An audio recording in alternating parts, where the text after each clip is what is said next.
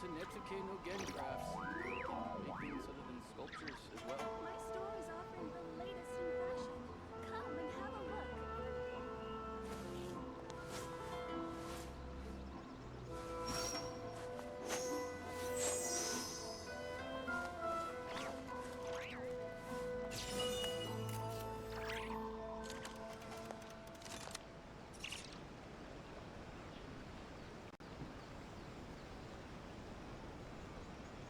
Welcome to Netsuke no Gen Crafts. You can make things other than sculptures as well. If a simple response will do, why waste your breath on anything longer? Come and have a look.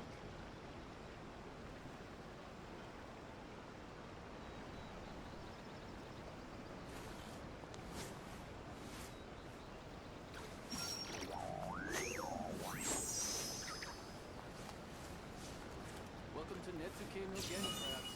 You can make things other than sculptures as well. My store is offering the latest in fashion.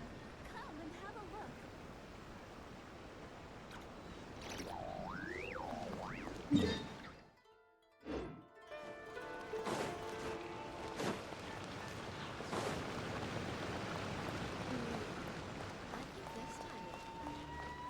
Ad Astra Ab.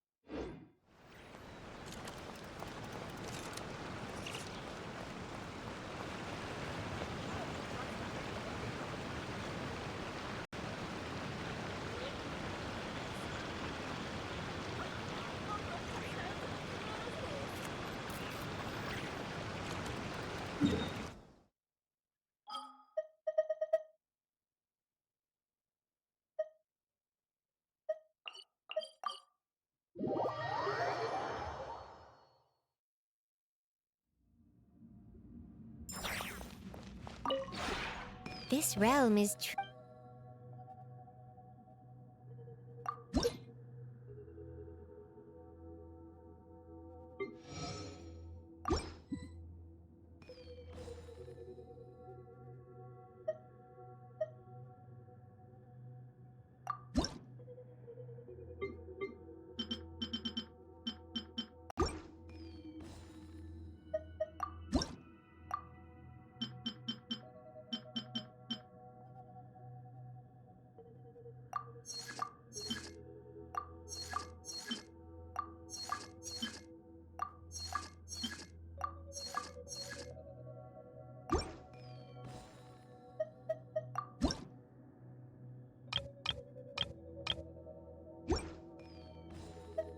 If you ever have... We received the tragic news that my father had died in the line of duty. My mother was devastated, and ended up breaking her leg during a performance. Before this, life was sugary sweet. But now, it felt like the candy jar was empty. and I was trapped inside.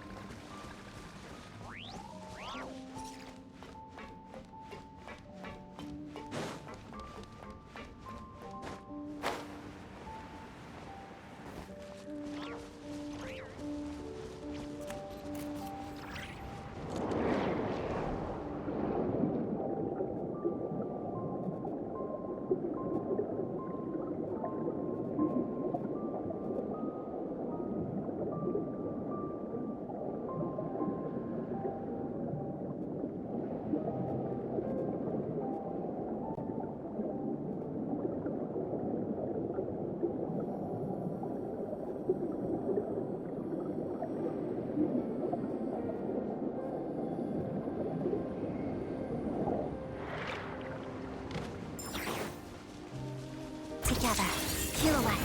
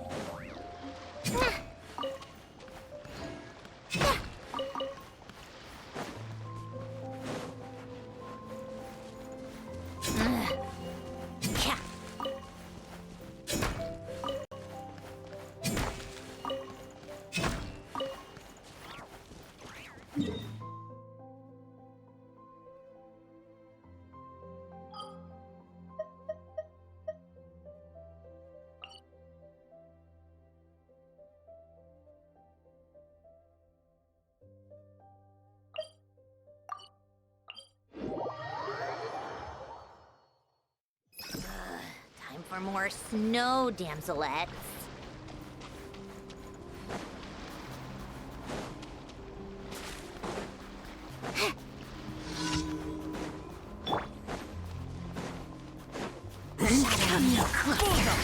Defensive mode engaged.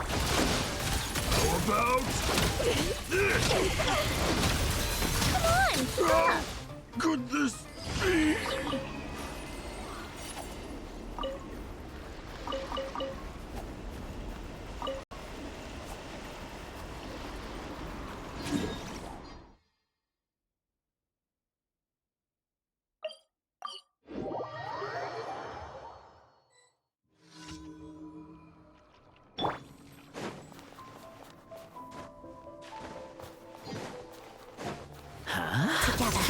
Take a break. Shut up! You! Come on, shut up.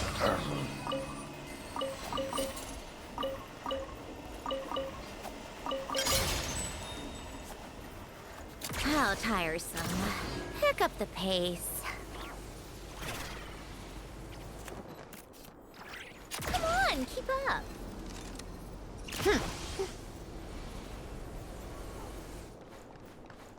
Take a break.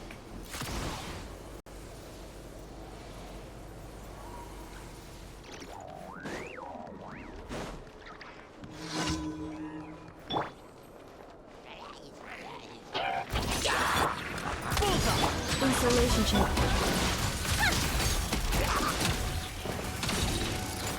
Come on, keep up. How tiresome. Defensive mode engaged. Shadow me. Take a break.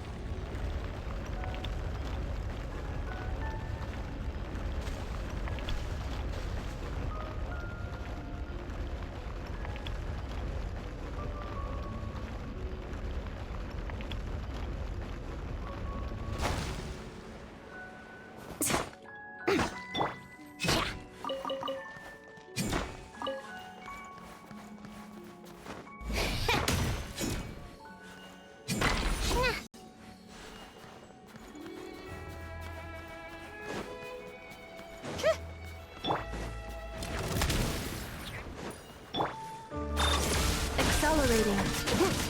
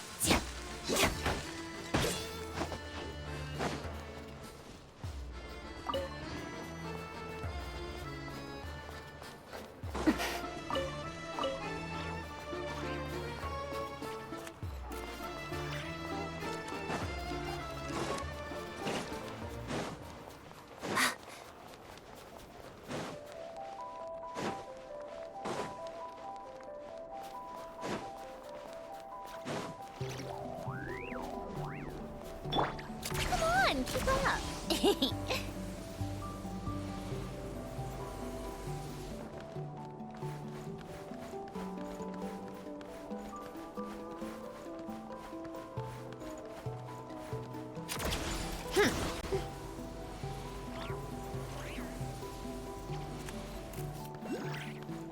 How tiresome.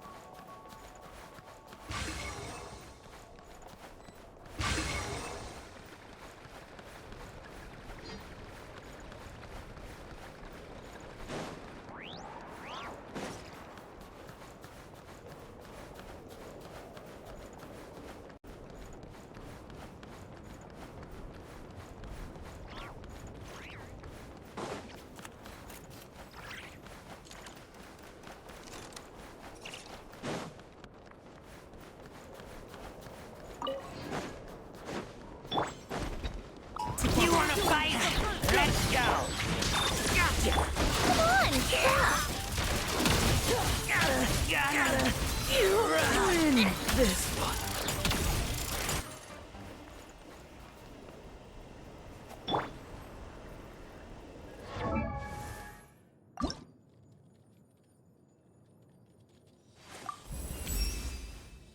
My fouettes are now perfect, but now is no time to let up.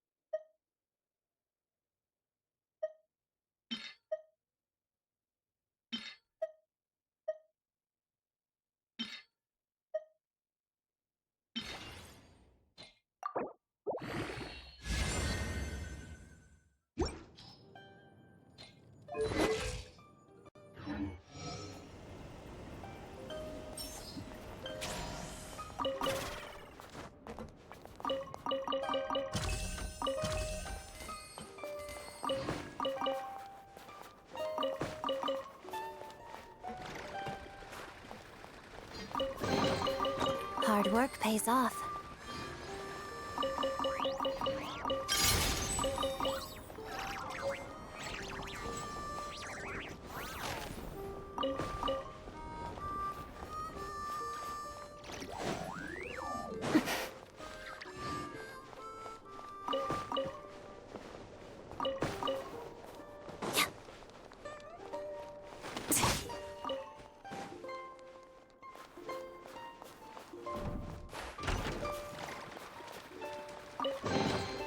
I don't need any of this.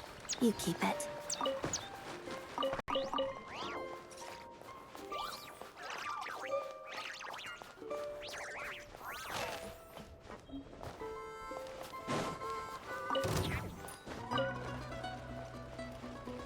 Let's begin.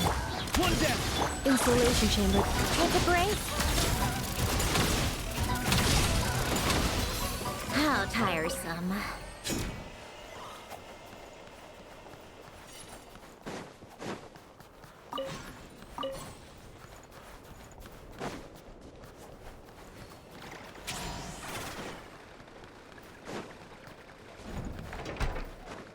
Yep.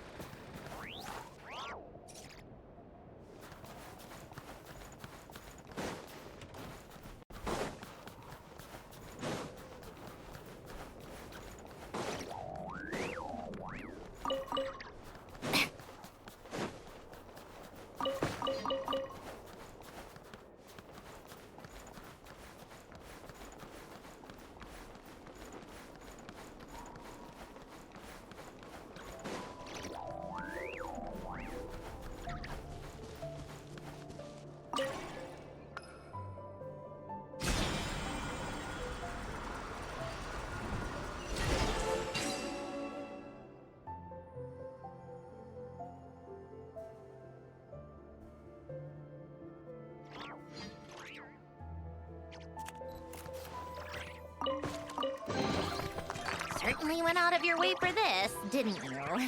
It's all yours.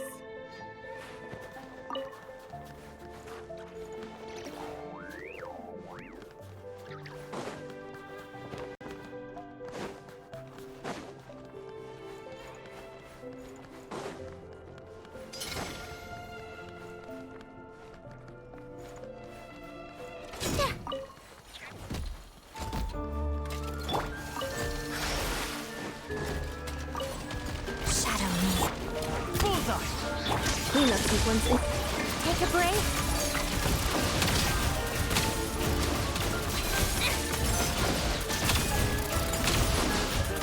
Come on, keep up.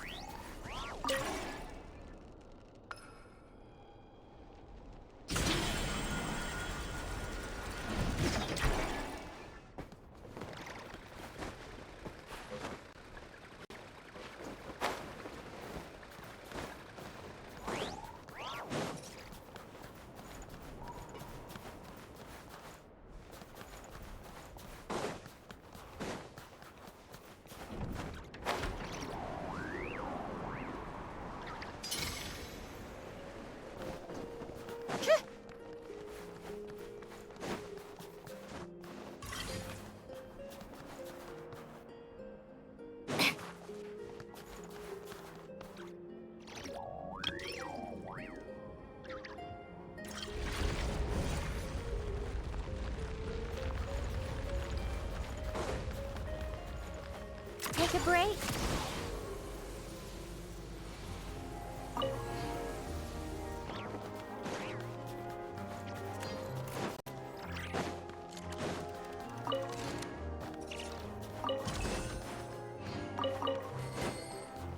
Come on, keep up.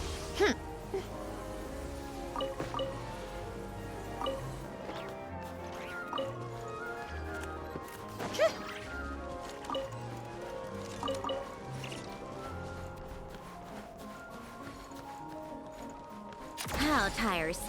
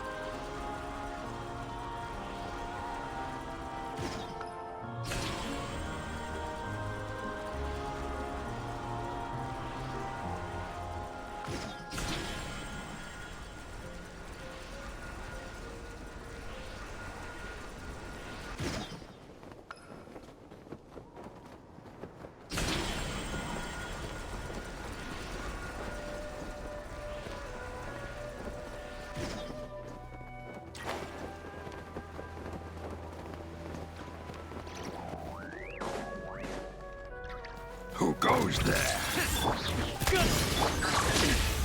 Take a break.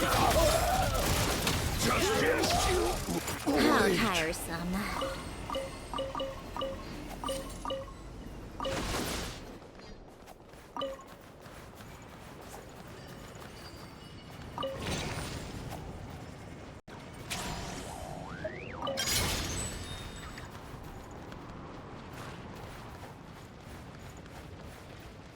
Take a break.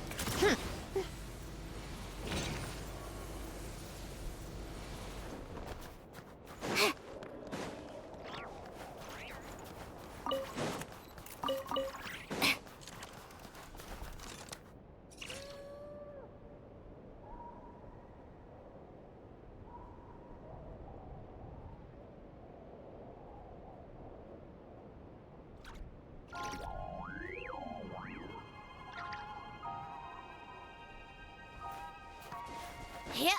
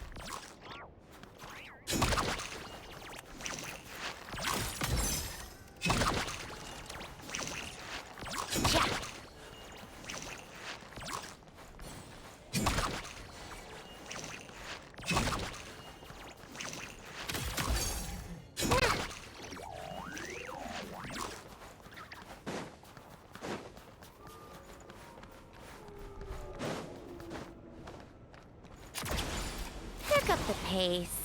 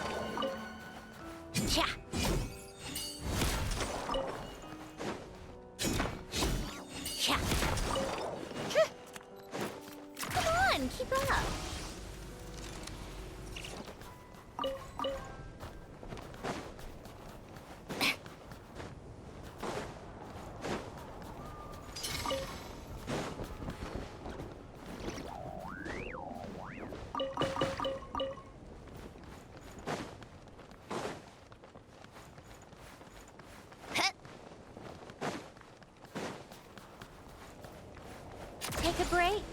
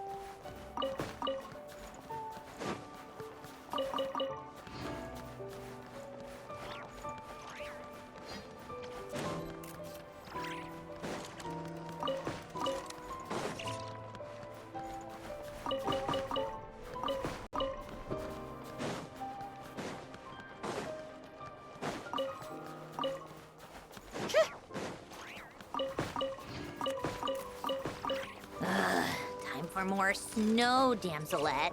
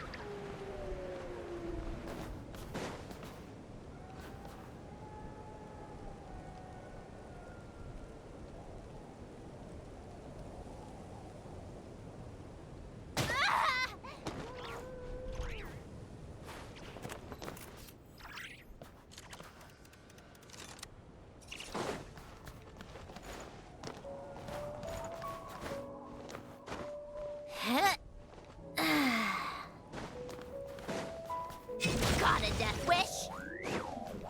Cha. Cha.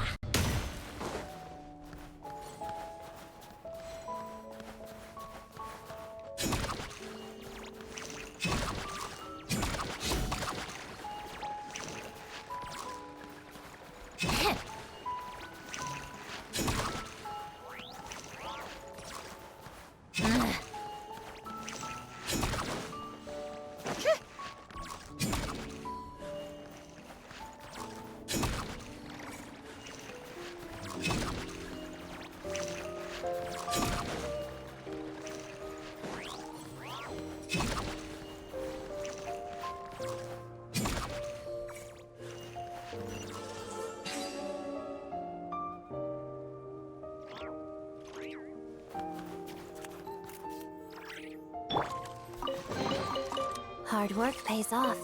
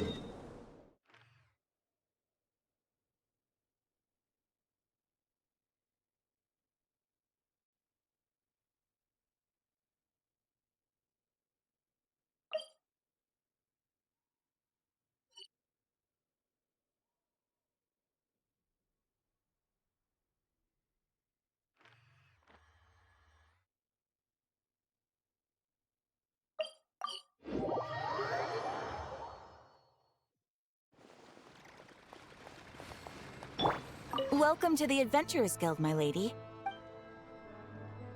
Thank you for completing today's commission.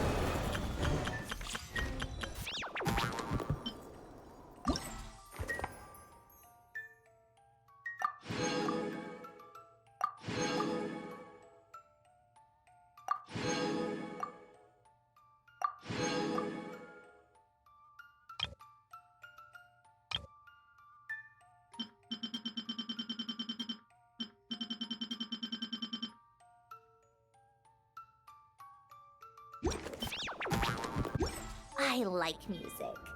In fact, I've taught myself to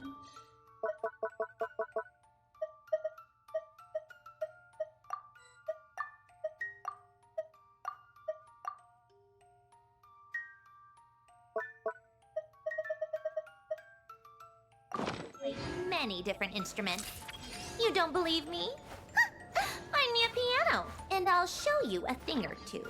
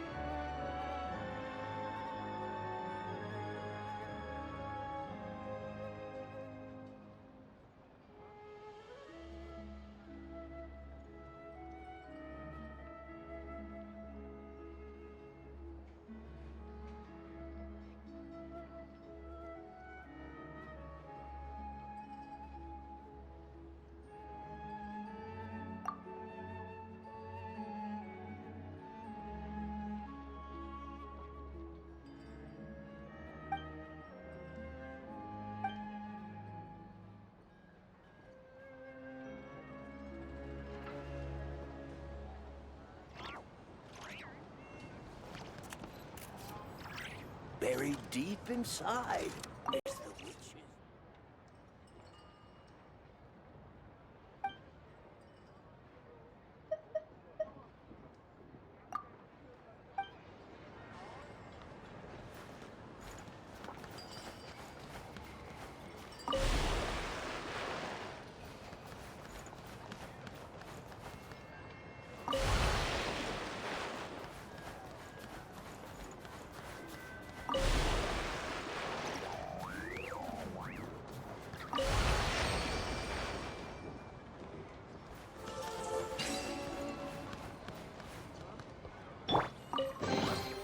I don't need any of this. You keep it.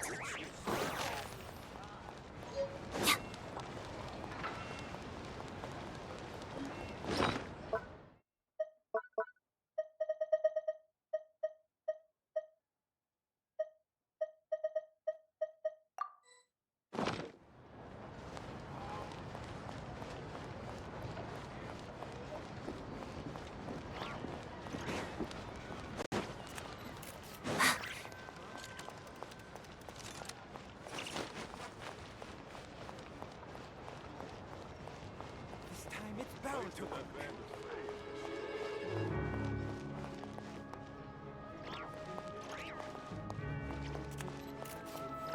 I'm telling you, these touches right here are what makes it art. Step inside. Oh, I see now.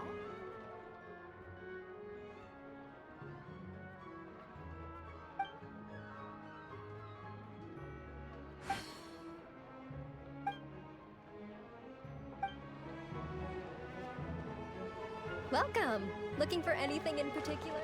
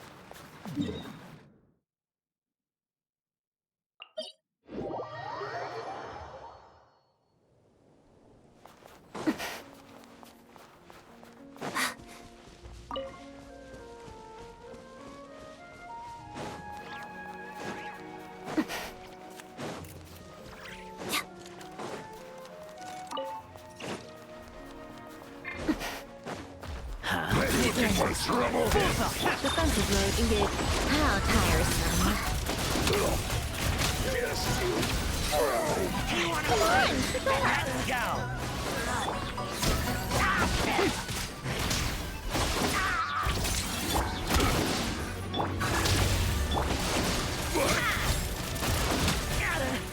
Just you?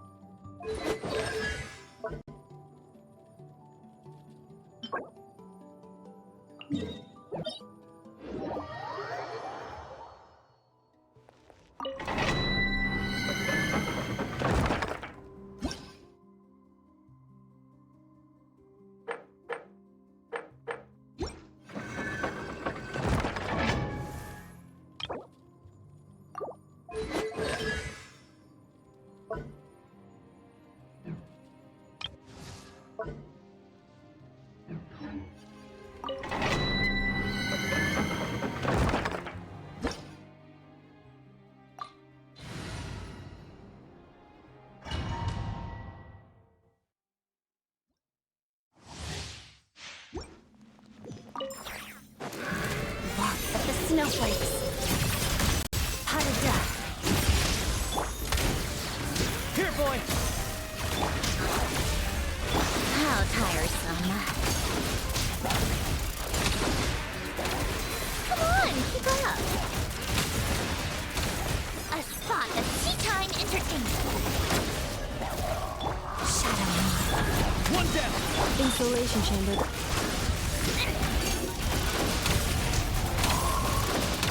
How tiresome.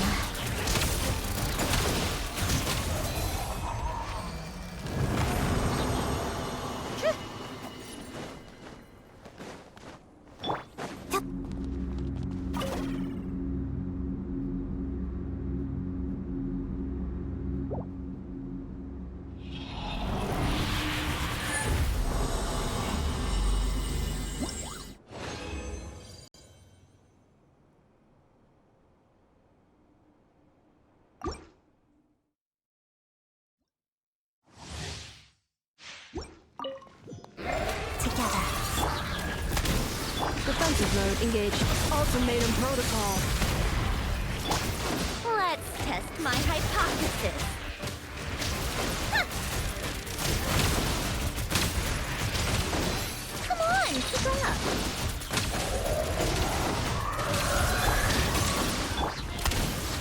Insulation chamber. How tiresome.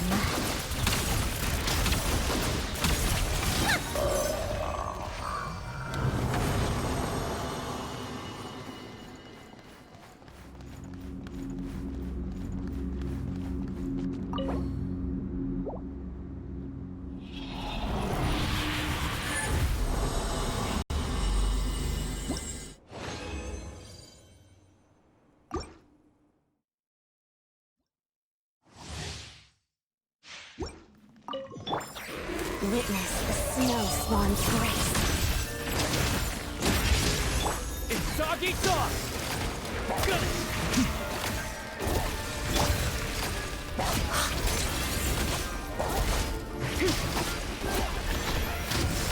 Defensive mode engaged. Come on, keep up. What a joke.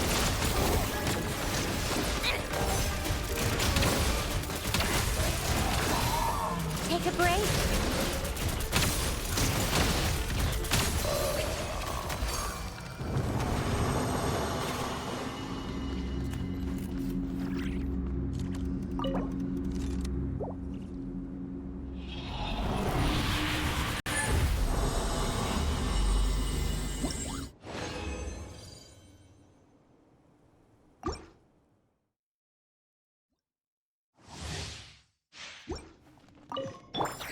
Let's begin.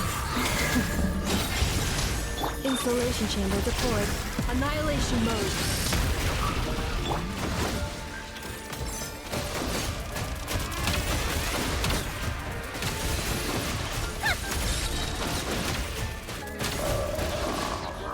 Shadow me. Hot as death. One down! How tiresome. Come on, keep up.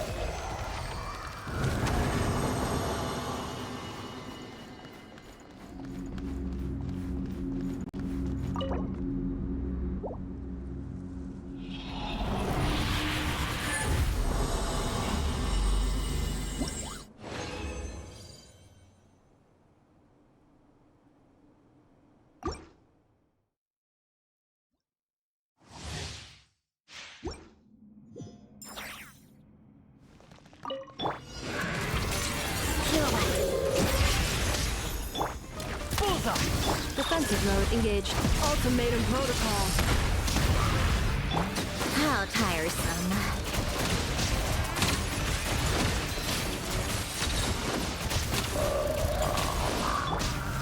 Let's begin.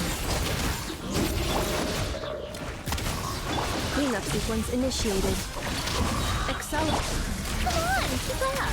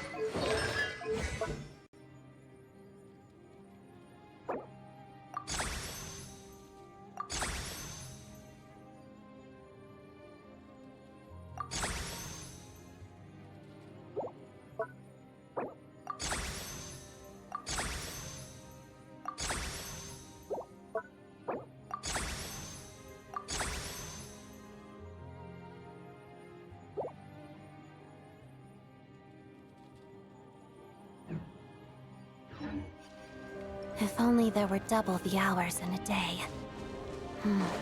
Actually, make that triple.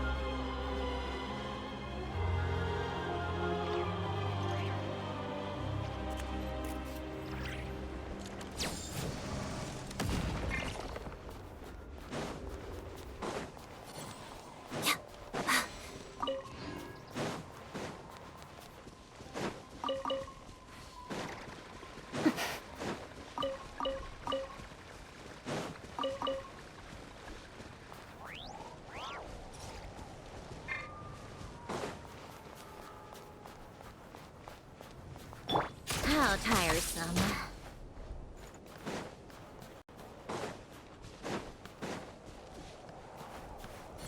Come on, keep up. Take a break. How tiresome.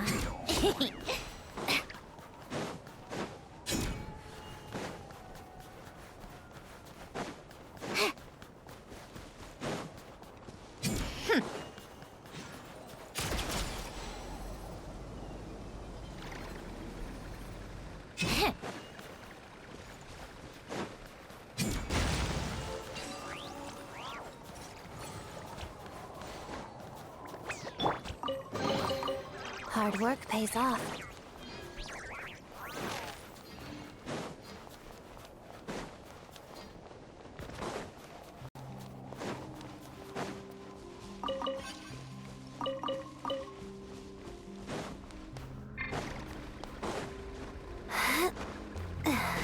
Together. Defensive mode engaged. Come on, keep up. Frost? Surge! How tiresome. How could this be?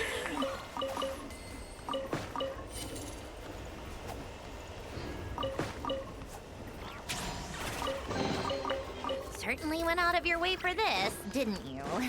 It's all yours.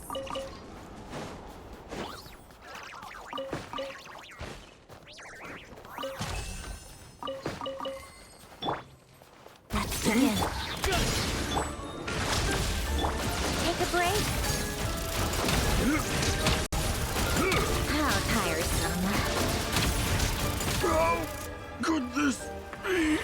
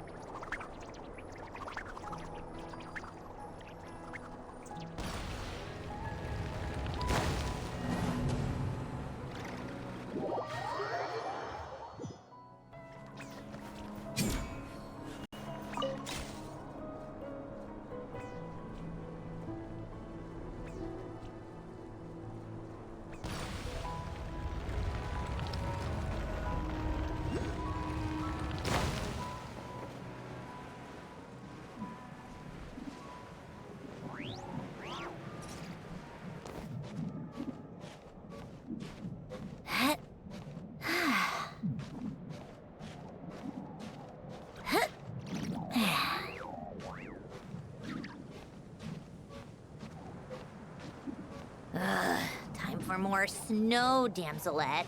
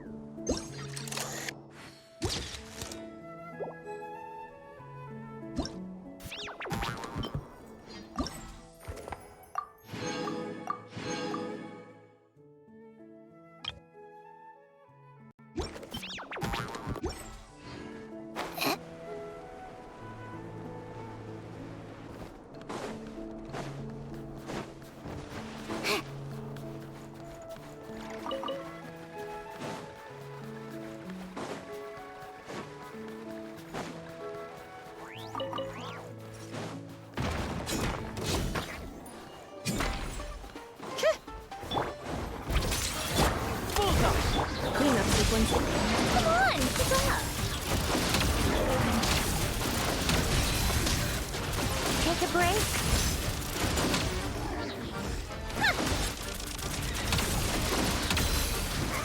How tiresome.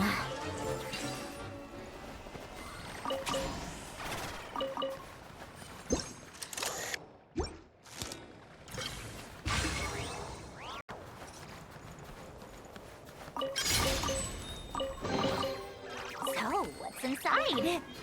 Not that I care.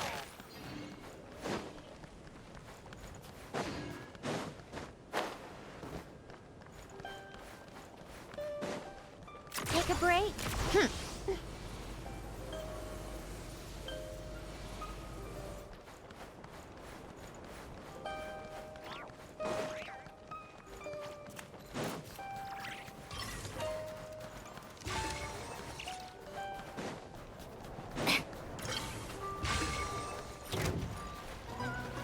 Together.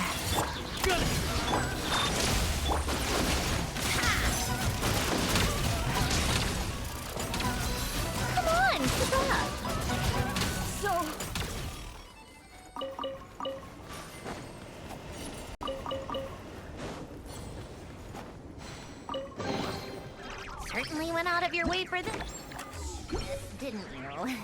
It's all yours.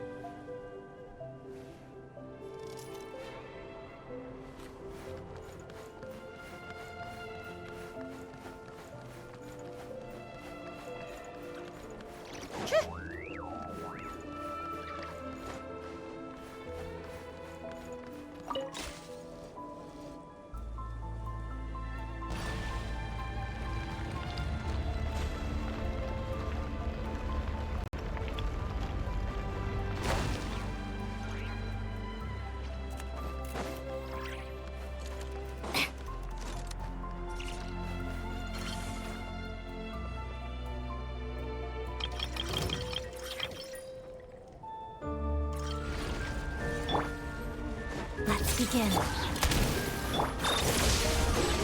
Take a break. How tiresome.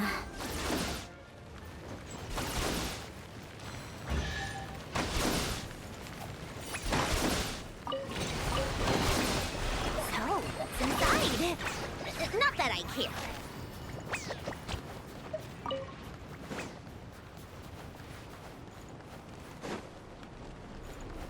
Take a break. Pick up the pace.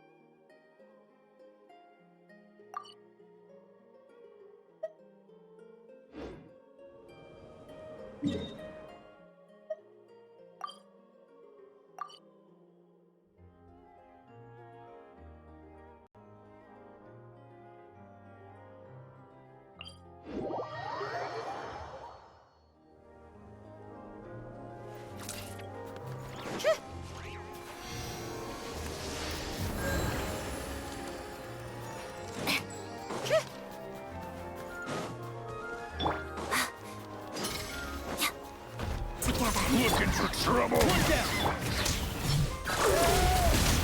How tiresome. Take a break.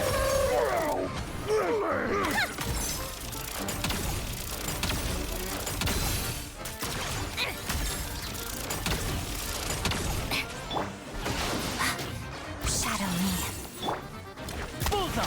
Defensive mode engaged. How tiresome.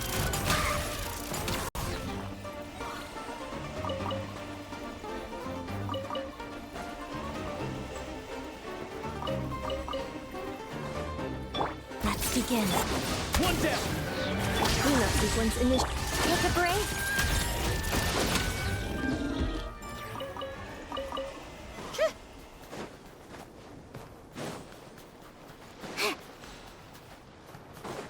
Huh?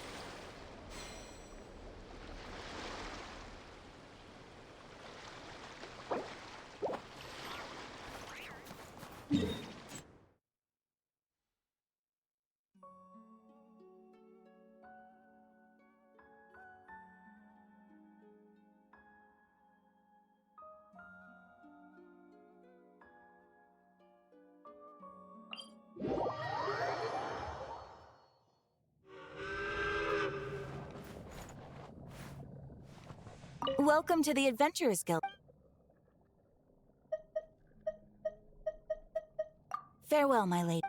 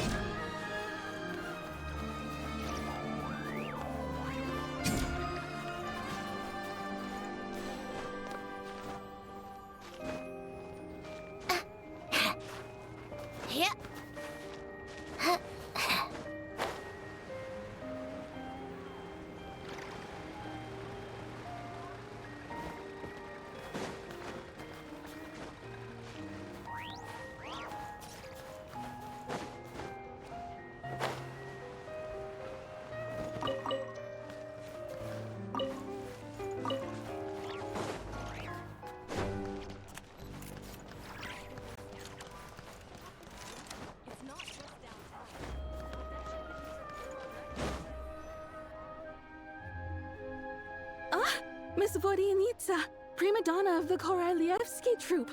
What a surprise meeting you here. Will you be sitting in on a session of the Vecha? Sorry, I'm not taking interviews today. Oh good, you're here. The session's about to begin. Let's get inside. Please wait, Miss Vodyanitsa. Could you introduce me to your new friend?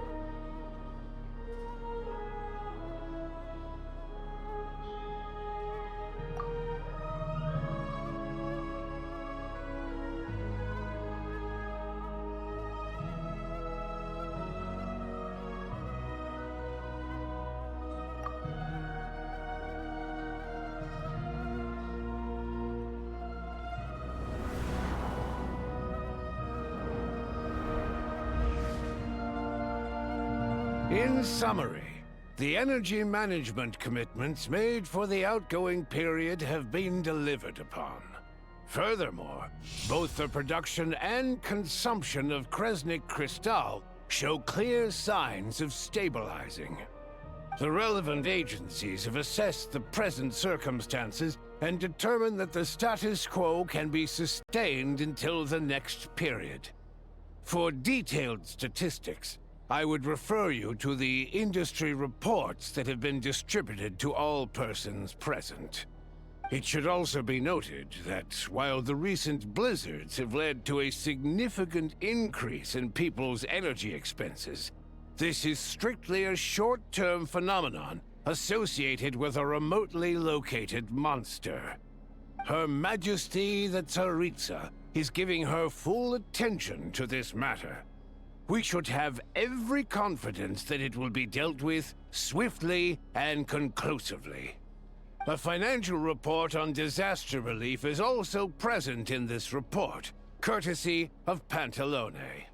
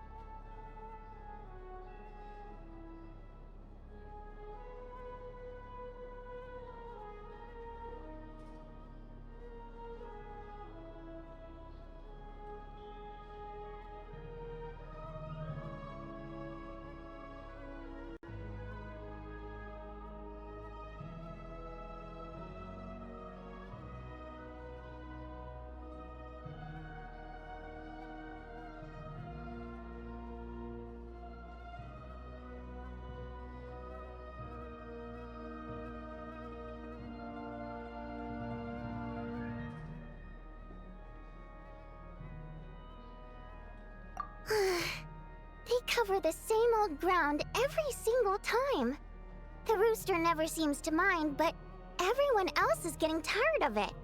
There's a general lack of trust. People aren't seeing any tangible benefits that affect them directly. Of course, none of that will be reflected in any of the reports on the table. Yeah, if it weren't for these hard copy documents, I could have at least made something up. Oh, don't mind me. I'm just out here trying to hit my interview quotas. Bring out the Kvass. Ever read it? Best-selling newspaper in town. If I remember correctly, you guys don't even have a sales permit. You have to sell from stalls on the street. Okay then, best-selling street stall newspaper in town. Still counts.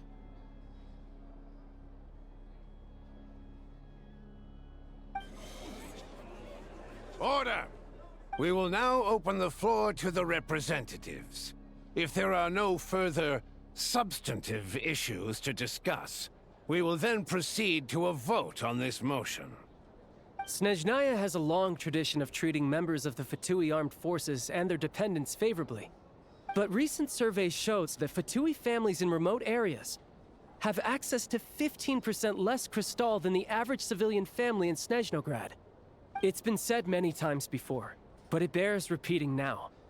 There needs to be a clear and consistent rationale behind how crystal is allocated, or we will soon face immense public backlash. Perhaps you wouldn't need to keep repeating yourself if you would hear me out for once. I say again, true consistency exists only in principle. In the real world, fairness is relative. You appear to treat resource allocation as a simple function of production and population. So what about when the equipment used in production breaks down? Have you factored that into your equation? And do you even know how long it's been since Snezhnaya last conducted a census? If I knew the answers to questions like that, I'm sure I'd be a very wealthy man. And I doubt I'd be going by child. I'd like to bring the focus back to the specific issue I raised. Or do you wish to deny that favorable treatment for Fatui dependents is our long-standing policy? It's easy to be a critic when there's no accountability. That seems to be a running theme in the anti-Project Stuja cohort. Defeat the ringleader and all other problems will magically resolve themselves. That's what they seem to think. But in case you aren't aware, not one jot in my report would change whether Project Stuja continues or not. So you have no intention whatsoever of finding a solution to this problem? On the contrary, I'm the only one here who ever brings solutions. Child opened by speaking up for the armed forces. Regrator struck back with style and a war of words ensued.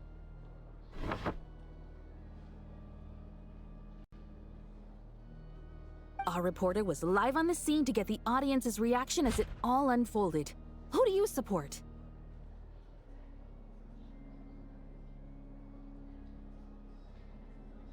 The people have spoken! Child received raucous applause from the crowd as he pushed Regrator onto his back foot with a relentless barrage of questions. It had to be seen to be believed. Now you see why they don't have a sales permit. However this reporter wants to spin things, I haven't forgotten that Tartaglia was representing the Northland Bank when we first met in Liyue. So, surely their relationship can't always have been this strained. You two are getting off topic. Let's focus on what the data is saying. Mr. Pantalone, may I speak on your behalf? Oh, please do. I'm more than happy to save my breath. Crystal distribution policy undergoes modifications with each new period. The ultimate goal being to find the most reasonable method of allocation, which I believe is what Mr. Tartaglia also seeks. But I fear many may have been misled on this topic by extremist activists. To clarify, Project Stuja is not the root cause of the problem. It is merely a framework for resource distribution. The most recent reports all point to Snezhnaya's resilience and adaptability during this period of fine-tuning, and give clear indications that a distribution framework is improving with each iteration. To make drastic adjustments without first considering the risks would likely do more harm than good. It would be a waste of the hard-won experience we've gained to date.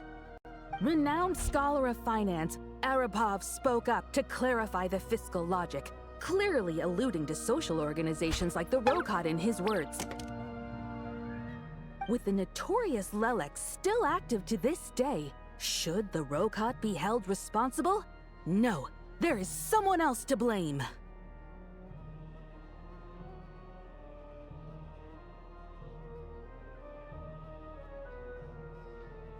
She's just rephrasing what Mr. Pantalone said. The Rokot are the critics he accuses of taking no responsibility for their actions. As for Lilik, you won't have heard of him yet. He's currently the most famous member of the Rokot. Well, more like infamous. Ending Project Stuja has become an obsession for him. Unlike the more decent ones among us, he believes that votes in the Vetcha are all that matter. So whether it's threats, coercion, or bribery, he'll use whatever means necessary to get people to change their vote.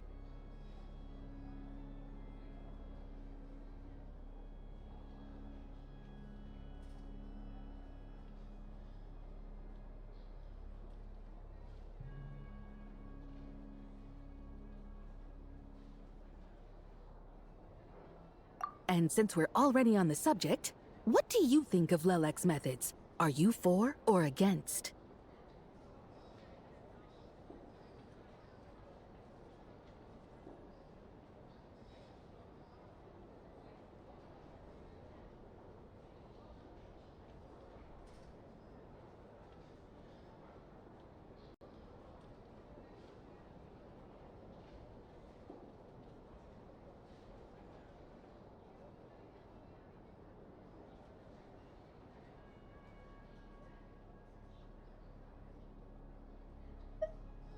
Well, whatever the story is, his actions benefit us all. We stand with Lelek. At least someone here wants to take this discussion seriously. I've been considering that issue myself. What you really need is more precise regional data, right? I think it would be easiest to let the Fatui handle it, since they're already in charge of Crystal shipments anyway. We may as well get them to collect some data while they're at it. Whatever you need, you can ask the Fatui to look into it for you. In terms of supervision, I think the Druzhna would be a good fit. I had hoped to discuss this with Miss Vesna, but sadly, she's not present. I will be happy to take a note of your suggestions and present them to Commander Vesna for a decision upon her return. The Commander has always taken a keen interest in Project Stuzha. However, given the Druzhna's demanding workload, I'm afraid it may prove difficult for them to provide any practical support. Let us refrain from jumping to conclusions until a concrete and actionable plan is in place. My apologies, Lord Rooster. There are numerous issues to address here, including manpower, time sensitivity, and reporting lines. Nevertheless, I support drafting a proposal. Follow the usual procedure, and it can be raised as a new motion for all parties to evaluate at the appropriate time. In that case, I'd like to share one thought before the proposal is drafted. The issue of time sensitivity was raised just now, which I presume relates to the official reports.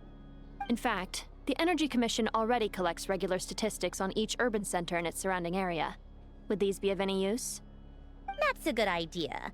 I read every issue of Svietloslaidovka's report, and although my focus is mostly on the section about equipment operation, the energy consumption statistics also yield a lot of insights.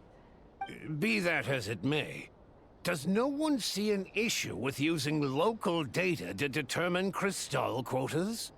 In the long term, it seems like a very risky solution. Not if they are used purely for reference. So long as we have the report from the Northland Bank's headquarters to corroborate it, no one will be able to fool me. Very well, then. It appears that this arrangement is acceptable to all parties. Yeah, sounds good to me. The members reached a provisional consensus on the issue of improving treatment for Fatui soldiers.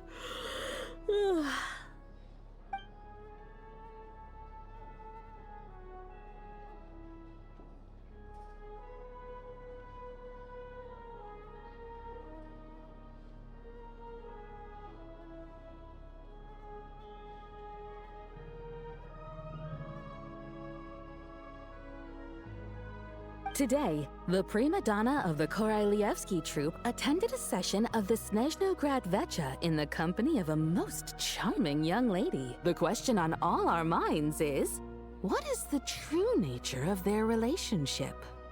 Write anything like that again, and I'm revoking your permission to interview the troupe. Got it?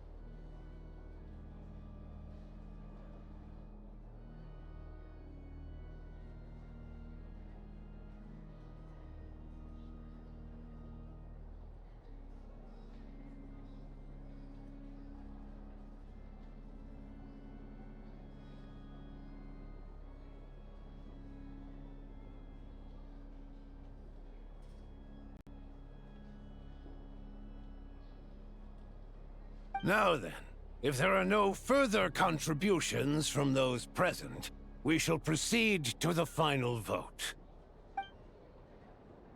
Hey, check it out!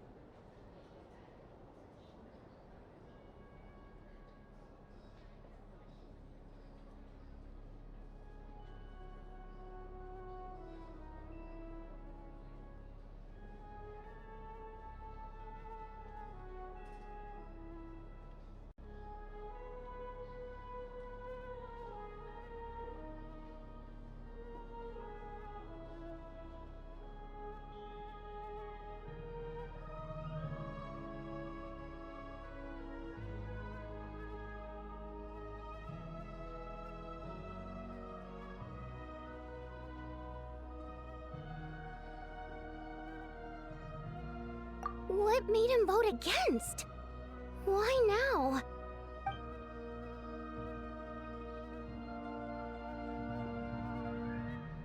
The votes have been tallied. Those in favor of continuing Project Snezhnaya total 61%, securing a clear majority. That was too close. The margin has shrunk yet again. Chuganov was a huge loss. I'll bet Lelek is behind this. I wonder how Pulcinella will respond this time. Chuganov. I see. Lelek strikes again.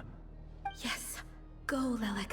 Once Project Snezhnaya is defeated, our unwavering support at Bring Out the Kvass will finally pay off when we make our comeback. I can taste our victory already! In accordance with the result of this vote, Project Snezhnaya will remain in effect until the next Vecha period. Finally, may I remind us all, we debate only for the greater glory and solidarity of our nation.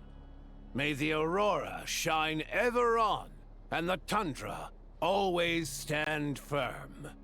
The session is concluded.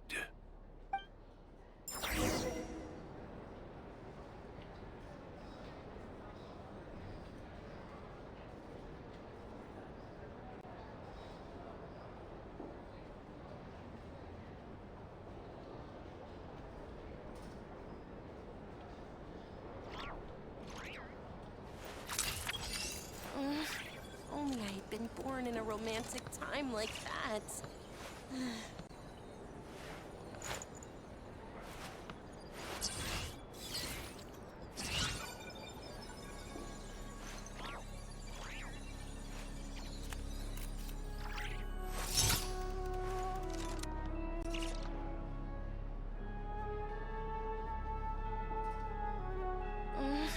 Only I had been born in a romantic time like that.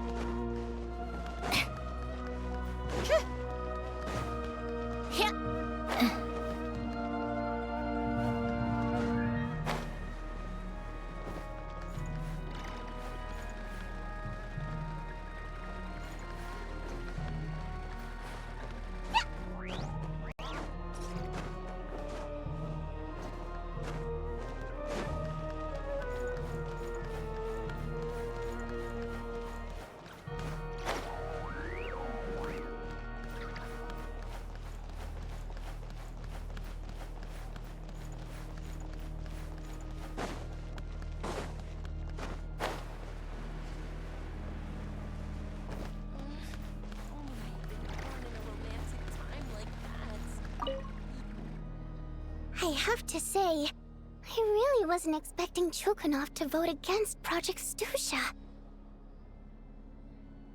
Well, in principle, Snezhnaya's business and political elites ought to be the ones least likely to oppose it.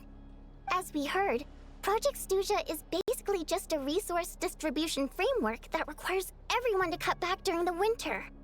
But even if the policy got cancelled, the Tsaritsa's energy needs wouldn't suddenly go down. The extra demand from the public would have to be filled from somewhere. So logically, the factories would have to take the hit.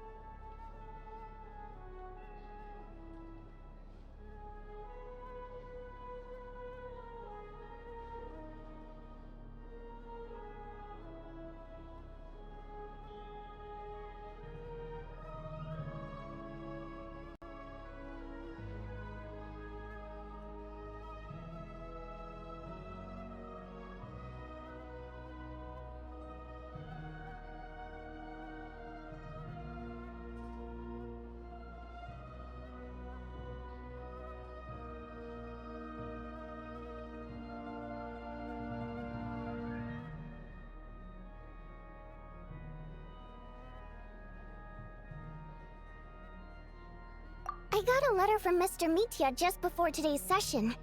He said he's confirmed that there are issues around overtime and excessive energy consumption at the Iskra manufacturing plant.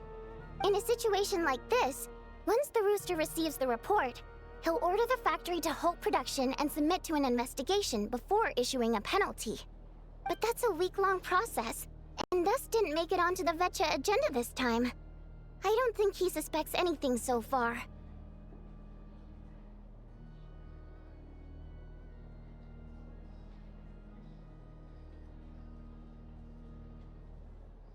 Exactly. And as you know, he's a very selfish person. I was originally gonna try and flip him after he received notice of the official sanctions. My plan was to convince him that the whole thing was completely unfair. Rather than just sit back and take the hit while his factory stopped production, he'd be better off voting to end Project Snezhnaya.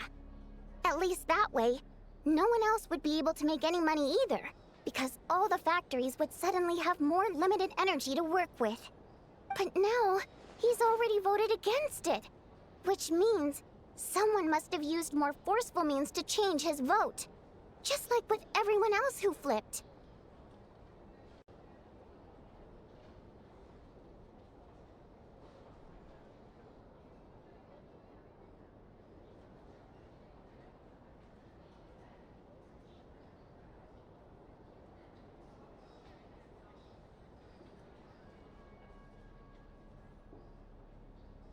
Yeah, no one knows why Lilac is so obsessed with ending Project Snezhnaya, but by the looks of it, he's inching closer and closer to success. Lilac must have strong motivations, given how he'll stop at nothing to achieve his goal. Maybe he knows the full truth of Project Snezhnaya. Maybe my next step should be to focus on him. All right. What are your plans for the rest of the day? Shall we head out? Hey, comrade. I noticed you were here during the debate. I didn't take you for a political enthusiast. Greetings, Harbingers.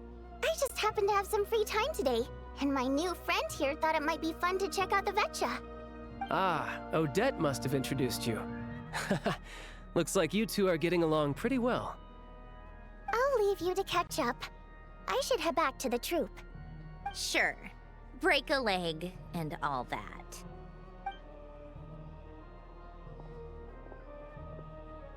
Thought it might be fun to check out the Vetcha, did you?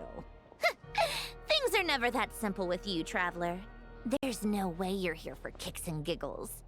Tell me I'm wrong.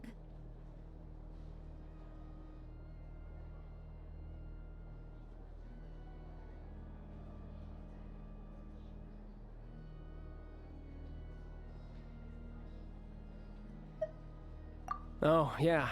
To some, he's a captivating enigma. To others, he's the bane of their existence. No one ever thought that some anonymous nobody from the Rokot could cause such a stir.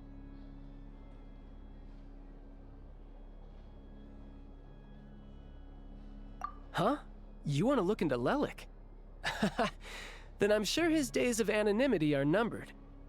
What do you think, Sandrone? Fine by me, I guess. If the Traveler actually manages to expose Lelik, it'll be doing Pulcinella a favor. In return, it seems fair to let her in on what we've learned so far. My thoughts exactly. Sharing is caring, after all. Head back to Glupov and grab the files on Lelik. It's easier to just pull the records than go through the rigmarole of getting the Traveler a visitor's permit. As you command, child, sir. In that case, since we're going to be waiting anyway, I'll have someone brew a pot of black tea.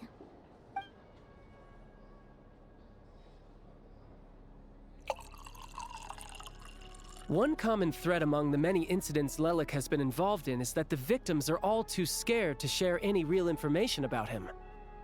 Clearly, he must have threatened them in some way. His modus operandi is to silently infiltrate the scene and leave a threatening letter behind. But neither the letters nor the crime scenes ever yield any clues to his identity. So all these files have to offer are short statements by the people affected. They don't give us a lot to go on. If nothing else, it shows we're dealing with a trained professional who's versed in counter-surveillance. Yes, and to that point, He often strikes in highly secure locations. The victims are high-ranking and influential people who take their personal security very seriously. Somehow, Lelik slips right into their rooms without making a sound. There's never any eyewitnesses, nor the slightest trace of a break-in. If he can get in and out undetected, it means he can strike without warning. Not that that's ever happened so far, but the thought is enough to scare these people sleepless. It's hard to believe that a human being could pull this off flawlessly every time, so they switched the focus of the investigation to Faye. Unfortunately, no one's found anything yet.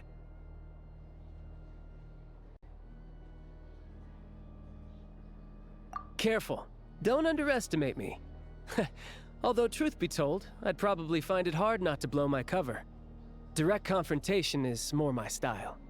We haven't ruled out the possibility of Lelik being human.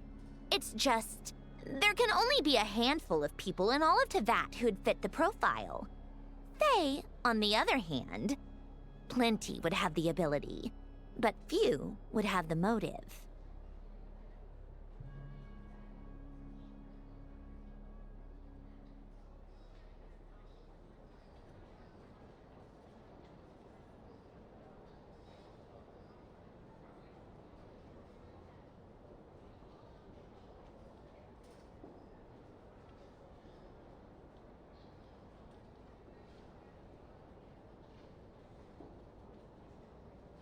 No, not as strong as me. You'll never find the culprit with criteria like that. Let's go with a little weaker than me.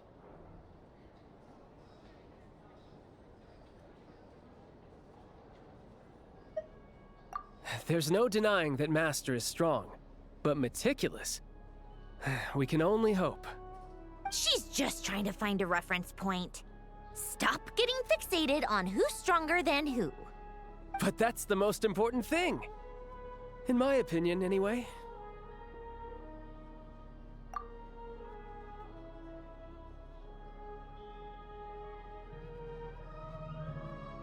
Odette? Yeah, that seems about right.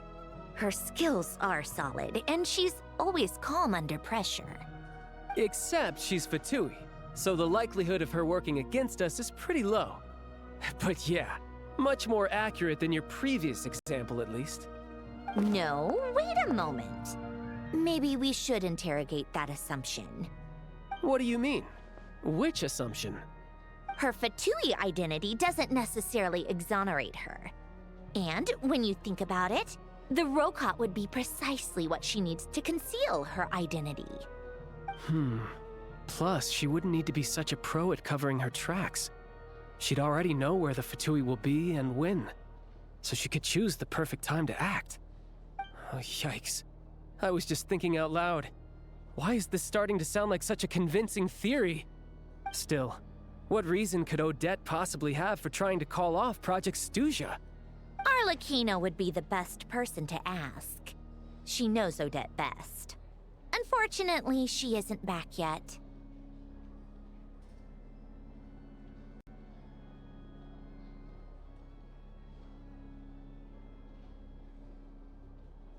Rosaline used to open up to her in private about her struggles with Odette.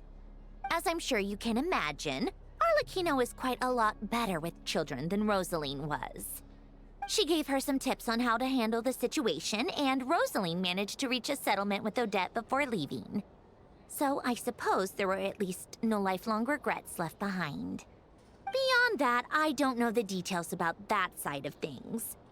But I do know that Odette definitely has a motive to hold a grudge against Project Snezhnaya. The reason being, her father passed away during the early stages of the project. That was back before it had been named Project Snezhnaya, when things were still being worked out. But in essence, it's remained the same ever since. Huh. The more you know. Rosaline was always so self-centered. I never understood why she started paying so much attention to Odette. Is that such a surprise? If you cast your mind back, you may remember that Rosaline and I weren't exactly close. We had tea together a few times, but that was about it. Odette's past is no secret. Her father was a Fatus and her mother was a very famous ballerina. On the surface, it looks like she followed right in her parents' footsteps. But the truth is quite a different story. After her father passed away on a mission, her mother was overcome with grief. She broke her leg during a performance and could never dance again. Odette was only interested in ballet at the time, but this tragedy left the family with both breadwinners gone. They could barely make ends meet. Per Capitano's policy, family members of Fatui who died in the line of duty had to be appropriately accommodated and provided with adequate assistance. So, regardless of how Rosaline may have felt about it, it fell to her to resolve the issue of Odette's family's livelihood. In the end, the solution they agreed upon was to have Odette join the Fatui. Right, because the alternative would have been a one-off compensation payment, I guess. In that sense, joining up was definitely the better option. Still, she must have had mixed feelings about it, right? If she doesn't even like the Fatui. It's just a theory, a possibility. But as a motive for Odette to become Lelik, it holds up. That said, I have no idea where Odette's head is at right now, or what her conflict with Rosaline was about. Plenty of people were on bad terms with Rosaline. I have no intention of trying to figure it all out. Yes, but there's not much point in discussing that now. Yeah, back to Lelik. Since our investigations so far have turned up next to nothing, we've got nothing to lose by trying a new angle. Funnily enough, Tonya and I had actually made plans to go to the theater tomorrow to watch Odette's rehearsal. Unfortunately, thanks to this Lelik situation, I'll be stuck working overtime again. Which means you can go in my place. No point wasting the ticket. Plus, you'll get to meet Tonya. Spirit Seeker. Quite the classic ballet. It was passed down through Odette's mother's family for generations, though it hasn't been performed in years. But Odette's been practicing it diligently, and it's finally ready for a return to the stage. Excitement is through the roof. Tickets for the official performance sold out long ago. Tonya's excited for it too. She's desperate to see it no matter what. Personally, it's not really my kind of thing, but since she's my little sister, I had to figure something out. I've actually seen it several times before. The story's pretty straightforward. The lead character follows a trail of clues left behind by a spirit, gradually recovering her memories along the way. It's a tale of love and regret. So not exactly reinventing the wheel, at least by today's standards.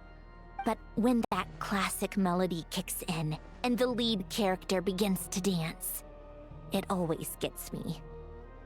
It really is beautiful. Not an easy dance to do justice to, though. I know it's always been Odette's dream to perform this piece, but I'm not sure she's really ready. In that case, I think that even if she is Lelik, we should wait until her performance is over before we respond. I'll let you take it from here, comrade.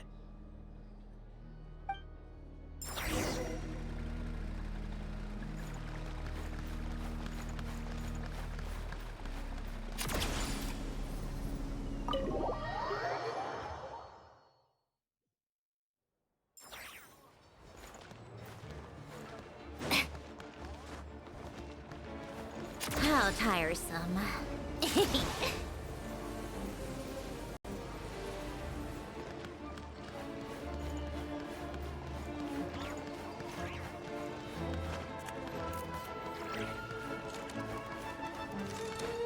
Yep.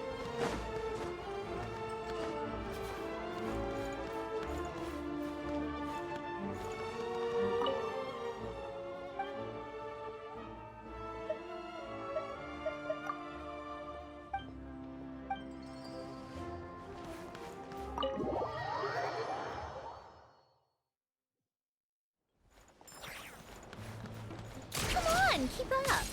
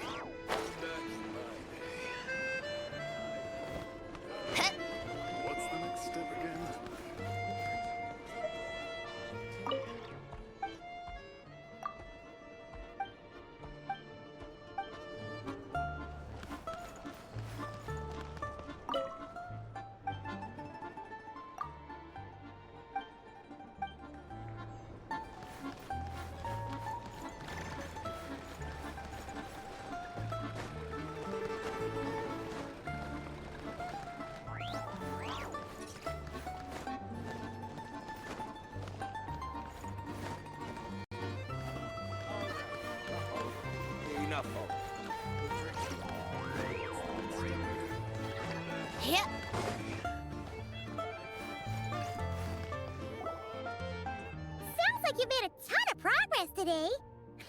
It's good that everything's going so smoothly.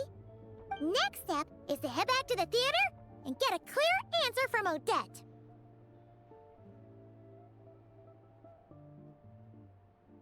Either way, Paimon doesn't get the sense that she's a bad person. Sure, she might have done some pretty extreme things, but Paimon bets she has her reasons.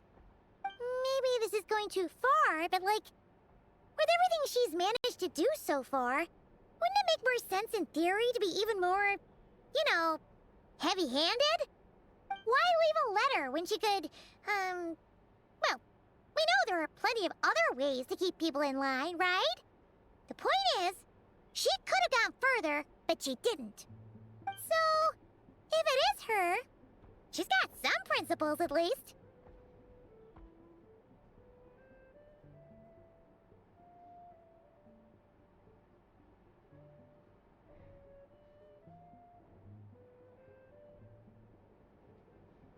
Yeah!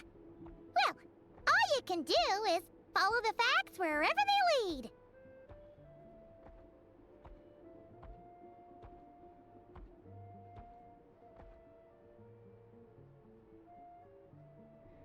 No change, really.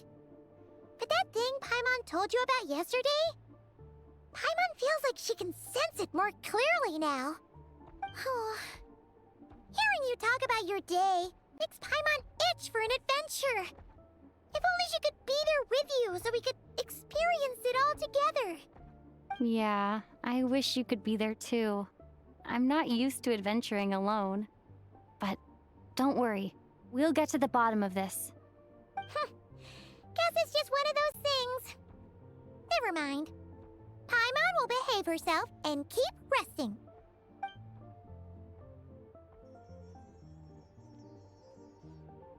If Odette is Lelek, she may well have inside information on Project Stuja. Her father was involved with the project's early implementation and tragically died in the process. Now, she's dedicated herself to bringing it to an end. It's hard to imagine she could have gotten this far without knowing anything at all about the Tsaritsa's true intentions. When she spoke to us as a member of the Fatui, how much did she let on? And how much was she hiding? Only time will tell. Maybe tomorrow everything will be answered. Hey look! It's snowing! Could be a tough day ahead. Make sure you wrap up warm tomorrow.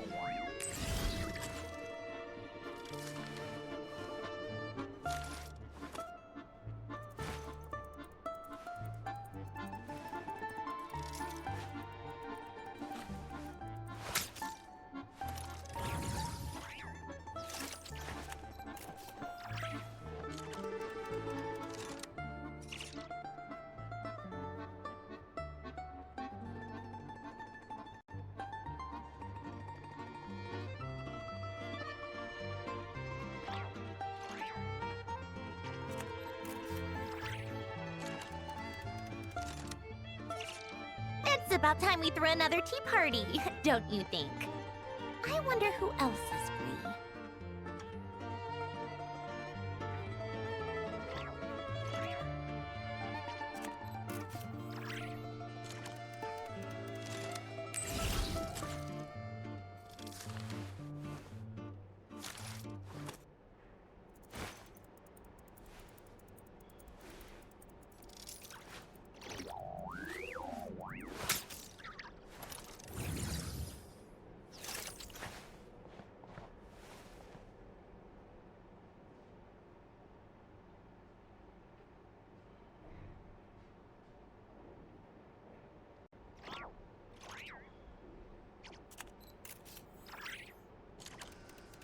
called back to the Zeppeljärni Palace again? Ugh, seriously. What's the point in all these endless meetings?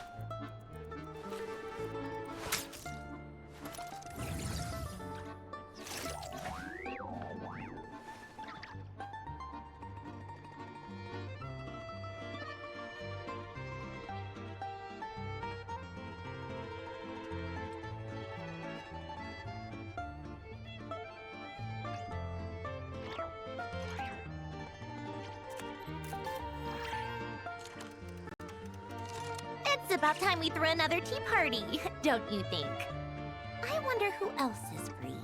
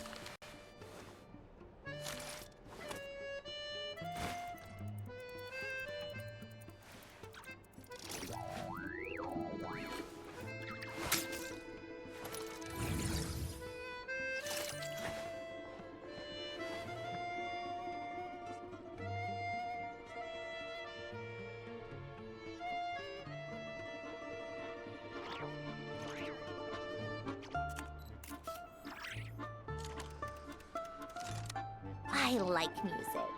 In fact, I've taught myself to play many different instruments. You don't believe me?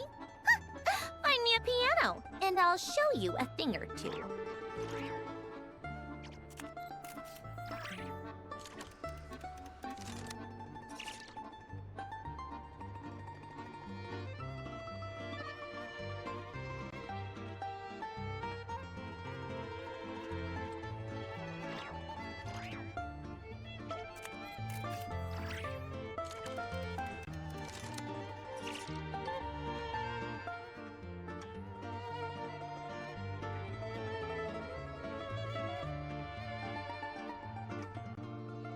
It's about time we threw another tea party, don't you think? I wonder who else is free.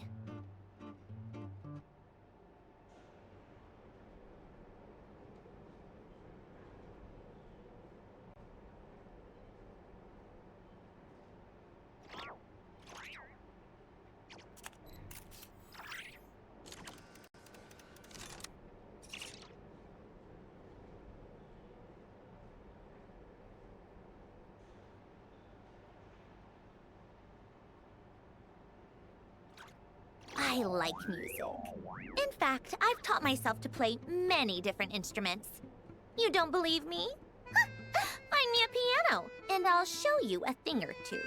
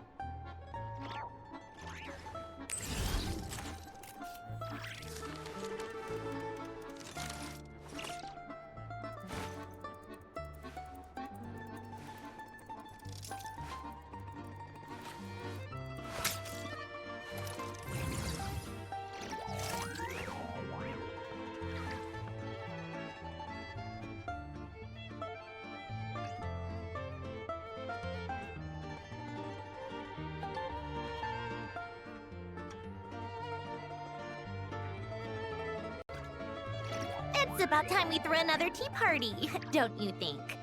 I wonder who else is free.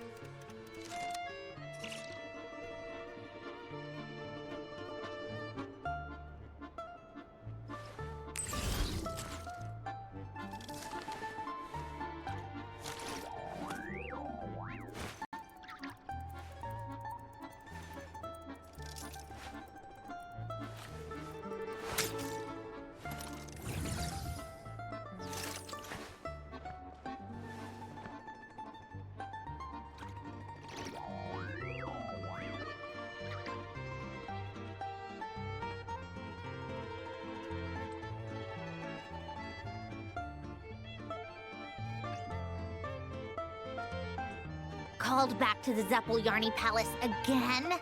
Ugh, seriously. What's the point in all these endless meetings?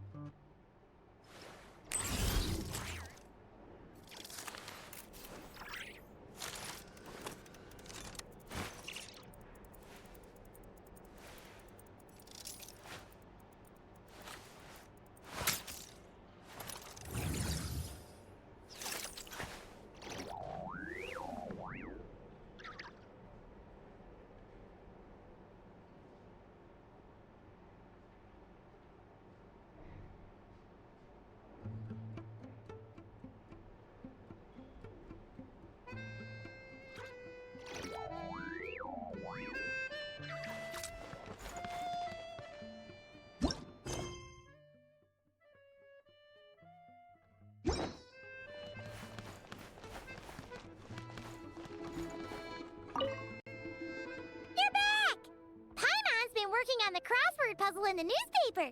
It's actually pretty fun. Oh, shoot! Paimon forgot the next word.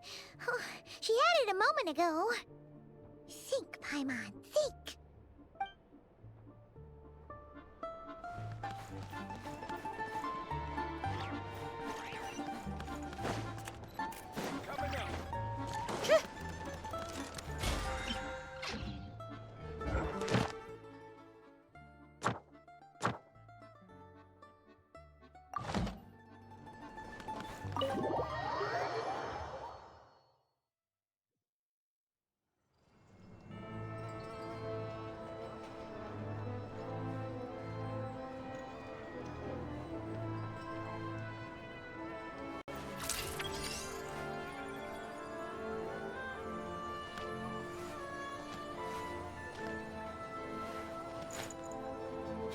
You anything?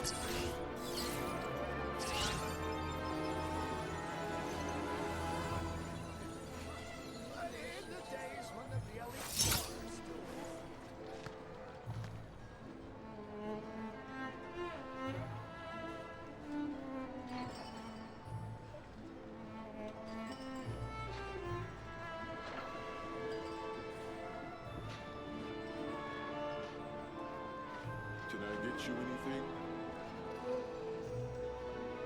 It's about time we threw another tea party, don't you think? I wonder who else is free.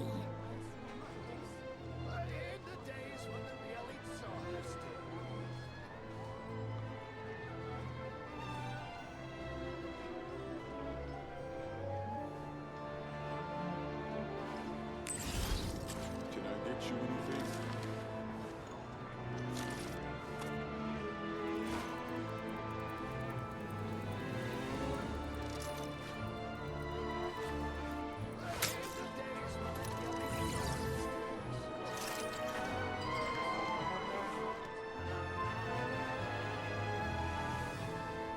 Can I get you anything?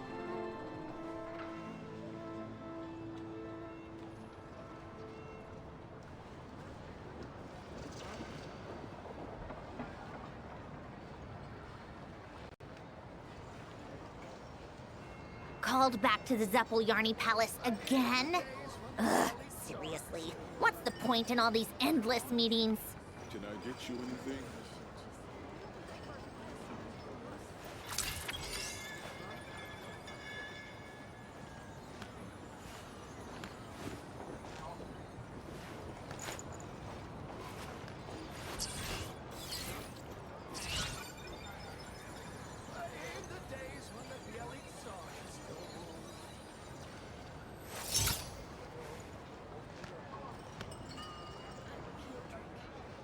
Can I get you anything?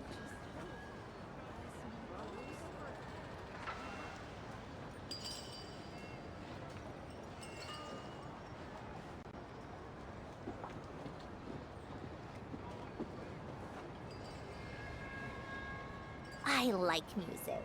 In fact, I've taught myself to play many different instruments. You don't believe me? Find me a piano, and I'll show you a thing or two. Can I get you anything?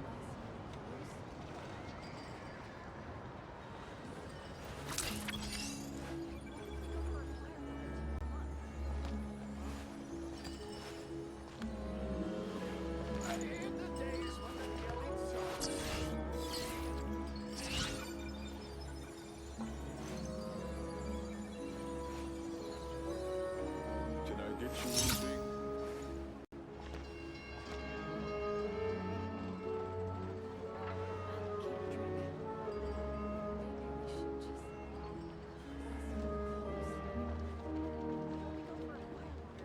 Called back to the Zeppeljärny Palace again?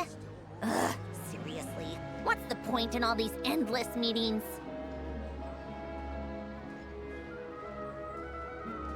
Can I get you anything?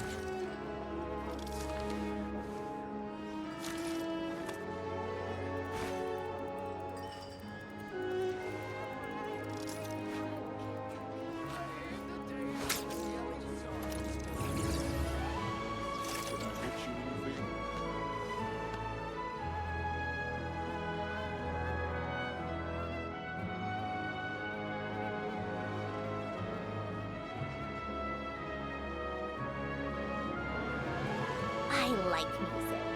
In fact, I've taught myself to play many different instruments. You don't believe me? Find me a piano, and I'll show you a thing or two.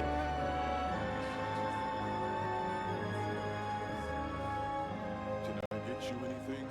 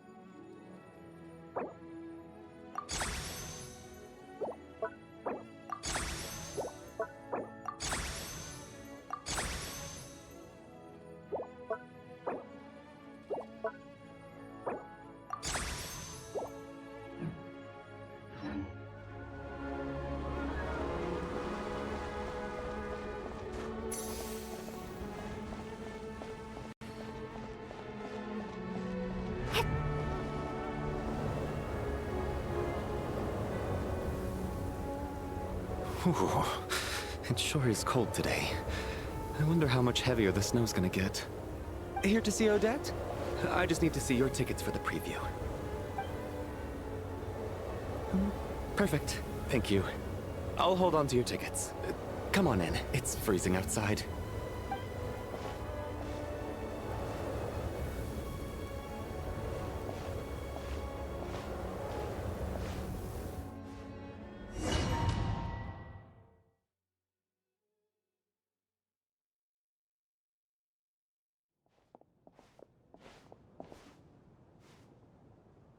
I think I'll leave the Lelek question until after the show's over. Then I'll go find Odette.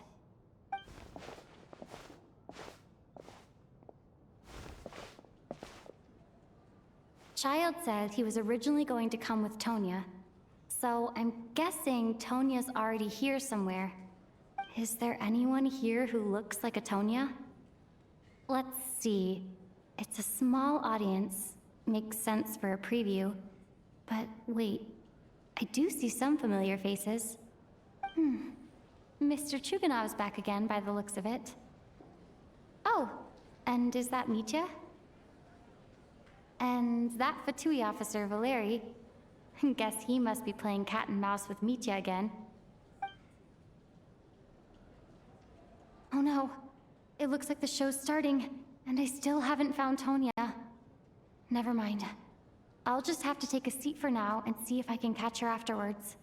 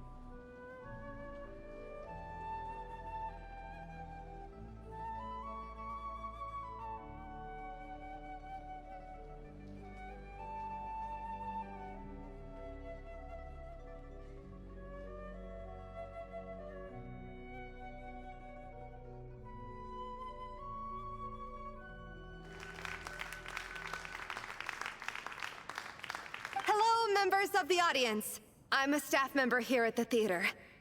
Today's performance was a very special one for us, as it marks the first attempt in a long time to revive the classic Snezhnayan ballet, Spirit Seeker. To commemorate this occasion, we would love to take a group photo of the cast, crew, and audience members present today. Could I kindly ask the audience to please come up onto the stage?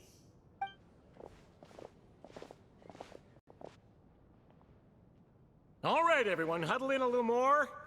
Now, look at the camera. 1, 2, 3.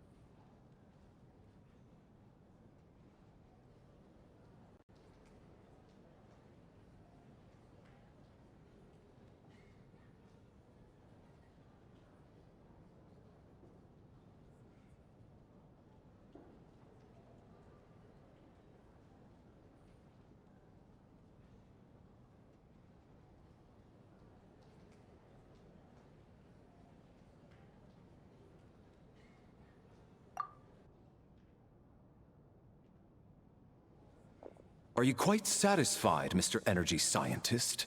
I rather hope you don't have any other escape plans to add to my workload today. What are you talking about, Sarge? This was simply my way of inviting you to watch Miss Odette's new show with me. And wasn't the performance spectacular? In the future, I heartily encourage you to take a leaf out of my book. Find some soul-nourishing pastimes to enrich your time outside of work. It was indeed a fine performance, but I must correct you on one point. This is not time outside of work. These are working hours. Working hours and non-working hours are just a social construct. Human technology can never advance if we're too rigid in our thinking, Sarge. May we leave now? Already? I mean, I was kinda hoping to soak up the atmosphere for a little longer, but... No? Okay, guess I'm pushing my luck. Didn't seem like too much to ask, but fair enough. Off we go then, Sarge. Back to the land of working hours. Lead the way. That has to be her. She's the only person in the audience around Tonia's age. Excuse me? Are you Tonia? Huh? Your brother's busy today, so I took his ticket. Don't worry about him. He's fine. Oh, okay. Sorry for the trouble. What's wrong? Are you sick? No, I'm fine. It's nothing. Maybe she caught a cold on the way here because of the weather?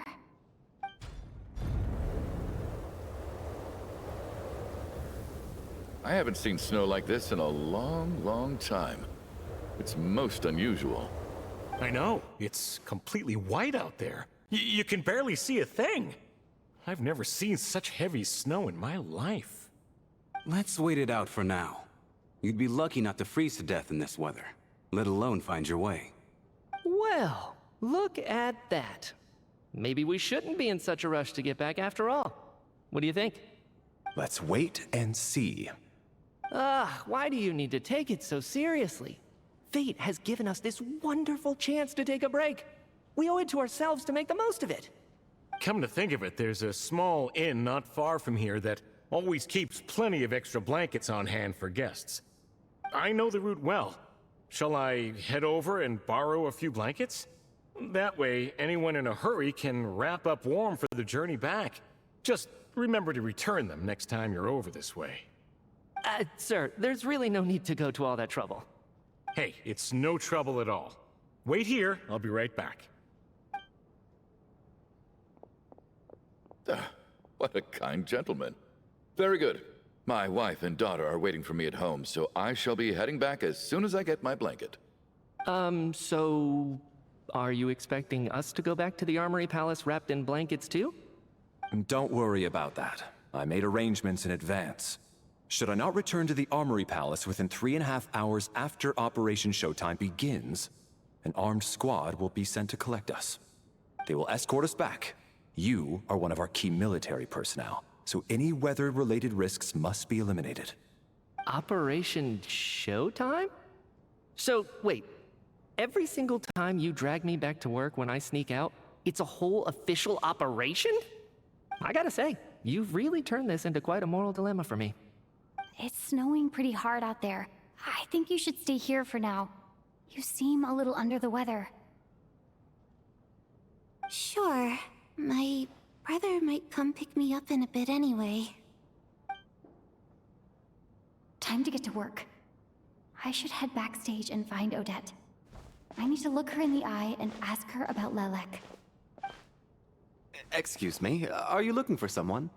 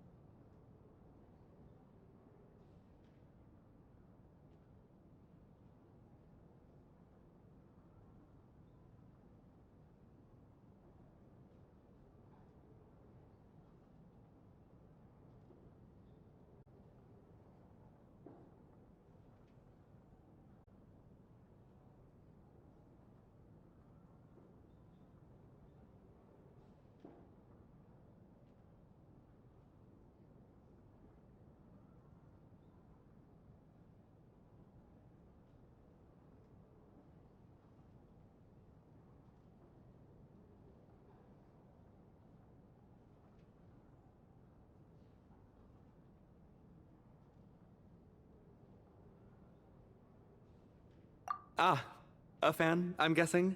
Today is just a dress rehearsal, so Miss Odette won't be meeting with fans. She's taking a well-earned rest right now. Sorry, but that area is currently off limits to everyone except the cast and crew. Huh. Bad timing, I guess. Well, I might as well stick around. I doubt Odette will be leaving before the snow lets up in any case.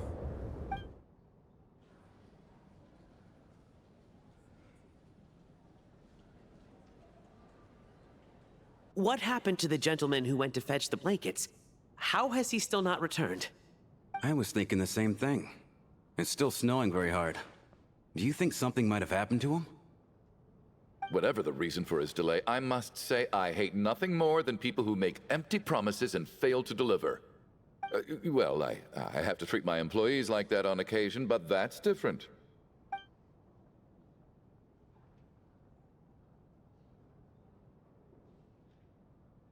You seem anxious, Mr. Valeri. It's been nearly 4 hours since I left the armory. The army should have arrived to extract us by now. They know how much I despise tardiness and disrupted plans.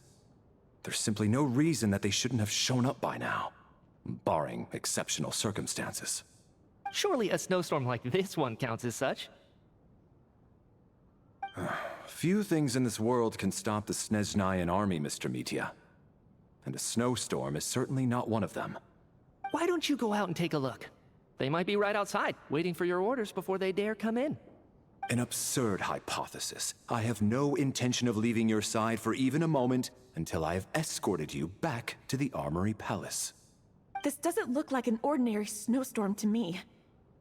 That guy who left earlier, it looked like he just vanished into thin air. Either that, or my eyes were playing tricks on me. A man-eating snowstorm? Come on. Night hasn't even fallen yet. Spare us the ghost stories.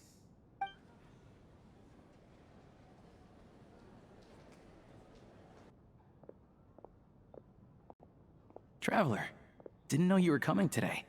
How come you didn't say anything? Oh, right. I assumed you were looking for me and Vodenitsa. Odette's still backstage. Whoa, that's quite a snowstorm out there. I've been working backstage this whole time, so I didn't even notice. No wonder the audience hasn't left yet. Huh. Is weather like this rare even in Snezhnaya? Yeah, snow like this. I'm sure I've seen it out in the wild before, but never in the city.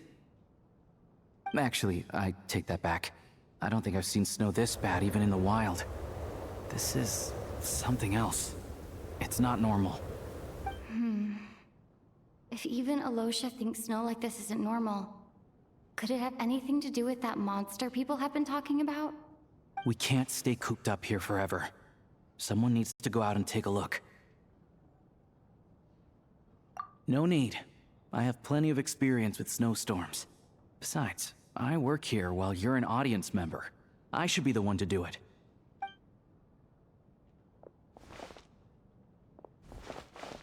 Everyone by the door. Careful not to let the snow soak into your shoes. In a snowstorm, you gotta look after your toes above all else. Heading out, my man? Be careful. I've been told the snowstorm eats people alive. Thanks for the advice. I am planning to be careful. I just want to take a quick look at the situation out there.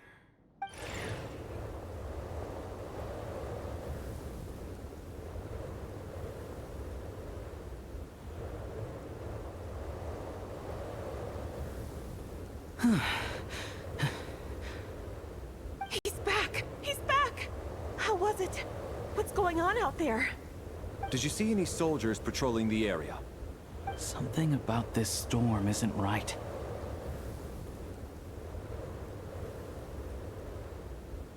There's no one out there. I didn't see a single soul. And something in the air gives me the creeps. This isn't your average snowstorm. I suspect it might be related to recent events in our nation. I strongly advise everyone to stay here until the snow dies down. Are you serious? So all of us are trapped here now? That sounds a little far-fetched to me. You want to go outside and see? I, for one, am not risking my neck in that weather. This just turned from a minor delay into a major hassle. We can only hope that our friend who went to fetch the blankets just ditched us and went home. Is it really that bad?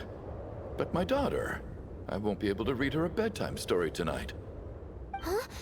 What are you all still doing here? Whoa! It's snowing hard! So now we're stuck here? Oh, this is terrible! Luckily, it was just a dress rehearsal today, so there aren't too many people here. On the bright side, the theater's always well stocked with supplies. If the snow still doesn't let up as we get into the evening, you can spend the night here, everyone. At least, I assume that's alright? Odette? Fine by me. This seems like a sensible backup plan under the circumstances. My thanks to the theater for being so accommodating. What are you staring outside and praying for, my man? You anxious to get home too? Oh, Your Majesty the Tsaritsa, I beg you, please do not let tonight's snowstorm stop. This is a golden opportunity to spend the night under the same roof as the two top stars in all of Snezhnaya. It's a once-in-a-lifetime experience. I think I've changed my mind. Sir, if you so much as look at us funny, you'll be seeing stars in a whole other way. Behave yourself, or you'll be begging for that blizzard.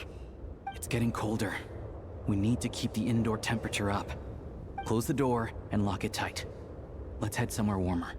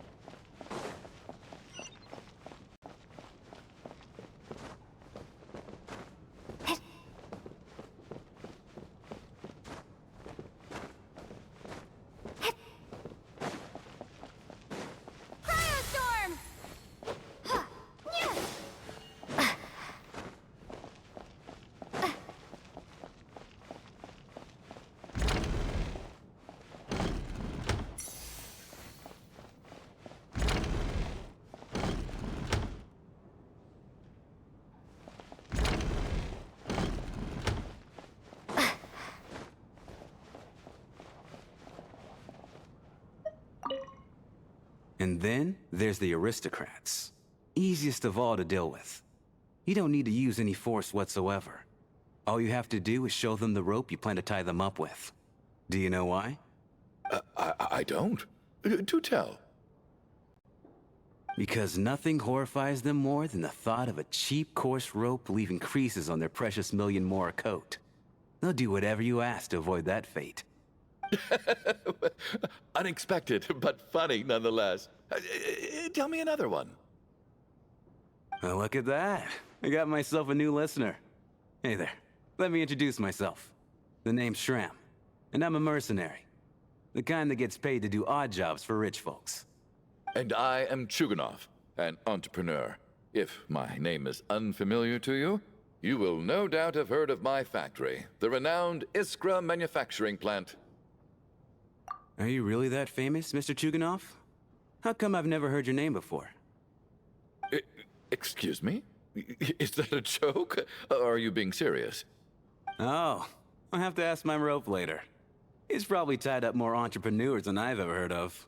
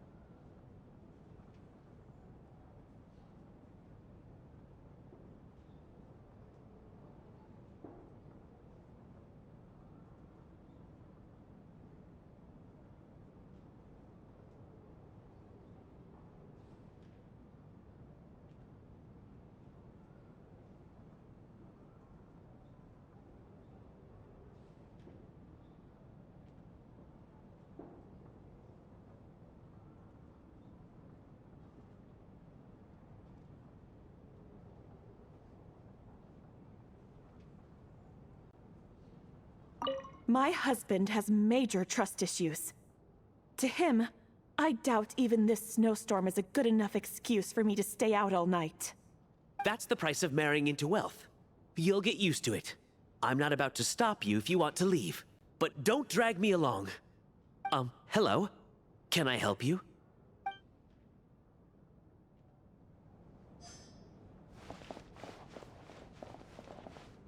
How are you feeling, Tonya? I'm fine. Sorry to worry you. I'm used to it by this point. I take medicine for it.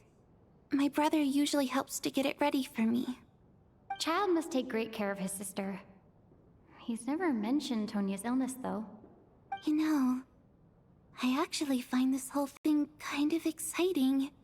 Stuck in a strange place thanks to a snowstorm. Having to spend the night with a bunch of interesting characters.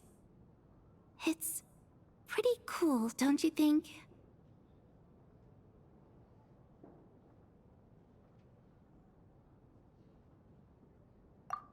Exactly. It's like one of those stories where an ordinary school trip turns into a magical adventure. I've always wanted something like that to happen in real life.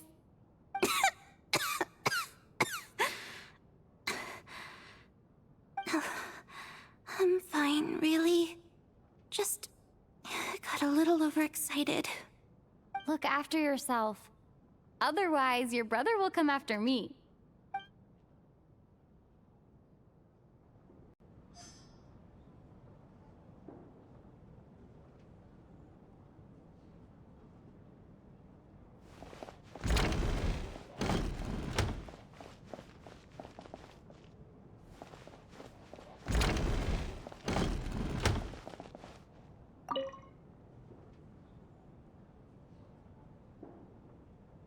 I don't think it's ever been this lively backstage before. I didn't know you were coming today. Hey, have you seen Chuganov? I heard he was coming today. Have you spoken to him at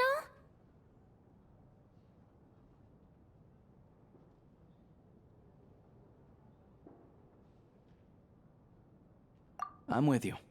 This could be just the chance we need. Yeah, I gotta figure out a way to coax some more intel out of him. I want to know why he suddenly changed his stance on Project Stuzha. What exactly happened before the most recent Vetcha vote? For the Rokad, or just out of personal interest? Shh! There are other people around. Don't say the R word.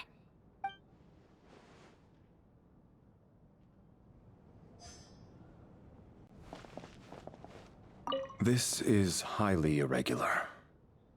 A delay of over an hour during an operation like this theoretically warrants a Harbinger-level response. I wonder what the issue is. The storm, or something else. Sarge, the day you learn to let go and just enjoy moments like this is the day you'll finally understand the meaning of life. Ah, why, hello, ma'am. I believe you were the one sitting at a nearby table back at Podvorye Restaurant. Any friend of the theater's star performers is a friend of mine. It's a pleasure to meet you. I'm Mitya, from the Energy Commission. Greetings. Major Valeri, head of the Special Assignments Battalion. Armory Palace Royal Grenadier Guards, 1st Regiment. I am here to ensure Mr. Mitya's personal safety. Please let me know if I can be of any assistance.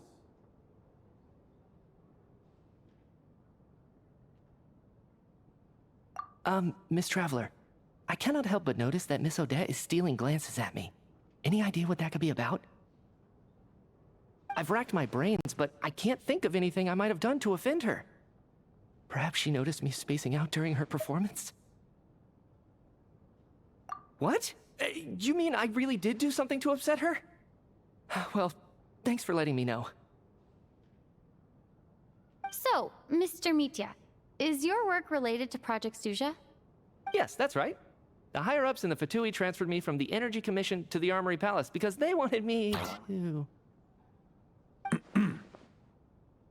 Really? I can't even talk about that? Pretty sure it counts as part of my private life. All right, I won't say anything. Sorry, Traveler. As you can see, I'm afraid this pleasant chat will have to end here.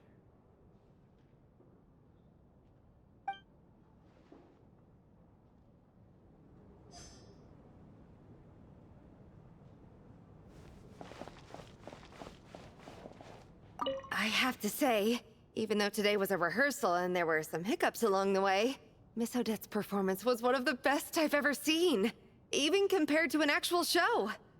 Oh, I couldn't agree more, especially considering the weight of the subject matter. It takes a truly seasoned professional to do justice to a theme like love and regret.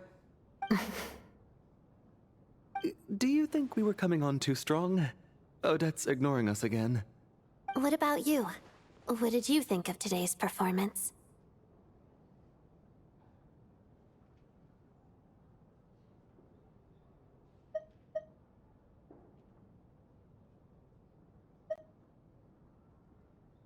Huh. That's actually a more insightful critique than I was expecting. My mother would agree. She's always thought that was my biggest flaw. Maybe I need to work on making my facial expressions appear more natural. I'll make sure to save a ticket for you when the show's performance ready. This doesn't seem like the time or place to bring up the subject of Lilac. I need a chance to speak with her in private. So unfair. Talk about double standards. And now it looks like I've been spotted.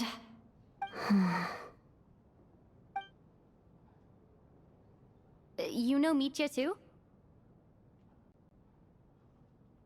No, I don't. I just have a feeling that he might be dangerous.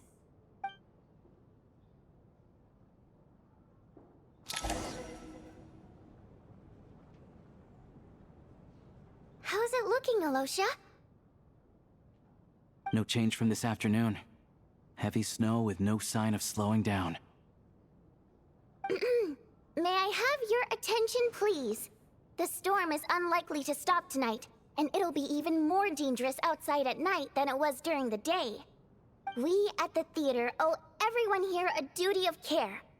Therefore, we strongly suggest that you stay on site overnight and avoid going outside unless absolutely necessary. In a few short moments, we'll give you a tour of the theater's various quarters. You can choose to sleep in the VIP room, the office, or backstage. Or on the stage if you'd prefer. We won't mind. I'll pass on sleeping on the stage. What if the snow is stopped by tomorrow morning? The early birds in the audience might think we're part of some experimental new show. A drama about sleeping? That could be fun. Maybe we could come up with a title for the production.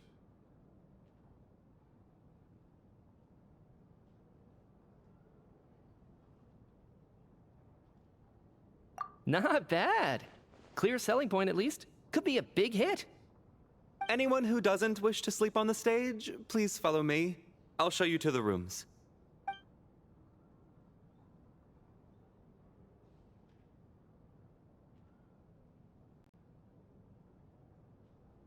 I guess I'll call it a night.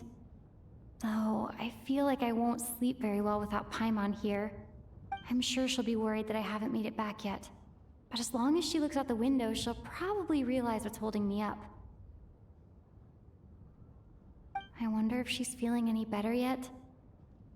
At least she hasn't been getting any worse.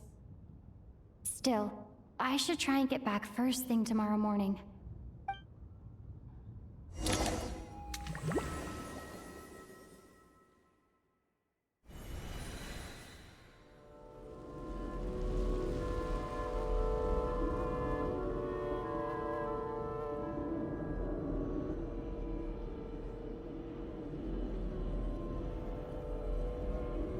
Ah, finally!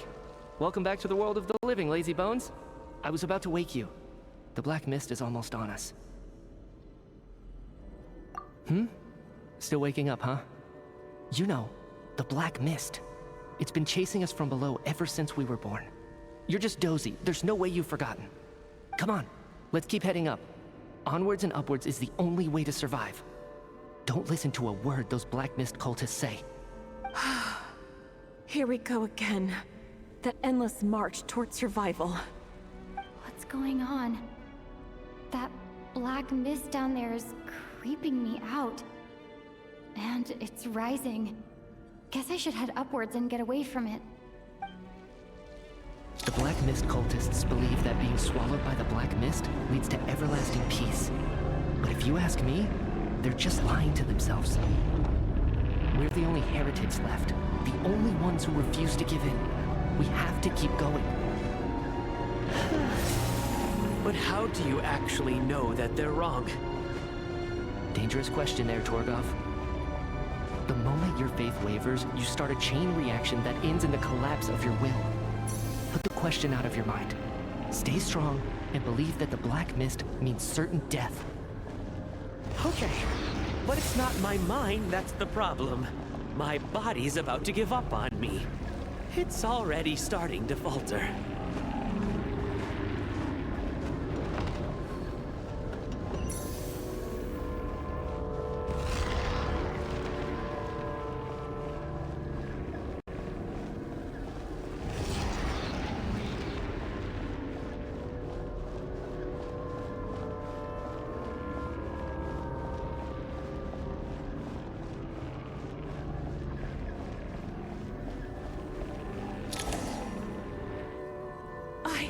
I can't do this anymore.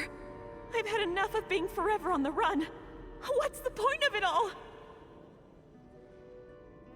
All this will pass eventually, I promise. Keep fighting. It will be worth it.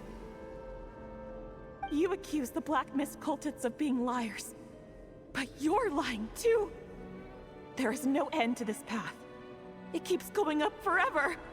There was never any hope to begin with! The cult of the Black Mist has poisoned your mind, Sobolova. Are you thinking of giving up as well? I am. I think I'll take my chances with the Black Mist over this perpetual torture. As much as I detest the Black Mist cultists, I'm just too weary.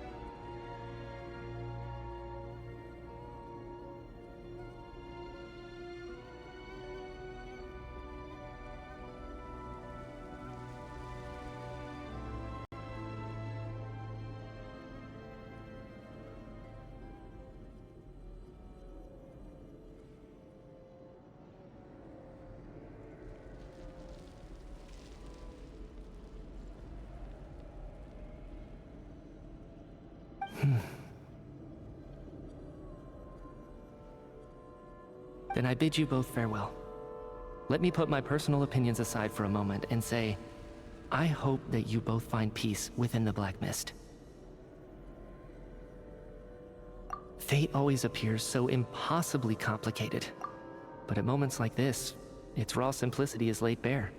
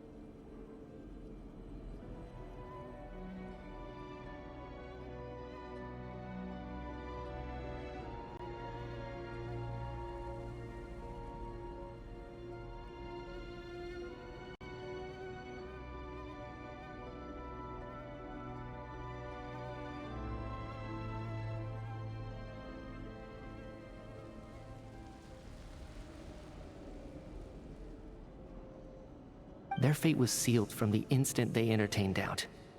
From then on, the outcome was both inevitable and irreversible. Let's go.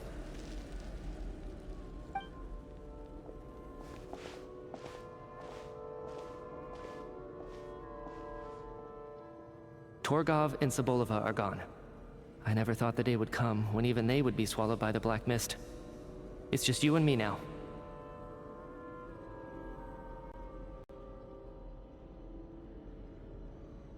Yes, it looks like it's satisfied. For now.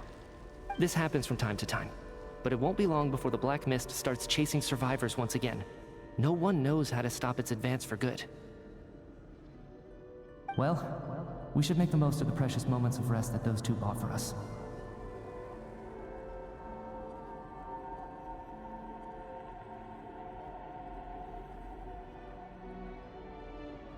Huh? Are you really that sleepy, traveler?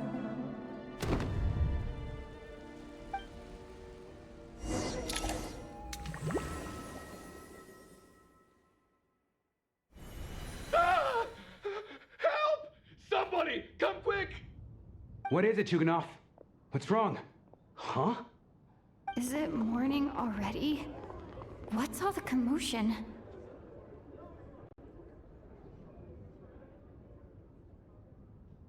Sounds like it's coming from next door. I should check and see what's going on.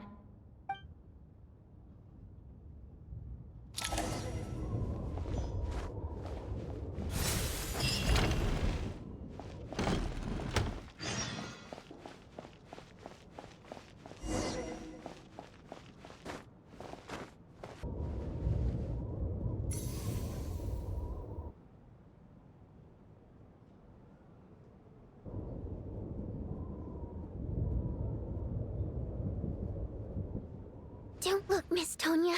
Stay here. Okay. What happened to them?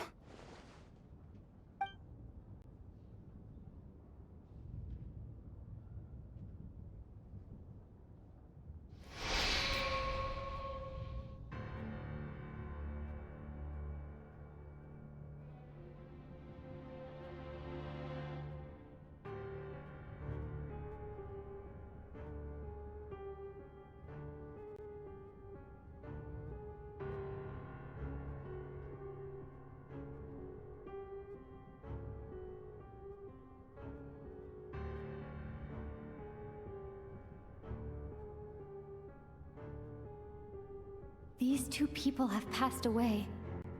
And the strange thing is that somehow I knew this was going to happen. I knew that they would be the ones to die. Have I seen this moment before? Or did I have some kind of premonition? I can't remember what it was. Let me take a look.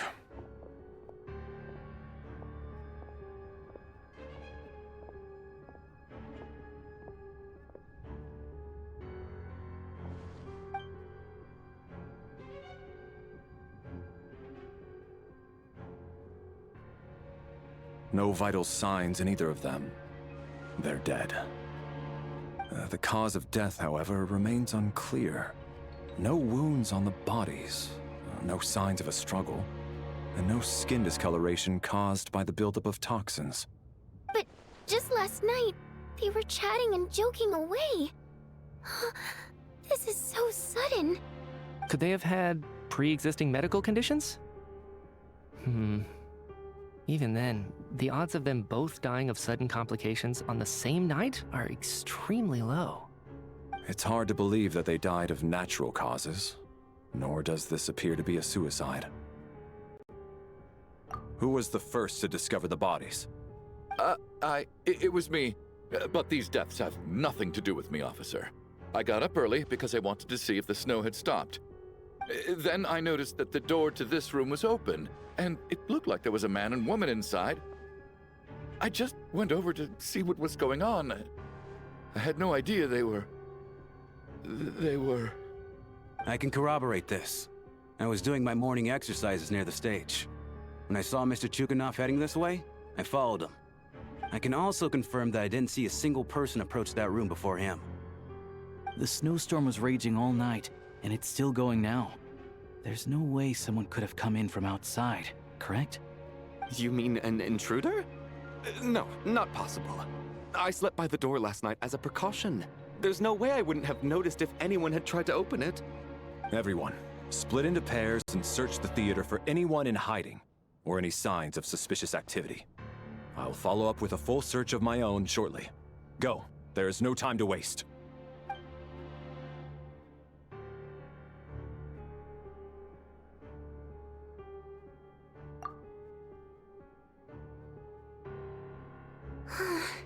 Nothing on your end either? Backstage is clear. No signs of suspicious activity. We checked the basement. Also clear. I don't think there's anywhere here that a living person could hide. Are we certain that the theater doesn't have a back door? Or any tunnel or passageway wide enough for a person to fit through? No, there's nothing like that. If people were sneaking in through some secret tunnel to avoid buying a ticket, we'd have sealed it off ages ago. I also checked the windows. All of them are locked from the inside, and there's no sign of anyone entering or leaving. It sounds like we can safely rule out the intruder theory. If anyone came in during the night in this weather, there'd be no way for them to avoid leaving footprints or water stains. This can only mean one thing. It's like one of those murder mysteries you see in novels and plays, isn't it? The ones where the killer is one of us. We can't quite jump to that conclusion just yet. Could he be right? It's hard to imagine something like that happening in real life.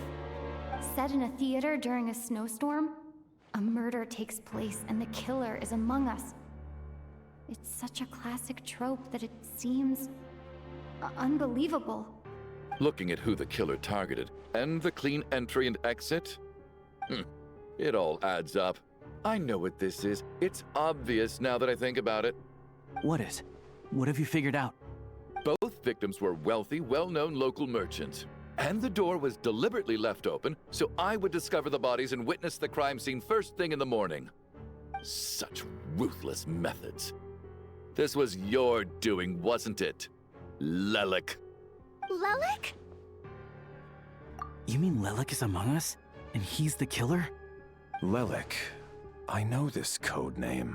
Member of the Rokot, anti-Project Stuzha. Always works alone. I've read the case files at the Armory Palace. Walk me through your reasoning, Mr. Chuganov. What do you know about Lelik?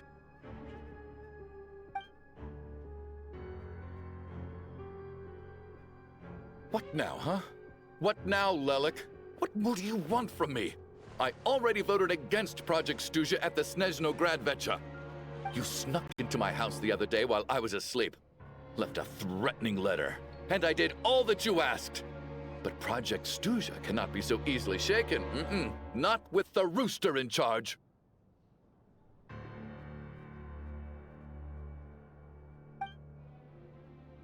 So he really was threatened by Lelik.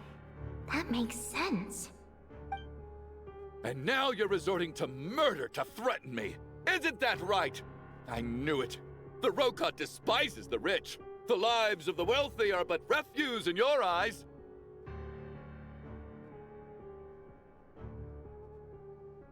Show yourself! Which one of you is Lelik, Tell me! I'll do whatever you want! Just stop playing these mind games!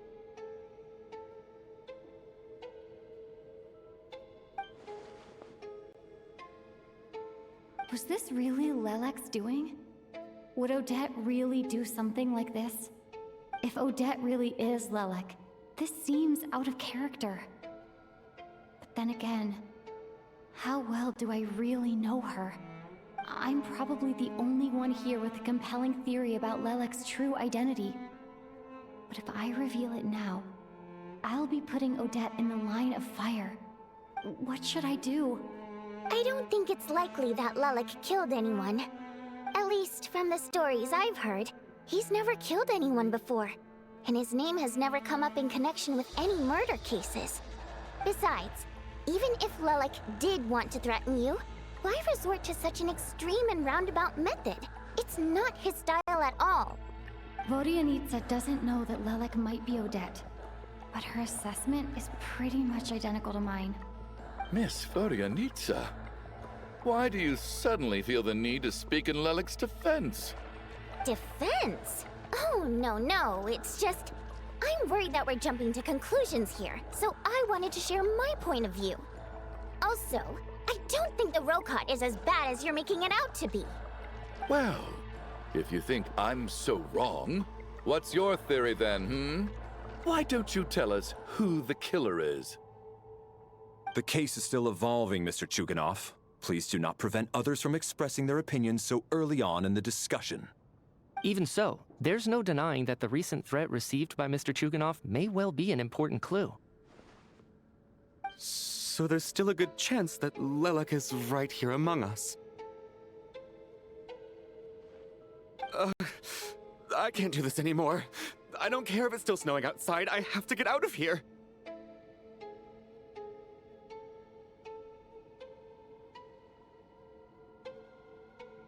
Whoa, take a beat. We all know it's far too dangerous out there. Even the soldiers couldn't get to us. Go out that door, and you might not live to tell the tale. And whoever this Lelik is, they're surely not going to murder anyone in broad daylight. Be sensible, my man. You're safer inside. As much as I regret having to say this, I'd like everyone to cooperate and refrain from exiting the premises until further notice. Because as things stand, every one of us is now a suspect. Unless anyone has further information to share, let's adjourn for now. Feel free to keep searching for clues, but make sure you don't go off alone.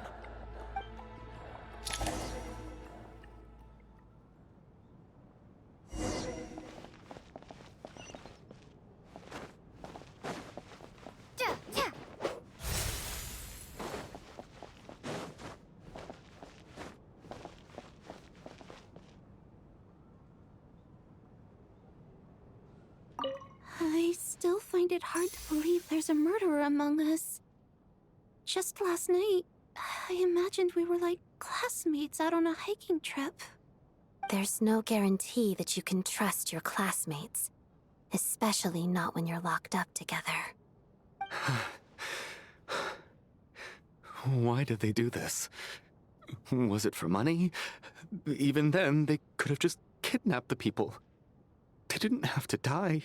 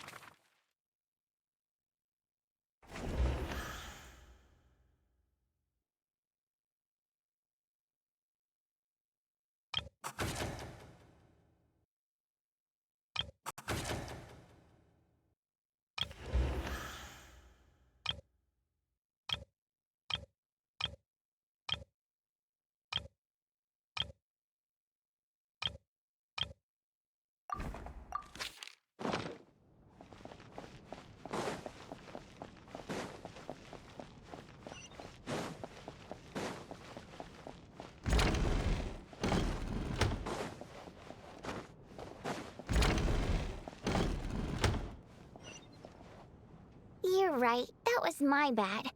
It was a knee-jerk reaction. I didn't think it through. Luckily, no one suspected my identity.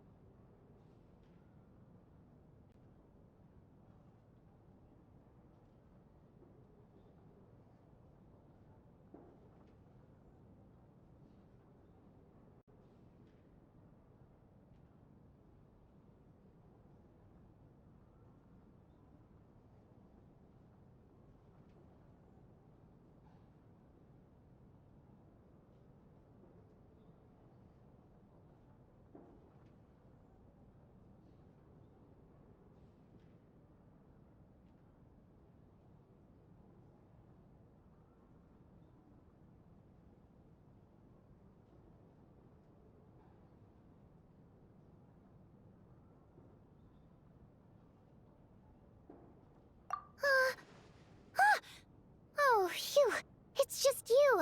I thought someone was eavesdropping.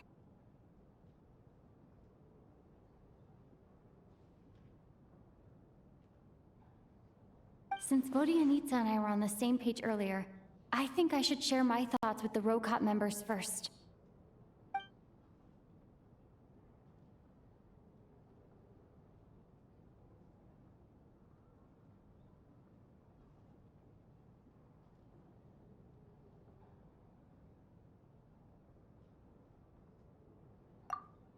Whoa, whoa, whoa. Are you serious? I don't know if this counts as gossip, but it's definitely on track to be the juiciest this whole year. Odette? Really? Odette? Oh god, how dumb does this make me look? Lelek has been right under my nose this whole time, and I didn't notice a thing. Actually, it's exactly what you'd expect. Sometimes, hiding in plain sight is the best strategy. And now that you mention it, the more I think about it, the more sense it seems to make. It all adds up. What are we up to now? 1, 2, 3, 4... Odette's identities. She's my coworker, specifically a ballerina, and also a Fatous, a member of the Rokot. Now, Lelek. It must be so exhausting. I just want to give her a hug. I guess since I've always known her as a member of the Fatui, it never even crossed my mind that she could be involved with the Rokot, let alone be Lelek. I don't understand. If she's with the Fatui, what reason could she have for being so opposed to Project Stuzha? Probably best if you ask her that in person. Well, since you waited until now to bring this up instead of announcing it to everyone earlier, does that mean we're all on the same page here? Yeah. Lelek may not follow orders from the Rokot leadership, but as far as I'm concerned, she's never crossed the line. If anything, her actions benefit the poor. We need to confront her face to face. Do you think she'd really admit to being Lelek? I don't know. We'll have to see how it goes. For now, we'll work on the assumption that she didn't kill anyone, and see how much she's willing to tell us.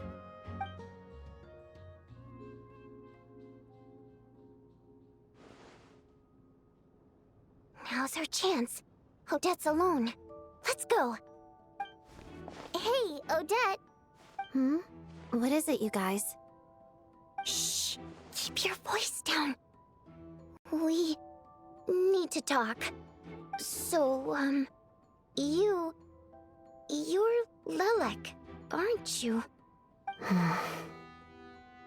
Alright, fine. You don't have to say anything or explain yourself. Just hear me out first. None of us believes you kill innocent people. Whoever murdered those 2 people last night, it wasn't you. The Traveler was the first to figure out your identity, but she kept quiet during the discussion just now.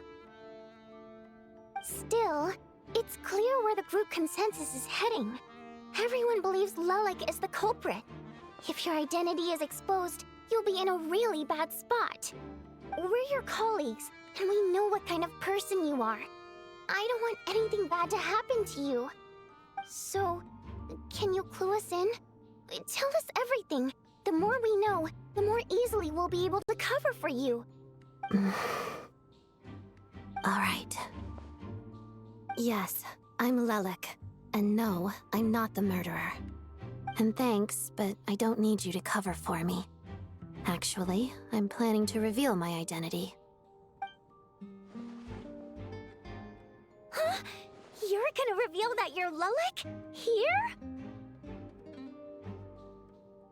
That's right.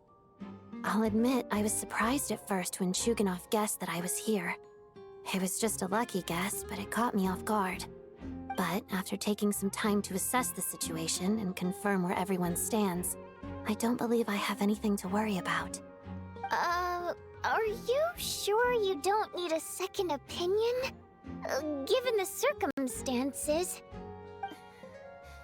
Mr. Valeri! What?!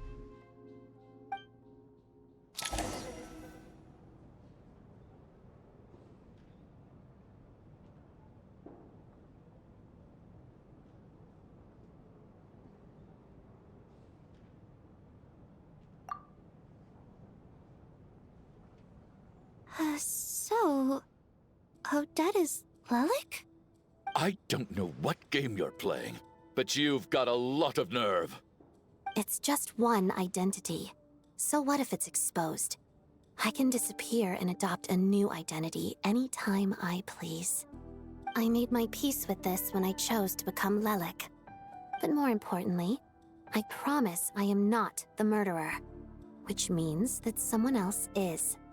So, if anyone still insists that I did this, you'd best produce the evidence now. Otherwise, I suggest that you bite your tongue. Because if you really believe I killed 2 people without making a sound or leaving a trace, pointing fingers at me would surely only make you my next target. Is this really the truth, Miss Odette? That's confidence, all right. I believe you. A real no-nonsense attitude. I can see why Marionette said that she's on track to inherit the title of the Fair Lady. Are you seriously buying this? Hey, officer! She just admitted to being Lelik. Aren't you going to do something about this? I do have one question, Miss Odette.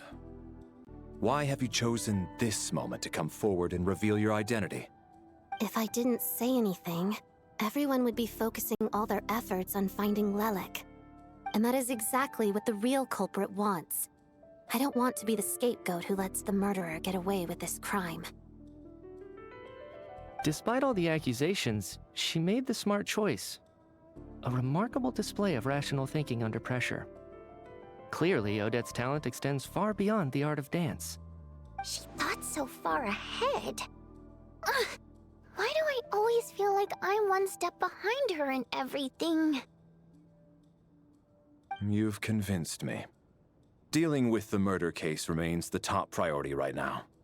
Let's put the name Lelik and all related incidents aside until further notice.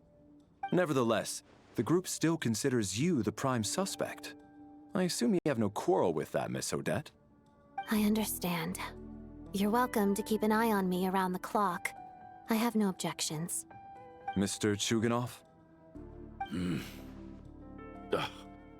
For my wife and daughter's sake, I'll let you off the hook for now. But don't think you're forgiven for breaking into my house and threatening me. Just wait till we get out of here, Lelik. We'll settle the score then.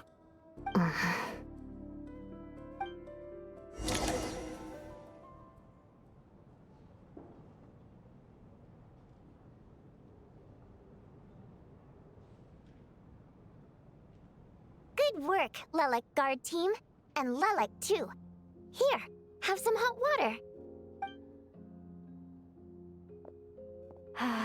Turns out Valeri knew about my exploits, so now I've been told I have to guard Lelik with him. Shouldn't you be facing my way if you're guarding me? At the moment, it looks more like you're my bodyguards. If the true culprit is indeed still at large, as you have claimed, we must keep our guard up against them also. Don't worry, Tonya. We'll get through this. Once the snow stops, the officials will step in. The investigation will get easier, and then we'll be safe. But once the snow stops, won't everyone just leave? You're gonna miss us, huh? Well, some of us work at the theater, so we'll still be here. I'll even give you a special backstage pass. Really, Miss Vodyanitsa? That's awesome! You've made a fan for life!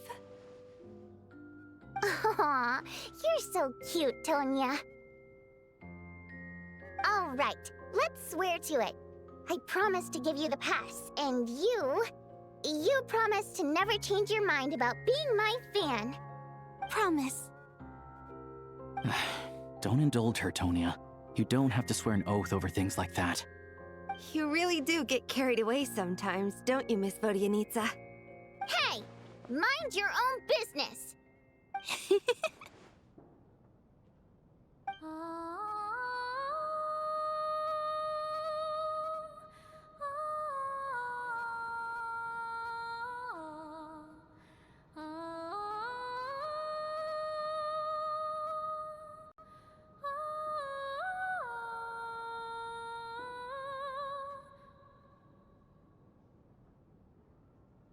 Don't be nervous, Miss Water Imp. Everyone's here. There's nothing to be afraid of. Excuse me? Do I look nervous? Don't be ridiculous. Hmm? No. You sound nervous, lass. Oh. Wait, but how... Okay, plenty of people know that I'm a water imp, but still... How come you understand our primary mode of expression? Primary mode of expression. I've not come across that concept before. Do enlighten me, Vodyanica. Well, it's just... We water imps tend to communicate our emotions to each other by singing, rather than facial expressions. The emotions we convey through song take precedence over our facial expressions. So, we think of it as our primary mode of expression. I'm impressed, Shram. I didn't take you for a man of culture, but you're clearly rather learned. It's not about being cultured or not. The thing is, this mode of expression can usually only be understood by other water imps. It's not a simple case of a song sounding happy or sad. And yet, you're clearly human, Mr. Shram. It's really not the big deal you're making it out to be. I think I just have a knack for it. Plus, I have a... very close friend who's a water imp. A delightful lady. But keep that a secret. Anyway, we spent so much time together that before I knew it, I noticed I could understand her expressions. Oh, I guess that makes sense. Still, the fact that you have a water imp friend is even more surprising. I'd better watch what I'm singing when I'm around you from now on. Hey, what are you implying? You're not secretly insulting the audience in your songs, are you? Heavens! Why would I do a thing like that? It's getting late. We should discuss our sleeping arrangements for tonight. To guard against the killer, someone needs to keep watch. I suggest that we don't sleep in separate quarters tonight. It will be safer if we all stayed together. As long as someone keeps an eye on Lelik, I'm quite sure we won't have any trouble. Are you saying that you wish to bet your life on Miss Odette being the killer? Nonsense. Of course not. Then I propose the following arrangement for tonight. The Traveler, Odette, and I will form the Night Watch. We'll sleep in shifts, but 2 of us must be awake at any given time.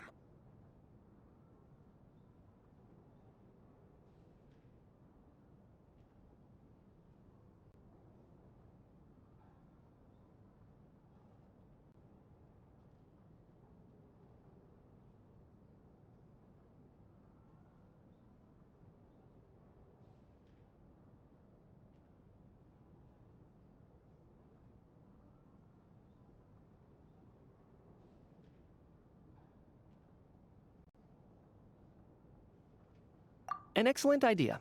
This allows us to handle the Night Watch while also keeping an eye on Lelik. Meanwhile, the rule of taking shifts in pairs resolves the other issue. Namely that we can't necessarily trust the Traveler or Valeri either. I expect that plan took you quite some time to come up with, didn't it? Actually, our field combat manual outlines a similar approach. Although the scenario there involves guarding prisoners overnight during field operations. That being said, I must clarify that I harbor no disrespect towards you personally, Miss Odette. In fact, Lelik's numerous covert operations make fine textbook examples for military agents. I care less about respect and more about the fact that you just robbed me of 2/3 of my sleep tonight. I'm calling dibs on being the first to rest. Good night.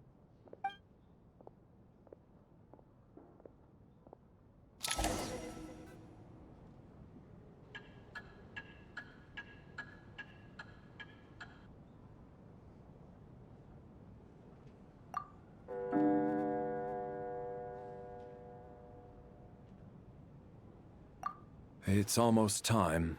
We should wake Odette. How are you faring? Oh, not going to argue with that. I'll take a quick nap. If you start to feel sleepy, wake me up anytime. It's finally time for Odette and I to share the Night Watch. I should wake her up.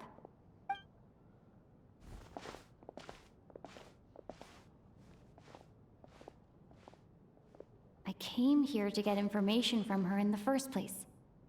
Maybe I should think about what questions I want to ask before she wakes up. How long are you gonna keep staring at me?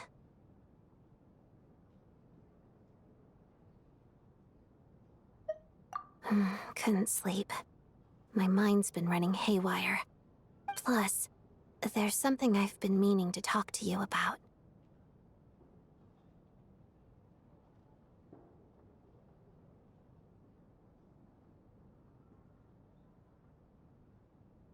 I had a hunch that you wanted a conversation, too.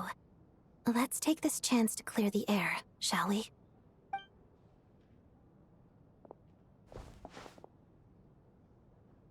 I just had a simple question for you, really. It's, Rosaline. In her final moments, did she have any last words or anything? I see. Well, that was all. I have no other questions. No. She was utterly ruthless in pursuing her goals. That kind of person should be hard to miss. And yet, even though I never approved of her methods, and she was an abrasive person, the fact remains that I am indebted to her. Oh, she told you. I guess that makes sense. I think she and Rosaline were on pretty good terms. Yes. Rosaline wasn't the kind to gossip about this sort of thing. Not that it's any huge secret to me, though. When I was a child, I had to join the Fatui for the sake of my mother and me. I trained under Rosaline. It was extremely grueling, and it didn't exactly come naturally to me. All I could do was try to ignore the biting cold and practice. I was a newcomer who'd managed to make a good first impression on a harbinger. There was pressure to live up to her expectations, to be worthy of the fair lady's reputation. Every day was a struggle against the cold, pain, and fatigue. And most nights, I struggled to fall asleep. After enduring all that, I've become almost immune to the sensation of pain. I suppose that was the cost of survival. Surely, any child who had to experience that would grow to hate her lot in life, don't you think? So, I put an equal amount of effort into my ballet. Because in my young mind, that was the only way to defy my fate.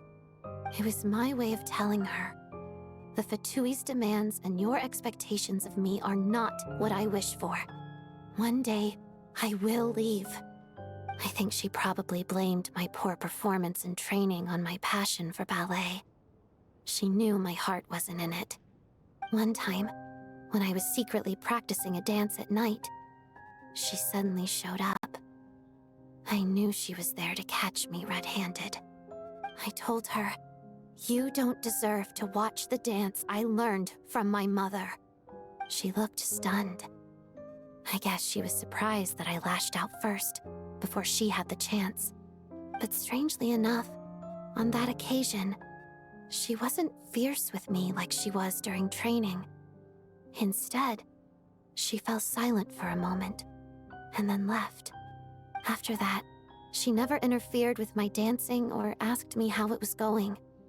She never came to watch me dance again either. Not even once. She was. But even now, whenever I take out this core Ignis, I can't help but think of that night. Of the look on her face.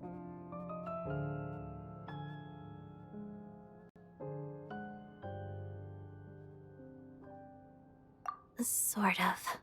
Although gift might be too kind a term. This is her flame sealed within ice.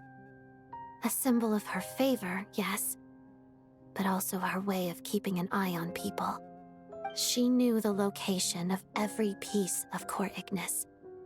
If any recipient started acting suspiciously, she'd be on to them immediately.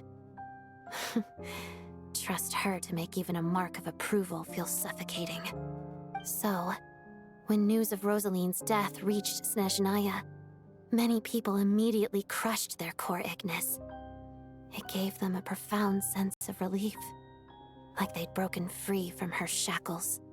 But I kept mine.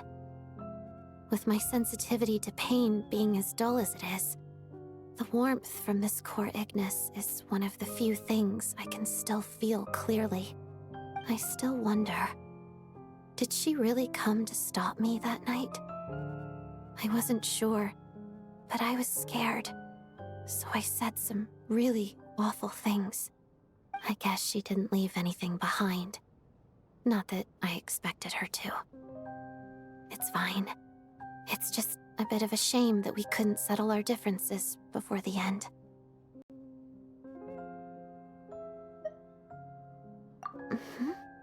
She did.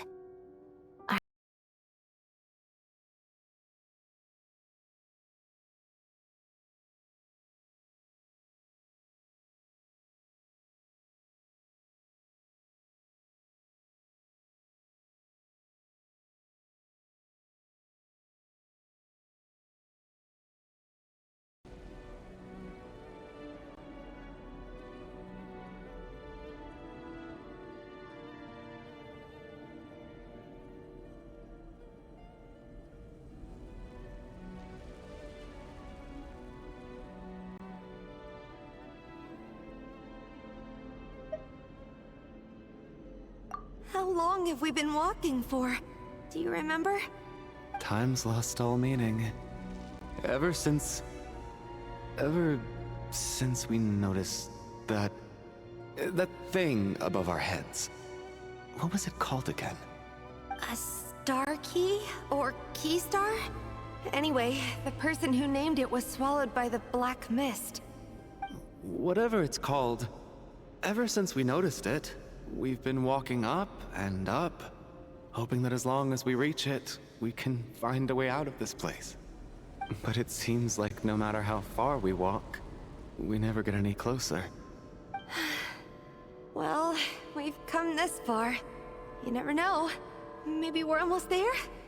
Come on, enough moping. Let's go. The black mist is catching up.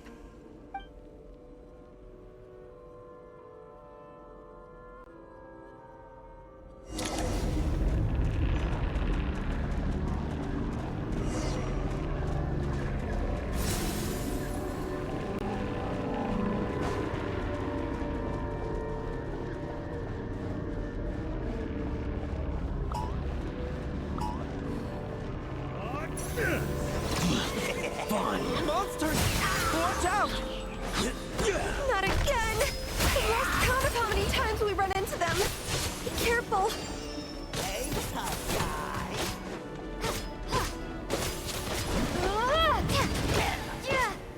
In case!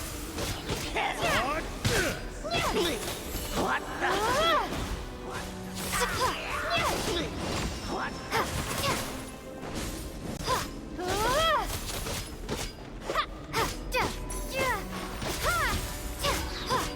Fighting frog! Back up here.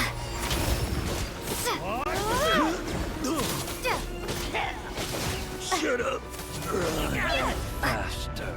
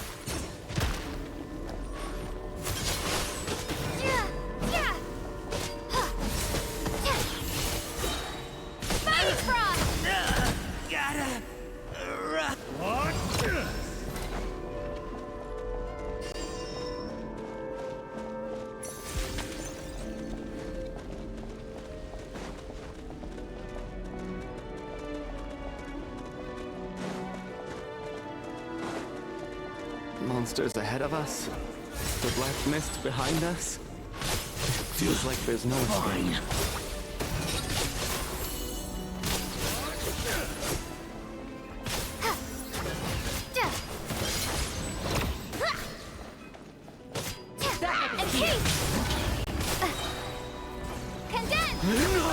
Shut up! Run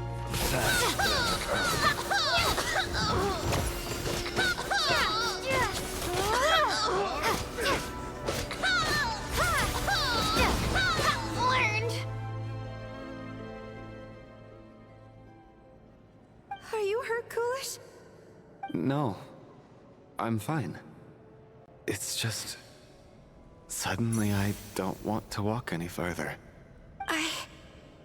I get you. In fact, I reached my limit a long time ago. Sometimes it feels like there's hope where there shouldn't be. Yeah. The hope that the star gives us is the only thing keeping us going. But I'm not sure it's real at all. It may just be a collective illusion. Otherwise, why would it always be out of reach?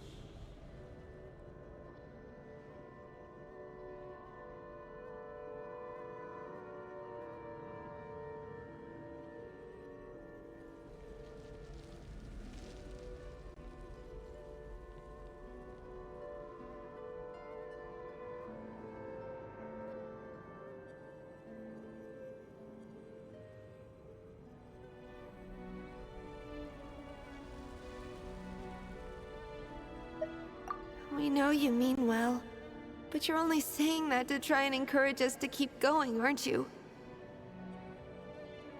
Thank you, friend. But enough is enough. Please don't give me any more false hope. Hope is poison in this place. You're going to continue, aren't you? I admire that. I've given up, but I wish you the best. May there come a day that you catch up to the star and leave this godforsaken place.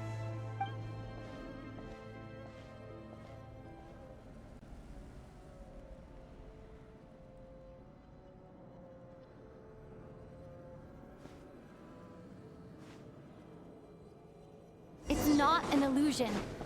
We really are getting closer to the star.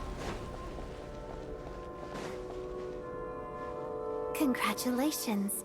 You're the first person to make it here.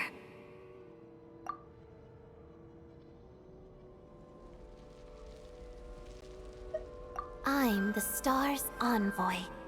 The black mist has stopped rising. Its hunger is satisfied for now, having devoured your two companions. This is a good opportunity. I'll let you get some rest before we continue.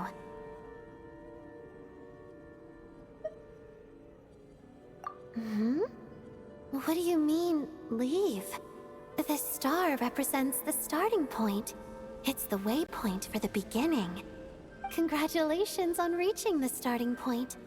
Once you are ready, we will head out and walk upwards. I will be right by your side the whole way.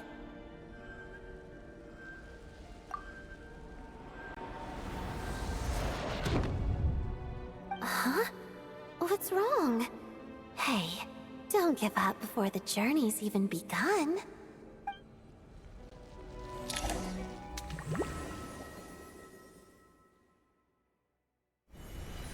Rampana! Rampana! Is that Vodyanitsa's voice? What happened? Coolish, wake up! Please wake up!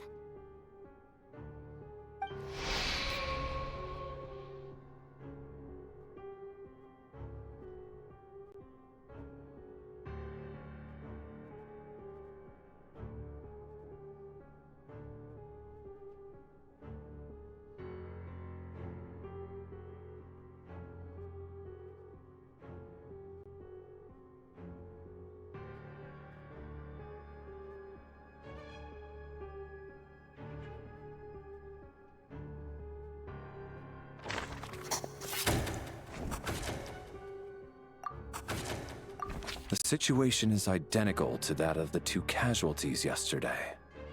We cannot ascertain the cause of death. At least there are some elements that we can rule out this time. They slept on the stage with everyone else, so I suppose the surrounding environment can't be a relevant variable. Rampana. Coolish. Weren't some of us keeping watch last night? 3 of us, in fact.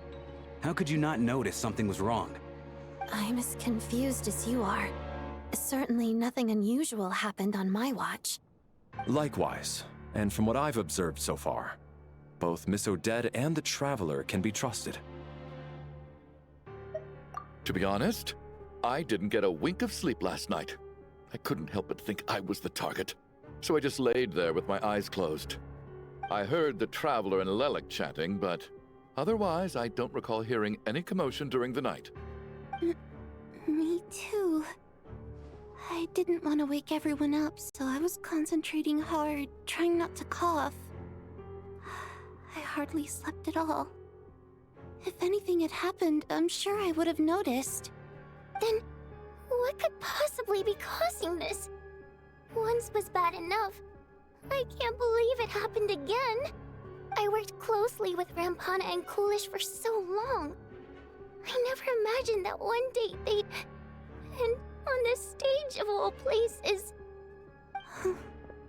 Florianitsa. 4 victims in just 2 days, and we still don't have a single lead. I need to get to the bottom of this as soon as possible. And above all, keep Tonya safe. I'd never be able to look Child in the eye again otherwise.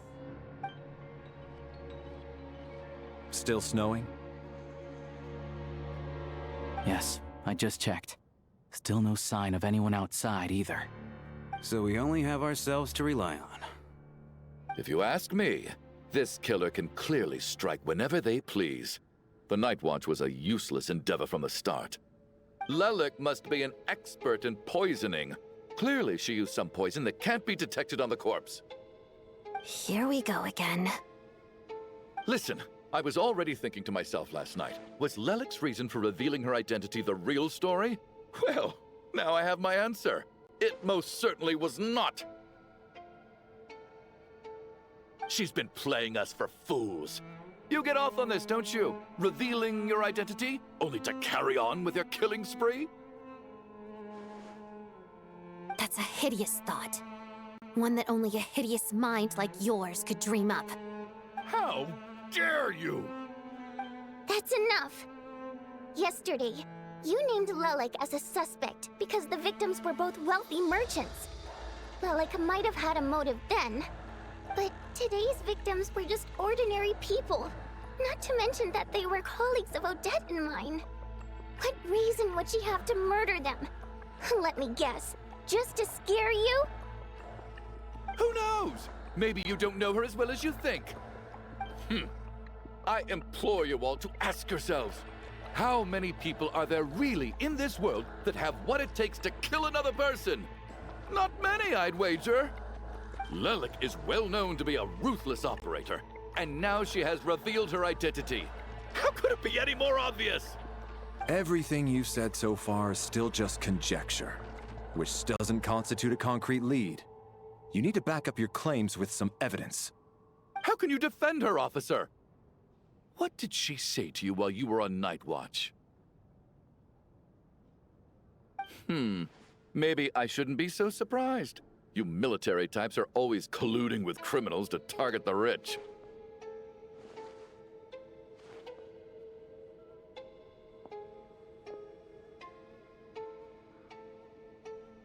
All so you can get your grubby paws on our hard-earned fortunes, then tell us to fall in line. The Fatui, the Druzhna, and the Rokot. Thugs, the lot of you!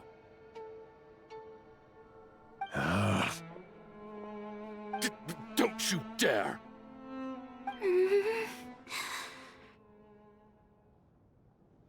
Sir, but... You were the one who told us not to stop other people from expressing their opinions yesterday. 4 people have already died. Only yesterday I was chatting with Mr. Coolish. Then we woke up in the morning and he's... Turning against one another is the last thing we should be doing right now. little girl. Even if Mr. Chuganov is a puffed-up, pig-headed windbag who doesn't have a clue what he's talking about, he's still one of the victims here, isn't he?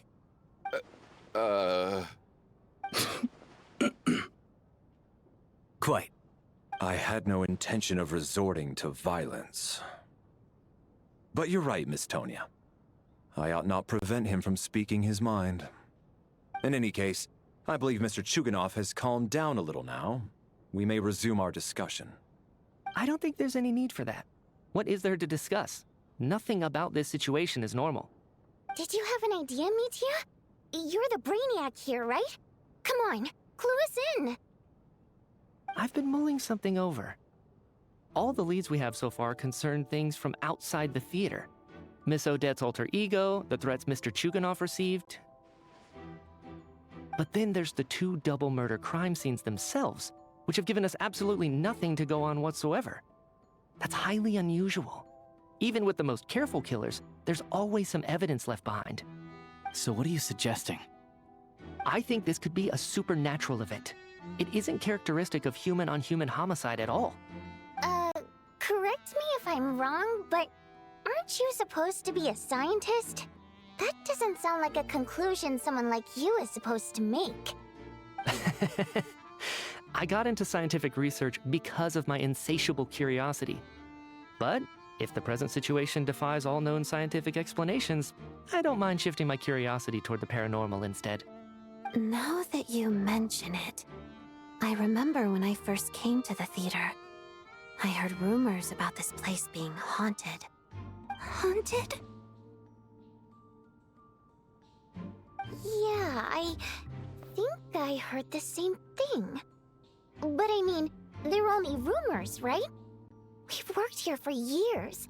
Surely we would have noticed any spooky goings-on by now. Well, this has taken an unexpected turn. A haunted theater? If Paimon were here, she'd probably be hiding behind me in fear right now. Why don't we take this opportunity to look for clues again with a more open mind? Maybe a different perspective will help us see something different. Very well. Whether it's criminals or ghosts we're looking for, the same rules apply. Everyone needs to tread carefully. I'll move the bodies into the same room for now.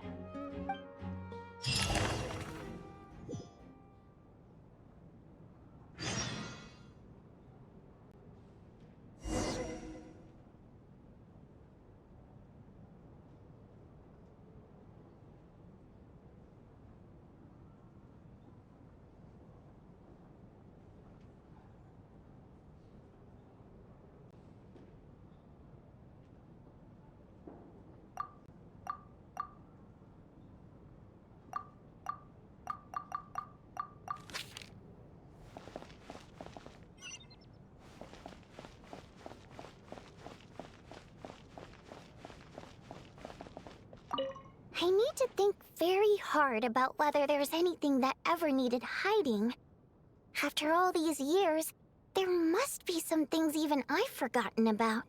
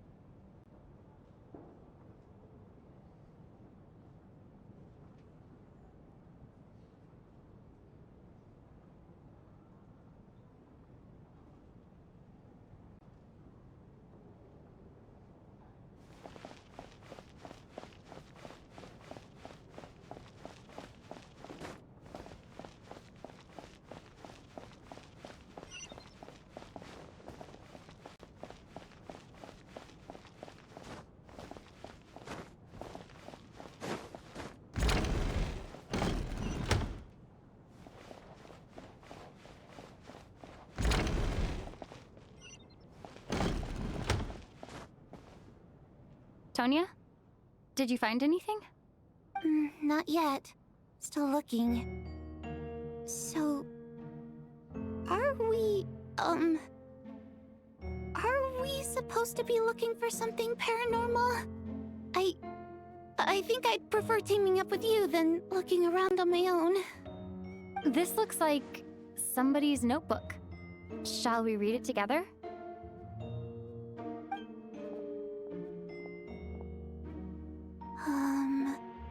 Well, it doesn't look scary or anything, so I guess it should be fine. Alright, let's read it together.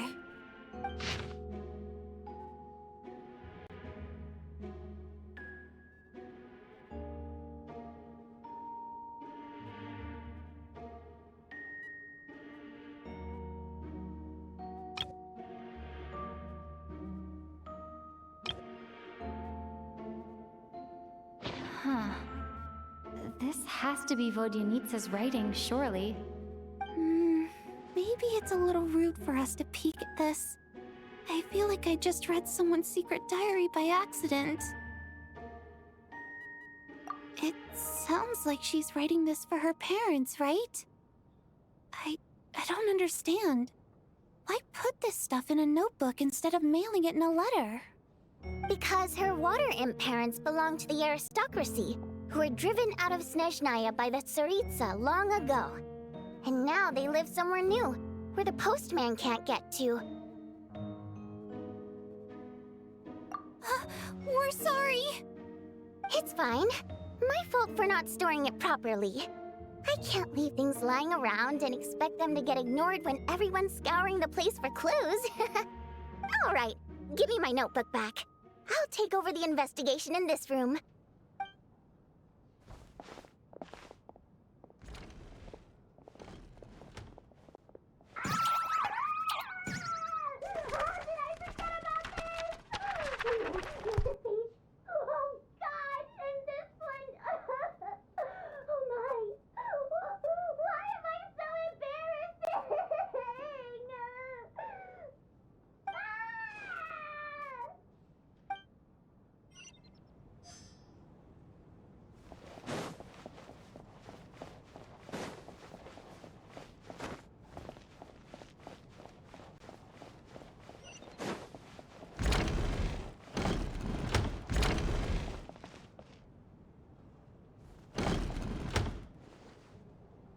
Valeri, come take a look at this. You too, Traveler. Some sort of notebook. What is it for? It's the on-duty logbook for the theater. Kulish was the main person to use it. He mostly used it to record any unusual incidents during a show, audience numbers, exit times, and so on.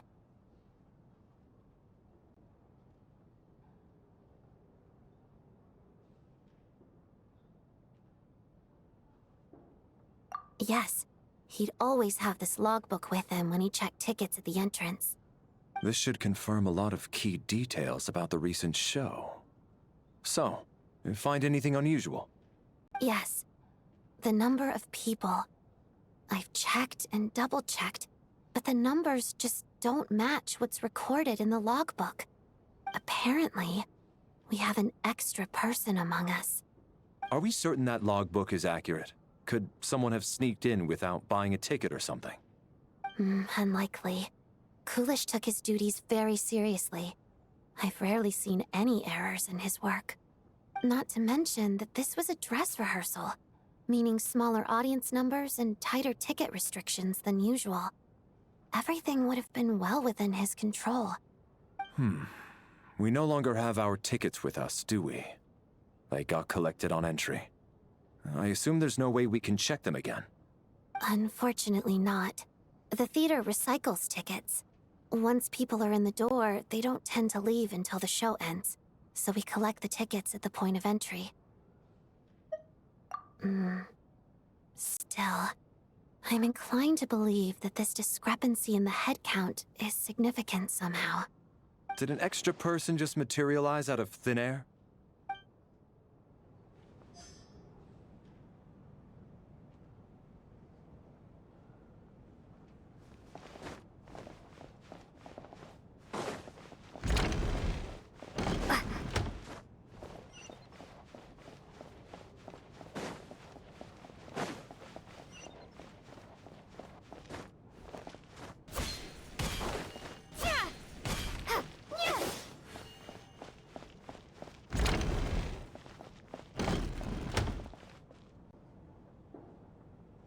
Ah, Traveler.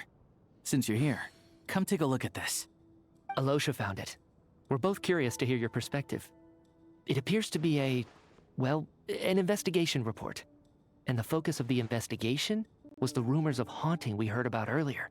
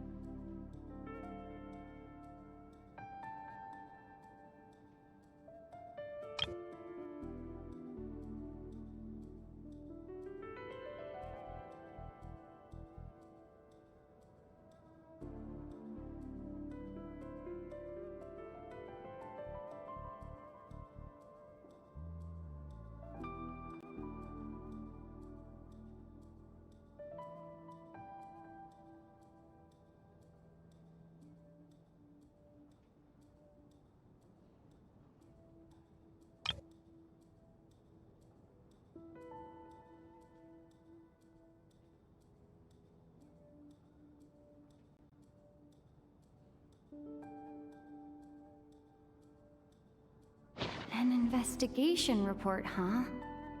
Looks quite old. Huh.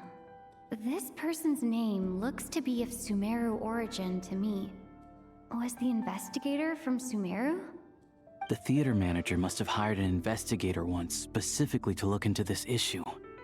But it doesn't look like anyone ever looked at the report.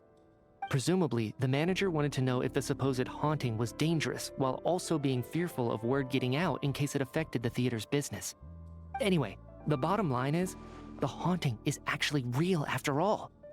It's caused by an obstruction in the ley lines. Is there any chance this is the key to finally making some progress with the murder cases? Ley line problems are pretty unexceptional to me by this point.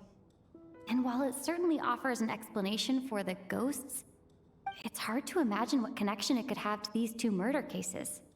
Some of the language that appears at the very end of the report caught my eye. Angel civilization, ley line renovation? My area of research doesn't touch on any of that, so it's completely outside of my wheelhouse. Huh? A piece of paper just fell out from the report.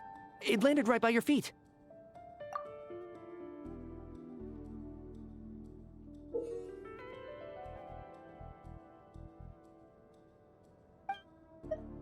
How unnerving. It was tucked inside the report, so it must be a note left by the author. Death is near. Is that supposed to be what's going on here? With us, in the theater? But if so, how did the author foresee it? Could he predict the future somehow? Maybe things are more complicated than we thought. No, wait a second. If we take the report and the note at face value, they completely contradict one another. The report definitively concludes that the hauntings in the theater are harmless and cannot affect the real world. But the note seems to be warning of potential danger. The question is, what exactly does the note mean by death?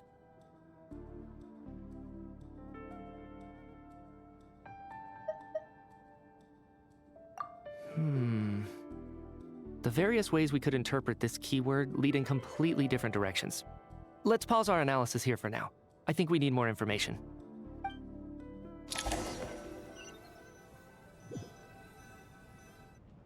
If we take all this together, it's not impossible, is it? If anything, it's the natural conclusion. Oh, I beg to differ. This sounds to me like a product of a researcher's vivid imagination. And perhaps it's because I'm still viewing this through the lens of a typical murder investigation. But still, I'm struggling to be persuaded by your theory. Does it really sound that far-fetched? All right, well, let's treat that as speculation for now. I do agree with what you've said, so let's go with your idea for now. Good. Okay, now that we finally have some meaningful leads, I think it's time to reconvene. Let's get the others.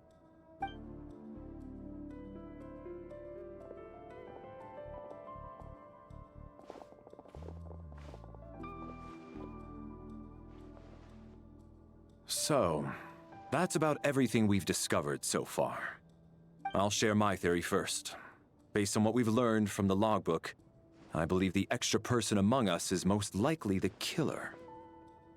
If the killer had simply bought a ticket, It would have greatly increased the risk of their identity being exposed. I expect he or she either hid in the theater ahead of time, or found a way to slip past the ticket inspection. They then blended in with the group and waited for an opportunity to strike. What about the note found in the investigation report? Any thoughts on how that fits in? The killer may have simply planted it there as some sort of sick joke. I've seen my fair share of psychopathic killers. They love playing cryptic mind games. So, it has nothing to do with the haunting of the theater after all. This theory makes sense to me. If we have an audience member unaccounted for, chances are they didn't come here to watch the show. Could it really be that simple? So, in other words, all we have to do is find out who got in here without a ticket, and all our problems will be solved? Then let me make one thing clear. All the theater staff should be well aware that I came here for the rehearsal legitimately, yes? There's no way I'm the one who didn't have a ticket. It's true. I hear you used every trick in the book to get a hold of that ticket, too. Everything short of throwing a temper tantrum and rolling around on the floor at the entrance. I most certainly did not degrade myself in such a way. Probably a stupid question, but I might as well ask. Did anyone here get in without having their ticket checked? Hmm? Guess it was naive of me to expect them to just admit to it. Especially after the unprompted Lelik reveal. Once was already a miracle. Twice would be unfathomable.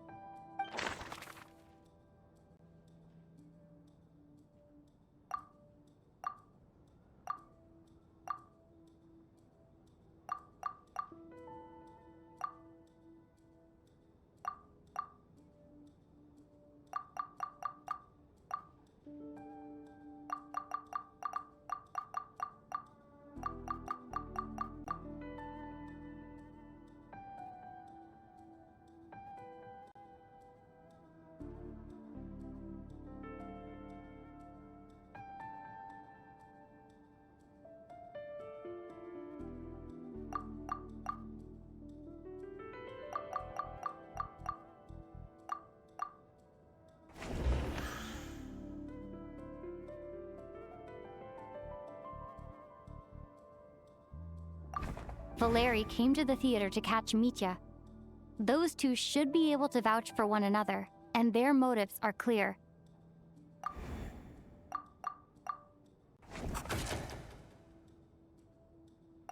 We have to catch this extra person, even if only for the victim's sake. We have to catch this extra...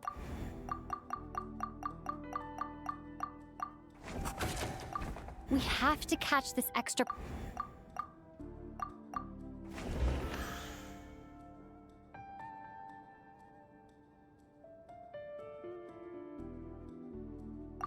Tonya received her ticket the same way I did. I assume Child got both of them together. In any case, I knew in advance that Tonya was coming.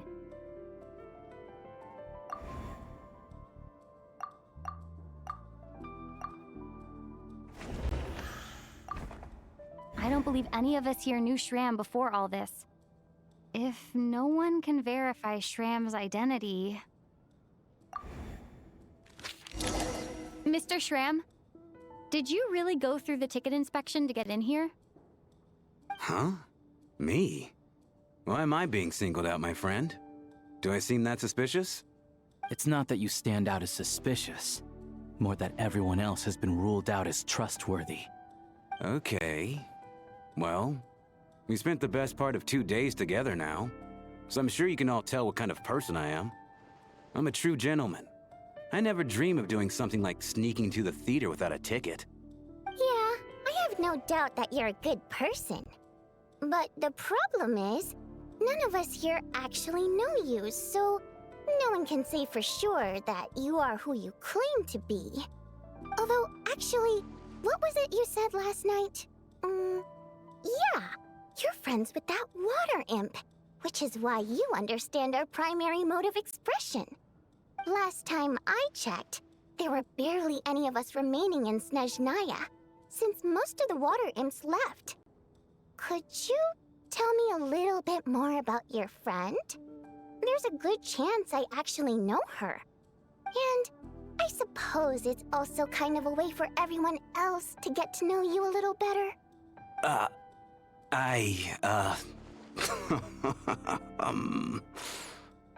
Good grief. Are you blushing? Pull yourself together, man. Stop giggling like a teenage boy. It's revolting. Hey, revolting is a little strong. All right, fine. I'll admit it. That water imp friend of mine, the truth is, we're dating. I was just the bodyguard hired by our family. But the stars must have aligned, because sparks began to fly between me and their daughter. Never in my wildest dreams did I think I'd get so lucky. We don't need details. Just get to the point. Okay. I'm just a little hesitant to reveal her name, that's all. You know how it is. These are delicate times. Even with me to protect her. If word gets out that she's dating a human, both the Fae and human factions will give her a hard time. Really? Wait, no. That can't be. Huh? Shram, what the devil are you talking about? Why is everyone looking at me like that? Surely you can understand where I'm coming from. Delicate times? Factions? Yes? You know, the Civil War? Last time I checked, the Fae and the humans were still at each other's throats. If I'm not mistaken, the last significant civil war in Snezhnayan history was over 400 years ago, when Her Majesty the Tsaritsa had just taken the throne and was consolidating her reign. What do you mean, 400 years ago? What's going on here? Is Shram from the past? All right, Mr. Mitya, you win this round. As far-fetched as it is, it appears that your theory may be correct. I'm just as amazed as you are. I didn't even believe it myself, to be honest. Is someone going to explain what's going on here? From the look on your face, you figured it out too, haven't you, Traveler?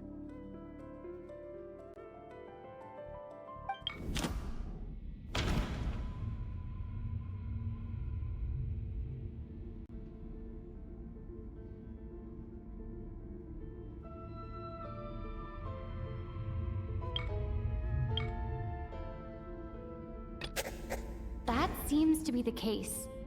Shram's the extra person, but there's no way of learning his identity from this clue. Vodianitsa's private letter touches upon the history of the Water Imp aristocracy's exile, but reveals nothing about Shram's identity.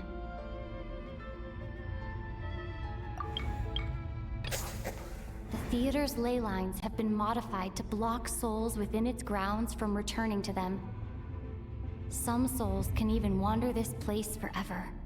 Mr. Shram's statement proves he's from hundreds of years ago, and according to the investigation report on the theater hauntings, Mr. Shram is very likely a lost soul wandering the theater.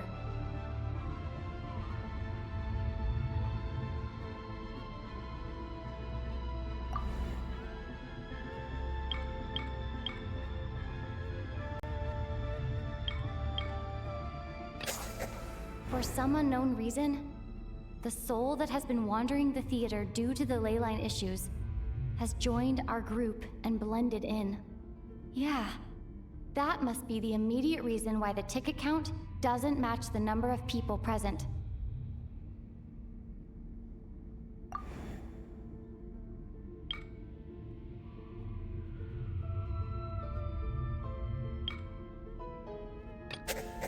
All of last night, Lelek, that is, Odette, was under surveillance, which rules her out. We've basically proven Lelek's innocence. The death of those victims is an irrefutable fact. It is the outcome of whatever's going on here.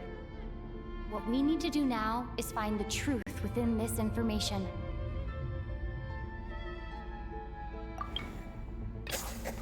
The contents of the investigation report have been verified. There are indeed ley line issues and wandering souls in the theater. Death likely symbolizes the deceased. Mr. Schramm, for instance. Death is near. Huh. That must mean that there's a dead person in our midst. That's the truth, isn't it?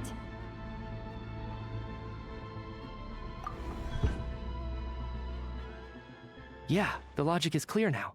The investigation report said that there would be souls stuck wandering around the theater because the ley lines were cut off. Mr. Schramm must be one such soul who died in the theater a long time ago. In which case, that also makes him our extra person. So when the note said death is near, it must have been referring to death as in the deceased, people who died a long time ago. Someone who died a long time ago. In short, there's a dead person among us. The extra person we've been searching for is a ghost from the past. You mean I'm a ghost? No. Don't make jokes like that, my man. There must be some mistake. But even if I was dead, I know for a fact I didn't kill anyone these past 2 nights. Yeah, even if all that's true, the report also said the souls inside the theater can't affect reality, right? They're harmless. Then what if the problem isn't the souls at all, but the ley lines themselves?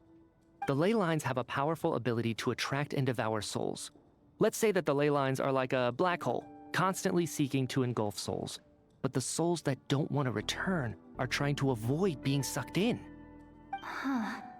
Why does this analogy sound so familiar? What happens when the black hole can't achieve its goal? I'm only speculating here, but what if it ended up swallowing innocent souls by mistake? Or intentionally taking other souls to compensate?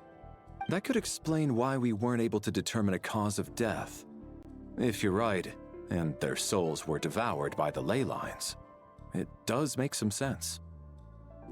It does seem to explain a lot of the things we couldn't make sense of. Does that mean it's true?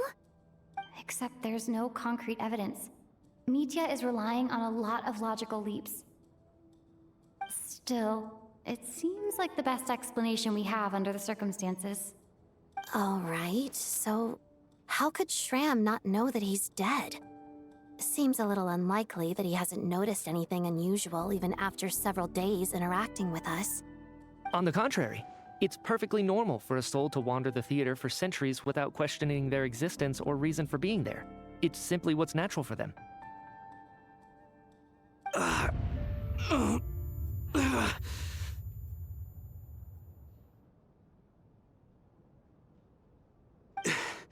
You know what, Mr. Brainiac?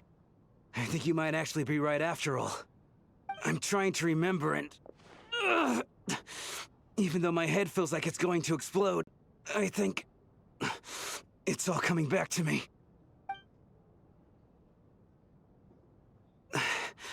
I was the one who didn't want to remember my own death, so I forced myself to forget. Well, I'm sure those are painful memories. My lady and I snuck out to go on a date one day. We bought tickets for the theater. It wasn't really my thing, but I was just happy to be together. All of a sudden, a group of people burst into the theater, shouting for all the water imps to get out, performers and audience members included. It was clear the conflict between humans and Fae had reached a boiling point. This time, the extremists were even coming after the water imps who had nothing to do with the war. I thought I could pull one over on them, so I took off my jacket, draped it over my lady, and tried to sneak out amid the chaos. But I got caught. They started shouting, calling me a traitor to humanity. But I was going to do whatever it took to buy our chance to escape, no matter how many people stood in my way. I had to, both as their bodyguard and out of love. It's all right, friend. You can stop there if you want. You don't need to dig all that up again. It's just... even now, I'm still struggling to accept the truth. How could I be dead. I'm sorry, everyone. If I'd known I was a dead man walking, I wouldn't have dragged you down with me.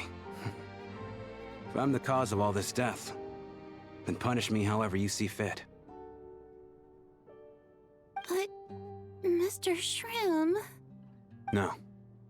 I refuse to be a burden. I know what I have to do.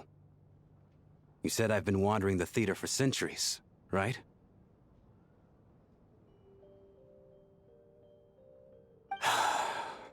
I guess it's high time I got a breath of fresh air. Out there, I mean. I'll leave this place, and take all this death with me. Go out on my own terms. Mr. Shram, I'm sure we can figure out a different course of action. My good sir, we both know I'm not supposed to be here. I should have accepted my death long ago. One way or another, this has to end. Unless you're saying this goes against another one of your military principles somehow. No, I'm speaking on a personal level this time. Let it go, man. Oh, wait. One last thing. Miss Wateramp. My lover. Her name was Litia. Litia Ozarova. Do you know what happened to her? Ozarova. Oh, Auntie Ozarova. That's what we all called her. I remember her as a very kind elder. She had a bunch of kids, too. I'm so glad she survived. And she had lots of kids? Good. That's... good. I could hardly expect her to stay single just because of what happened to me, right? As long as she went on to be happy, that's all that matters. Besides, I'm dead. My soul's been wandering around here for so long because I was worried about her. But now, I can go without regret. There's no need to see me off, my friends. I've enjoyed our time together over these past few days.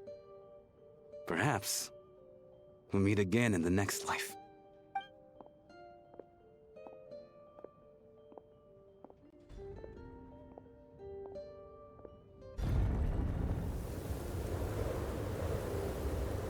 Take care, my man. I know Mr. Shram was already dead, but... I still feel so sad. Death is cruel, no matter how we might try to make sense of it. So, was the conflict between Fae and humans really that bad back then? I was only little, so I don't remember much. It's terrible to think that so many innocent people had their lives turned upside down. Even the historical records about that time period don't say much about it. All people know is that the Tsaritsa founded the Fatui, drove out most of the Fae aristocracy without explanation, then used her terrifying power to suppress the humans. It seems to me like the Tsaritsa chose to make herself the enemy. She downplayed the conflict, directing whatever animosity both sides had for each other at herself instead.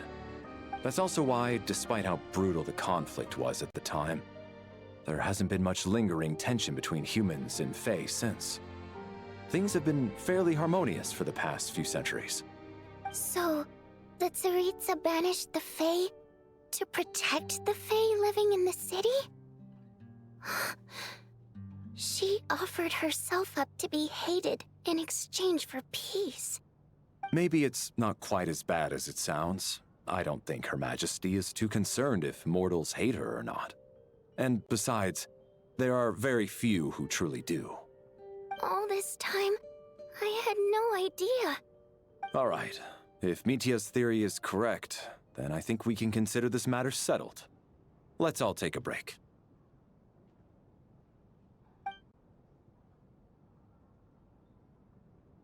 Ugh, if only this blasted storm wasn't still raging on.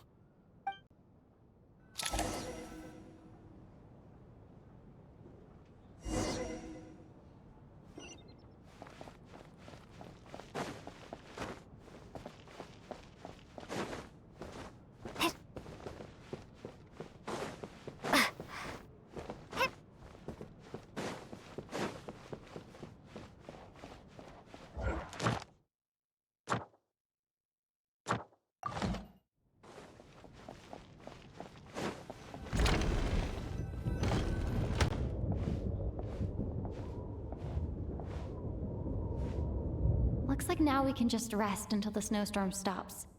I still can't believe Shram turned out to be a ghost who'd been in the theater for hundreds of years. To think he was dead this whole time. What a strange turn of events. Knock knock. Hmm? Knock knock. You know the door isn't closed, right? You don't have to knock. Think of it as a signal then. When I'm entering someone else's room and I knock, I'm here as Odette. If I don't knock, it's Lelik.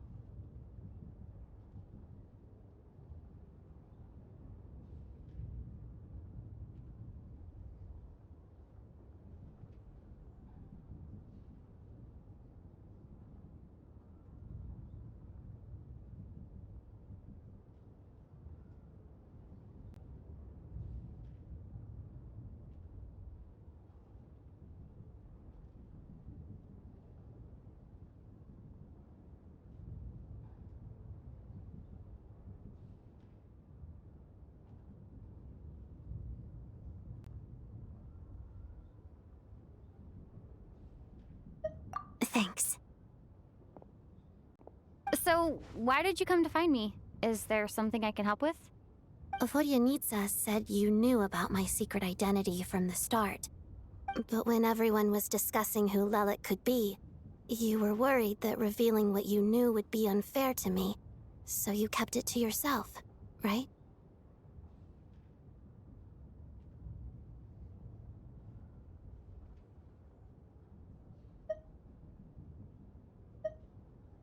Yes, I'm extremely grateful for that.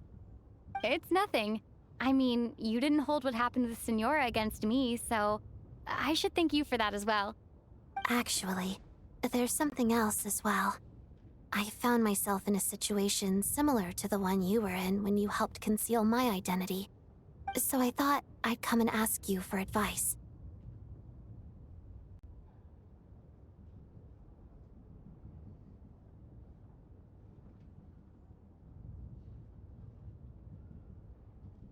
It's about Mitya. Before all of this, the last time I saw him, he was dead. As I'm sure you know, my goal as Lelik was to stop Project Stuzha. Well, when I found out the tech lead for the experiment behind Project Stuzha was Mitya, I immediately started planning to track him down and threaten him to back out. I often saw him around the theater, but I soon concluded that making my move there would risk exposing my identity. So I decided to infiltrate the Armory Palace and go directly to his lab. That way, the threat would be much more effective.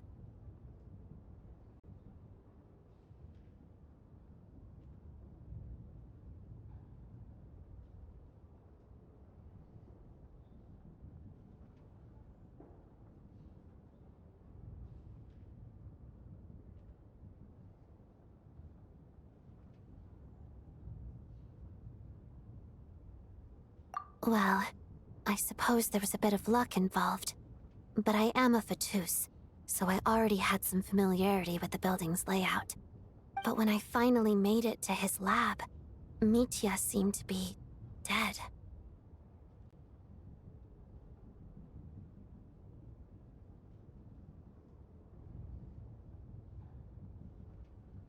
I checked his breathing and his pulse. He had no vital signs whatsoever. I'm certain of that. I thought maybe another anti-Project Stuzha activist had beaten me to it, and chosen a much more brutal method. So I made myself scarce. That's why you were so on guard around Mitya that first night here. Yes. When I saw him sitting in the audience during the performance, I could barely contain the shock. To me, it was a miracle. Somehow, he'd come back from the dead. But then, the murders started happening and things got so complicated that it wasn't really at the front of my mind. That is, until Mitya himself said there must be a dead person among us. Then, I couldn't ignore it any longer. And yet, you thought that bringing it up right away would single Mitya out. Just like when everyone was suspecting Lelik. Exactly. I thought there could be something I was missing. Besides, we soon figured out that Mr. Schramm was a ghost. And we knew there was only one extra person. So we thought he had to be the one. But now it seems like there's another candidate. I understand why you kept it to yourself. There was so much information being thrown around during that discussion. Bringing up Mitya would have just introduced more confusion. So, what do you think we should do? Let me confirm one thing first. When was it that you found Mitya dead? Around a week ago. Sometime in the afternoon. A week ago? That's earlier than I thought. I saw him just a few days ago at a restaurant. That definitely would have been after you found him dead. He seemed completely normal to me. Chatting with Vodyanitsa, trying to avoid Valeri. So he was definitely alive on that day. Huh. Well, all I can say is I know what I saw. Here's a thought. The reason we even suspected a dead person could be among us was because of the problem with the theater's ley lines. But Mitya's death happened inside the Armory Palace. The ley line issue affecting the theater shouldn't reach that far. You're right. I guess he doesn't fit the profile of the person we were searching for. I think the chances of it being him are very low. Surely he can't have died for real in the Armory Palace. Unless... Unless what? Unless he really did come back from the dead. You're right. Do you think we need to disclose this to the others? Huh, what's this? A private meet and greet? Where do I line up? That's not what's going on here. Well, I was just making the rounds. Thought I'd try to lighten the mood a bit. Vodyanitsa's handing out food if you're hungry.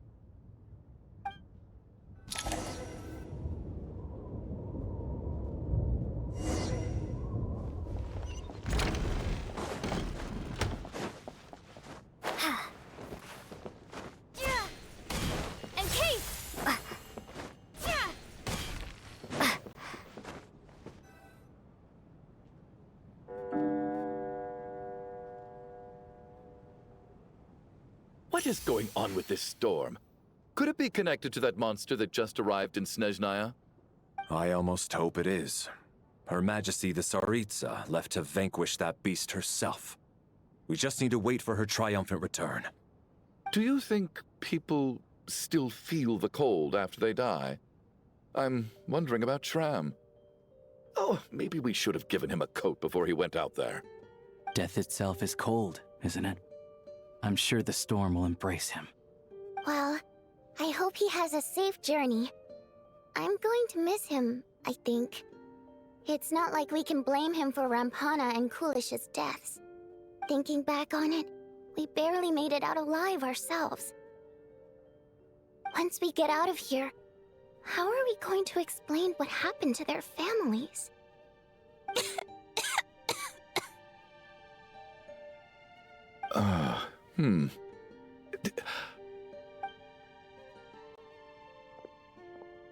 Are you okay? Here, take this. I've never used it.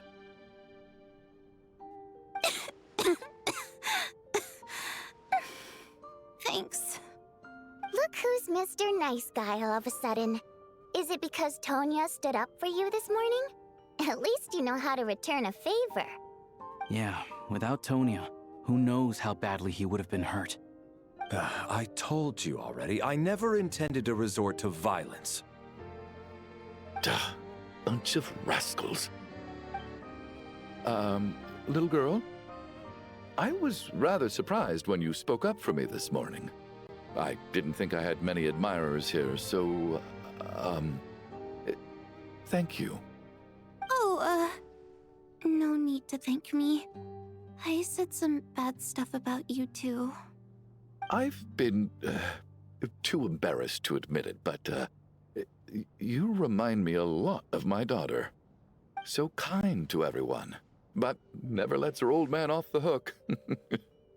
Unless my wife and I are having a fight, then she's always on my side. Especially when she was little. Every time I took her out...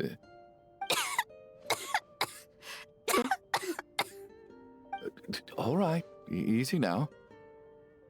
How long have you had that cough, Tonya? I don't know. It's probably been a while.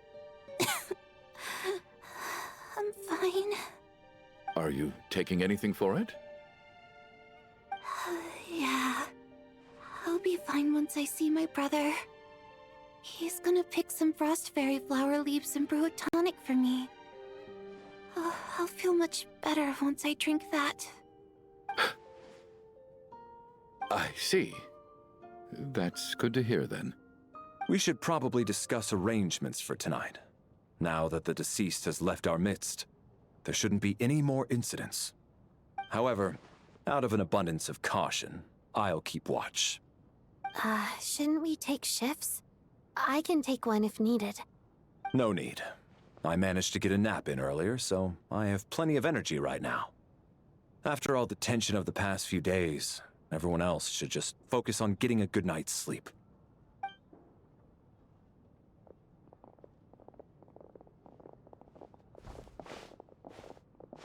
What a long day.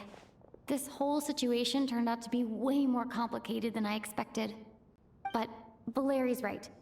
I should just try to calm down and get some rest. The last thing I want is to give myself nightmares.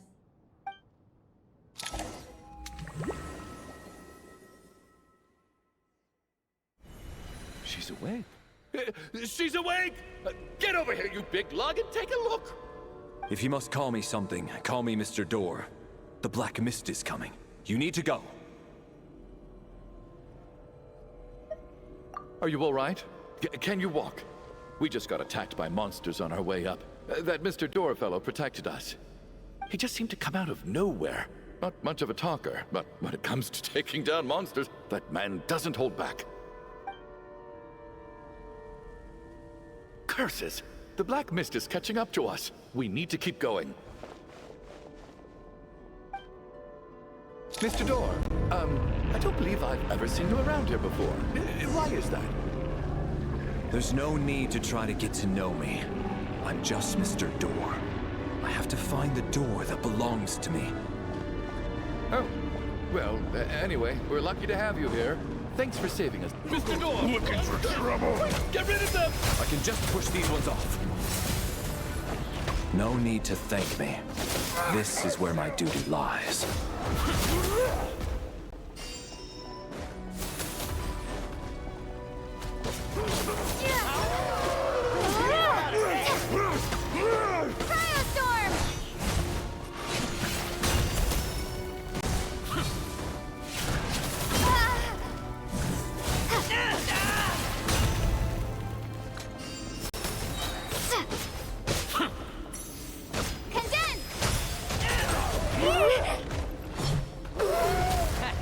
Having second thought.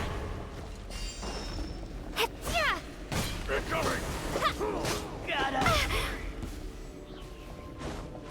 Encase!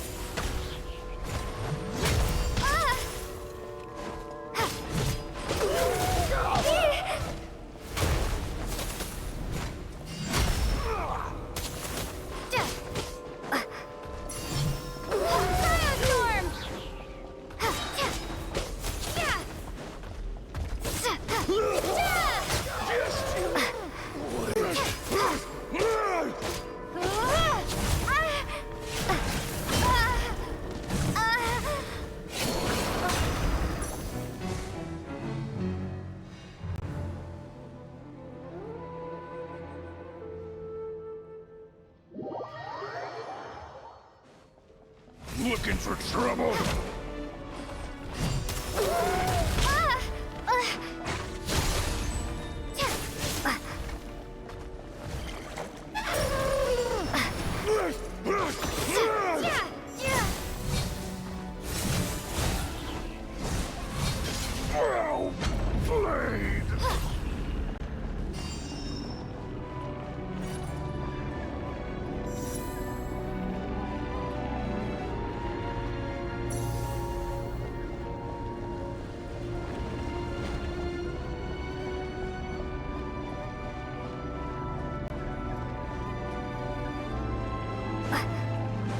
So we're doing this the hard way.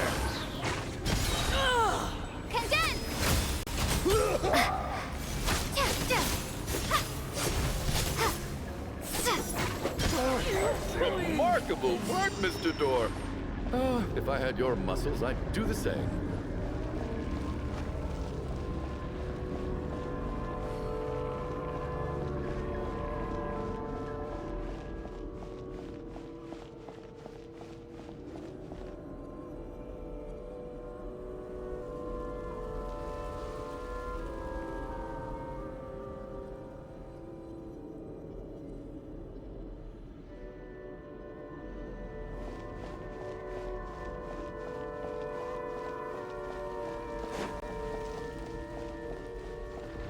Are none of these doors the one you're looking for?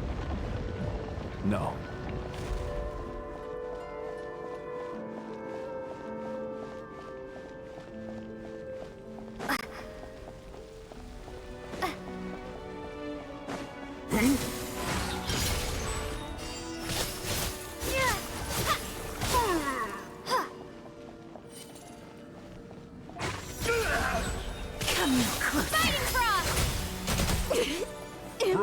Listen.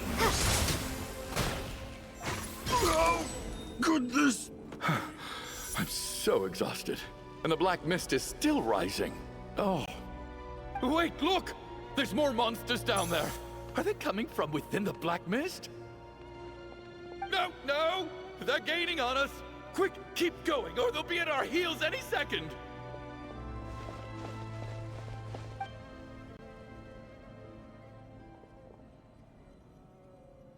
Mr. Door, what are you doing? We need to get out of here. They're coming!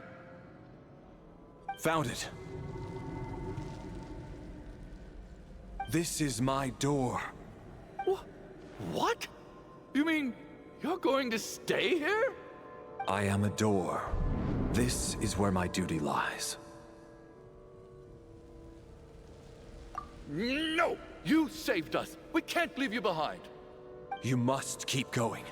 A door can only keep things out for so long. You must make haste.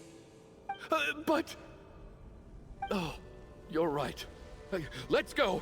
We can't let Mr. Door's sacrifice be in vain.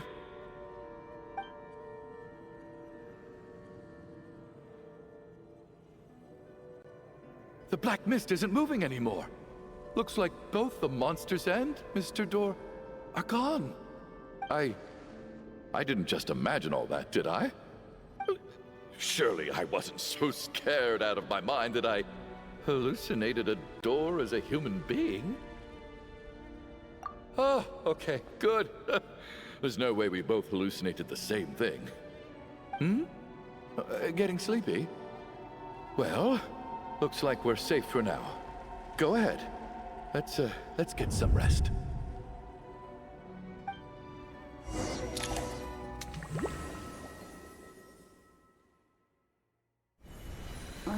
What time is it? Is it morning? I think I had a nightmare. Oh, I guess everyone's still asleep. These past 2 days have been exhausting. Valeri's keeping watch though, so he's probably the only one awake. Valeri?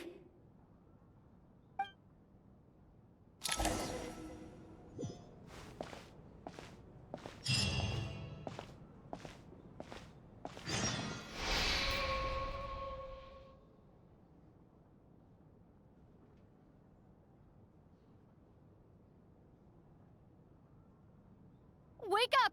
Everyone needs to wake up!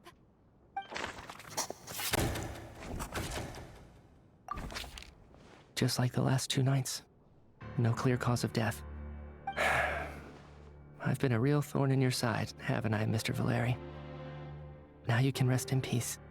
But for me, life will be all the duller for not having to run away from you, my friend.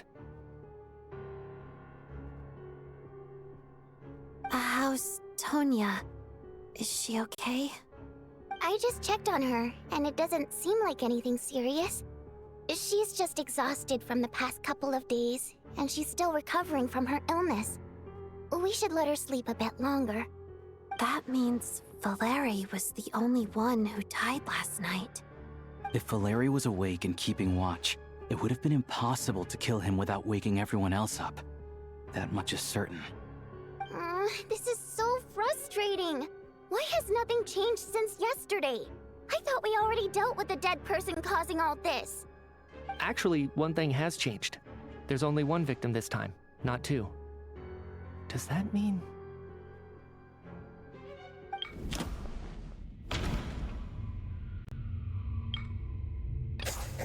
After the deceased Shram left, there was one less victim last night. That more or less tracks. It's a reasonable conclusion, considering the only variable that changed. Oh, the number of people who die each night is equivalent to the number of dead among us. That's your theory, right? Exactly. We identified Mr. Shram, and the night after he left, the death toll dropped from 2 to 1. By that logic, there must be one more dead person left among us. Another one? But there was only one person unaccounted for in the ticket checks, right? The head count should match up now. Having an extra person was definitely a cause for alarm, but being one person short isn't nearly as unusual. Someone could have left in the middle of the show, or made it out before the storm hit. One more dead person among us. If Mitya's theory is right, then what Odette told me seems a lot more relevant. It's just, at the time, we had no reason to think there was more than one dead person. If only we'd taken it more seriously as a possibility, maybe this could have been avoided. I'm sorry. This is my fault. I had information that could have been helpful, but I held back. I should have brought it up right away. I'm partly to blame as well. I was too quick to dismiss Odette's concerns. What is this about? What have you two been getting up to behind my back? Sounds like there's some big news you've been keeping from the rest of us. Well, we're all ears.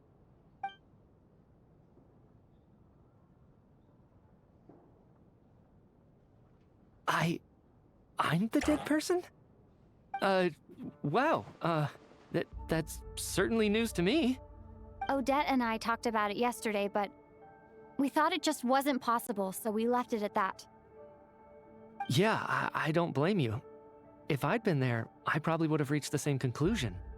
It just sounds too unbelievable. Let me just try and verify this. I just scoured my memories trying to think back to the afternoon Miss Odette mentioned. But I honestly have no recollection of dying. That's where I'm different than Mr. Schramm.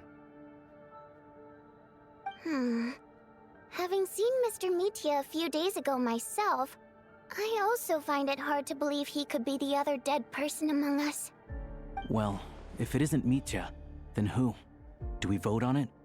If you don't mind me asking, Traveler, I believe you mentioned that you know Tonya's brother.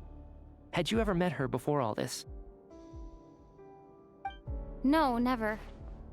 Wait, are you saying... Now just 1 minute. I know where this is going.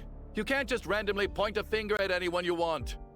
You're in the hot seat, and all of a sudden you want to divert our suspicions onto somebody else? Trying to pick a fight, Mr. Chuganov? Whenever you open your mouth, all you do is attack people, and I've had enough of it. If you don't want to engage in a civil discussion, you can shut up. You little brat! Did Mitya ask about Tonya because he suspects her? I suppose I only identified her by age and nothing else. Could that mean... I'm just saying, you're going around casting suspicion on people for no reason. How could Tonya be dead? I can vouch for her, if nothing else. I've seen her before. She's the sister of that Harbinger, isn't she? The one called Child. Oh, really? You're telling the truth? Since being here, I don't think I ever mentioned she was Child's sister specifically. Does Chuganov actually know her? If Chuganov can vouch for her, then it can't be Tonya either. In which case, it seems unlikely that there's another dead person among us at all. Miss Odette, could you go over that afternoon with me one more time, when you found me dead? No problem.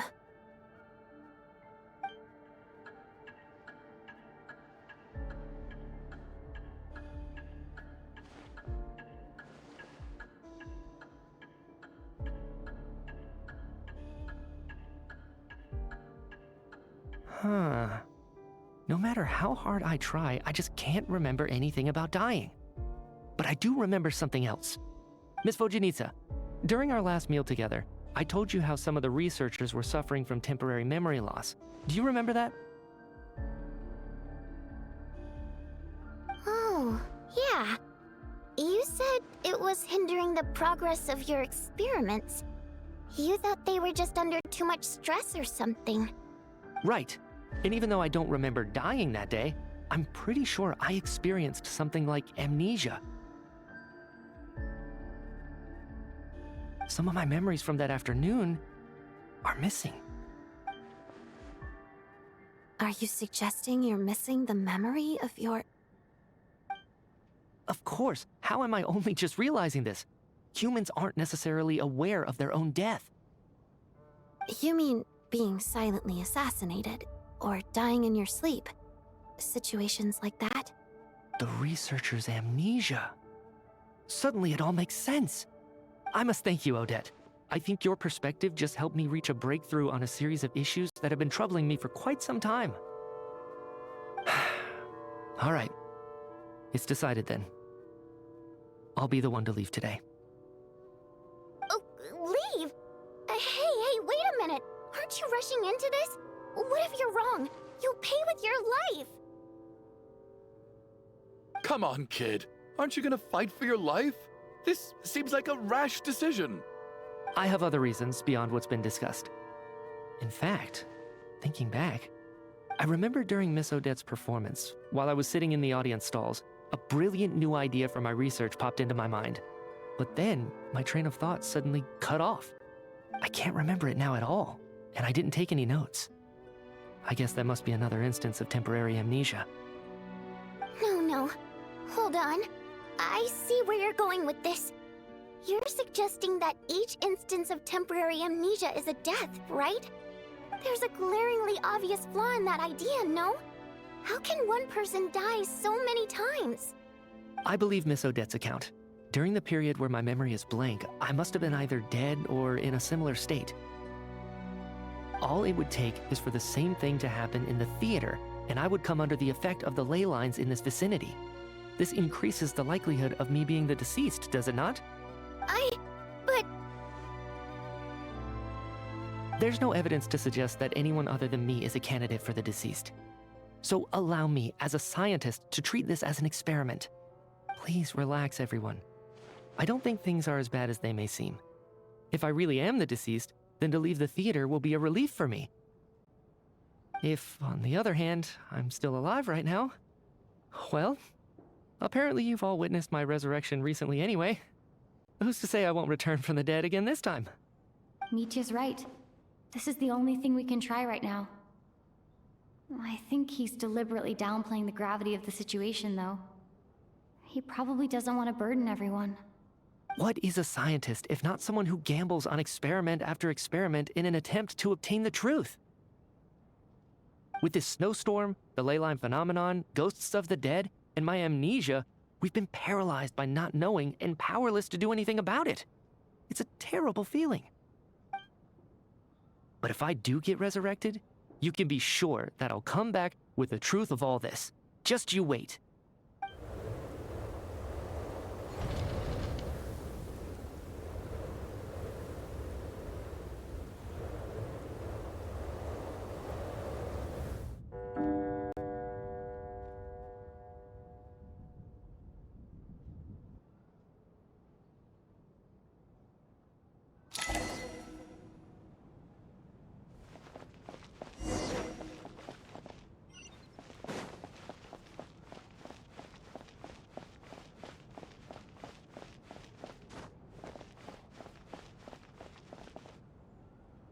Poor Mr. Mitya.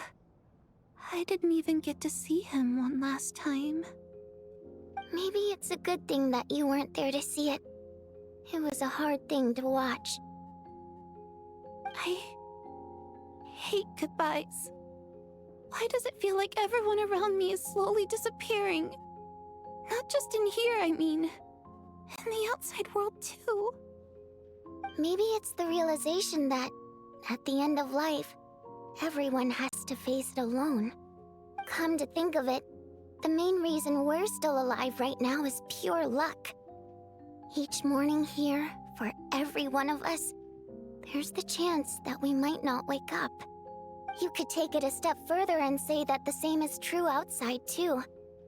Who can ever be 100% sure when they drift off to sleep that they'll open their eyes again in the morning? If I make it out of here, I'm going to cherish every moment that I'm awake and live without any regrets. Without regrets? I feel like a strange sense of anxiety has been quietly growing inside me over the last 2 days.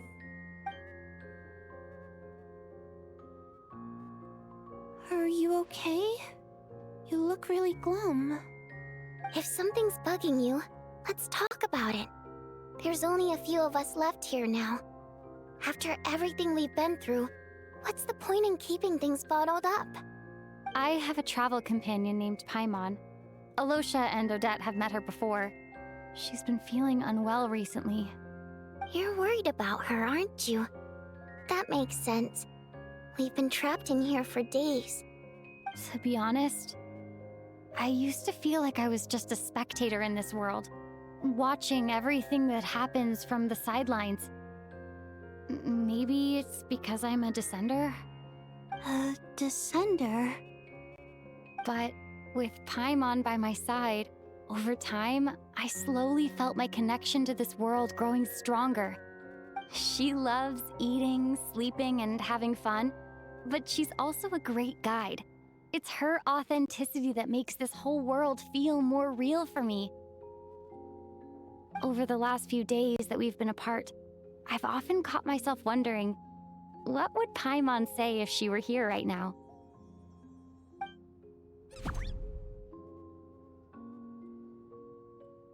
But by the time I snap out of it, the conversation has already moved on and I'm still in my own little world. I'm trying to overcome this sense of detachment, but I really miss Paimon. I guess, in a way, she means the whole world to me. I bet she misses you when you're not there as well. Maybe you're her entire world too. I don't know if this will make you feel any better, but back when the water imps left Snezhnaya in droves, I also felt like the whole world was suddenly empty. I could be surrounded by people all smiling and having fun, and still feel completely separate from it. So, I totally understand how you feel. Later on, I started to think, maybe accepting the fact that our loved ones won't always be with us is something that takes a lifetime. All we can do is cherish their companionship from moment to moment. So, once we get out of here, you better hurry back to our side as fast as you can. You can't let your story end in regret. That's the trope I hate the most. Thank you. That's exactly what I needed to hear. But Vodyanitsa, if you hate goodbyes too, why didn't you leave with your people? That's just the choice I made. I used to regret it, but I don't anymore. Like I said before, singing is a water imp's primary mode of expression. It's how we convey our emotions. Our songs have echoed through this theater for hundreds of years, each one a story pieced together through moments of joy and sorrow. But does a story exist without someone to read it? To me, the answer is no. So I made the choice to stay. That way, there would still be someone left to sing these songs and listen to their stories. Otherwise, they could have been lost forever. Could you teach me how to understand your people's songs sometime?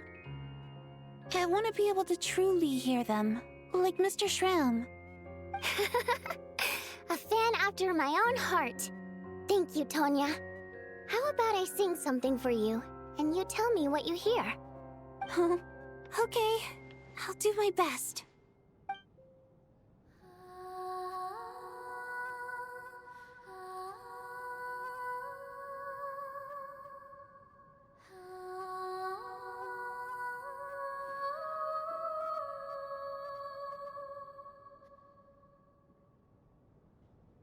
I've never heard that one before.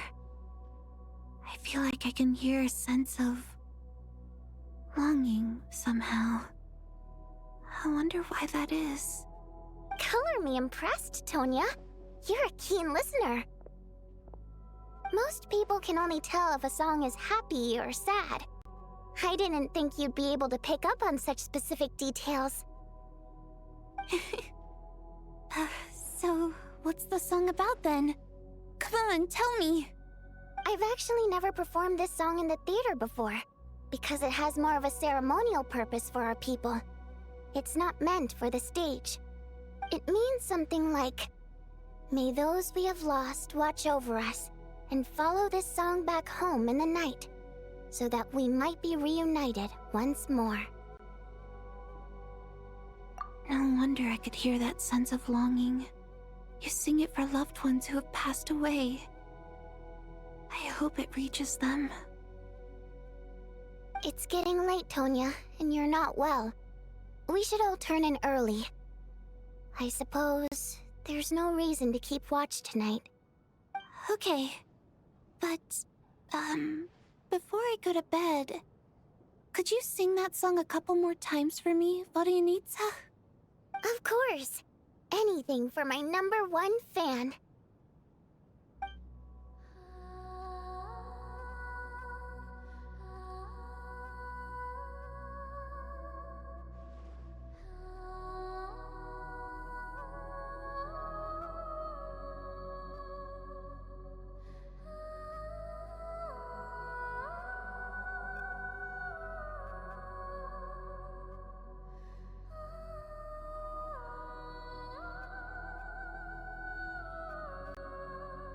Once I get out of here, I definitely don't plan on ever coming back.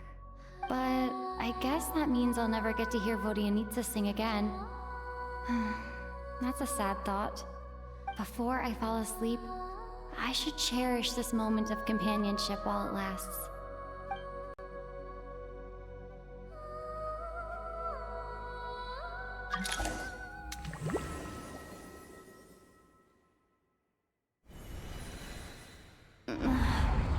Where am I? It's so dark in here, and I feel kind of dizzy. Am I alone? Huh? What was that noise?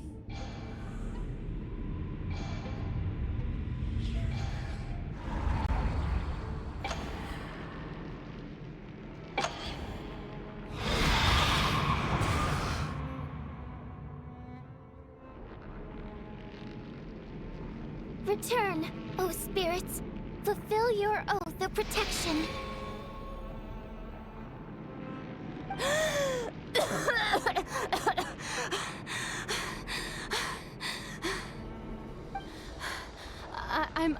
I'm alive? What just happened? No time for questions. Quick, over here. Turn on the switch. We need to bring back the light.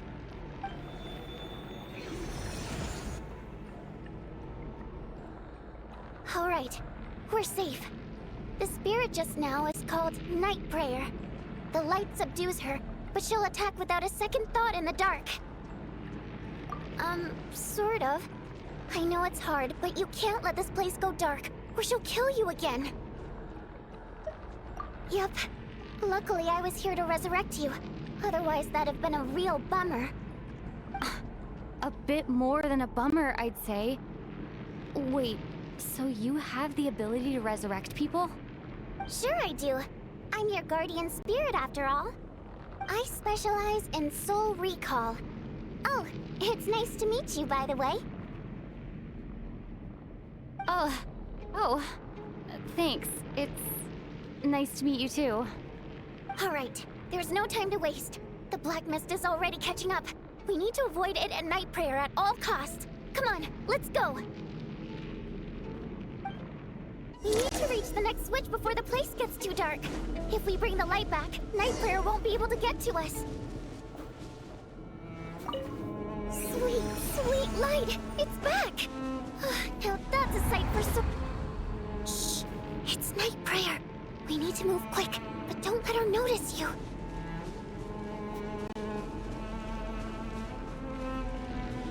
Look out!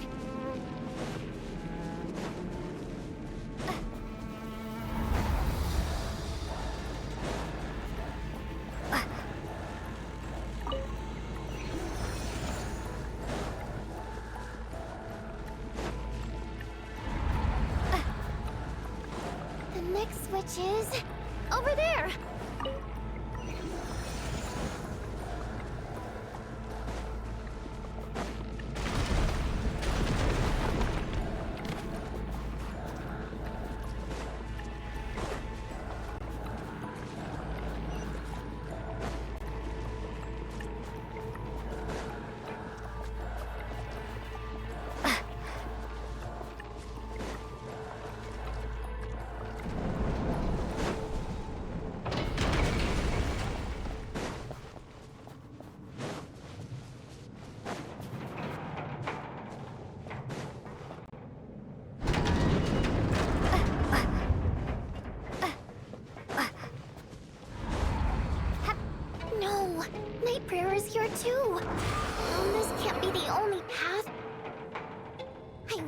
die like this. Not on my watch.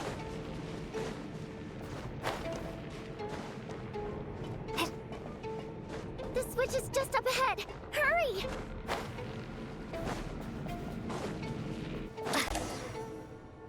It's too dark. We're not gonna make it. Come on, faster!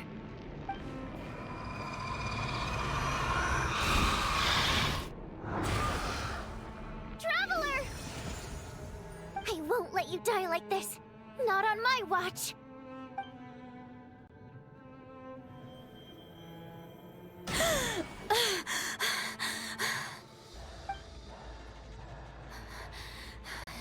Even though it's not permanent, dying is definitely not a pleasant experience. Great. You're back. Yeah, thanks to you. Time for you to get out of here. Quick, before the light runs out. What about you? You're not coming with me? I can't. I've already been used up.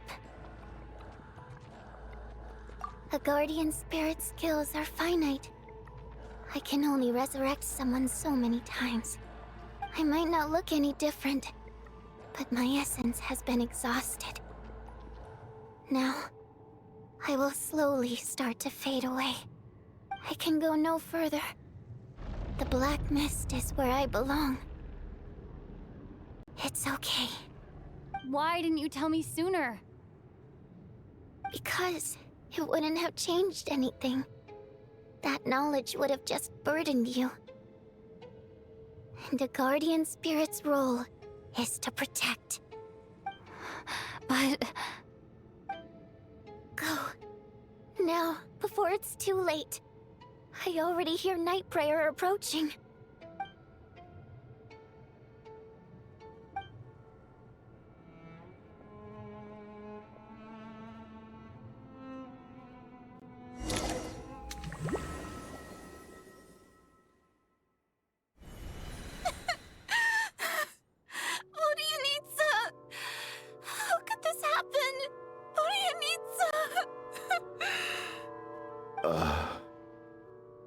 Well, I guess there's no need to inspect the body.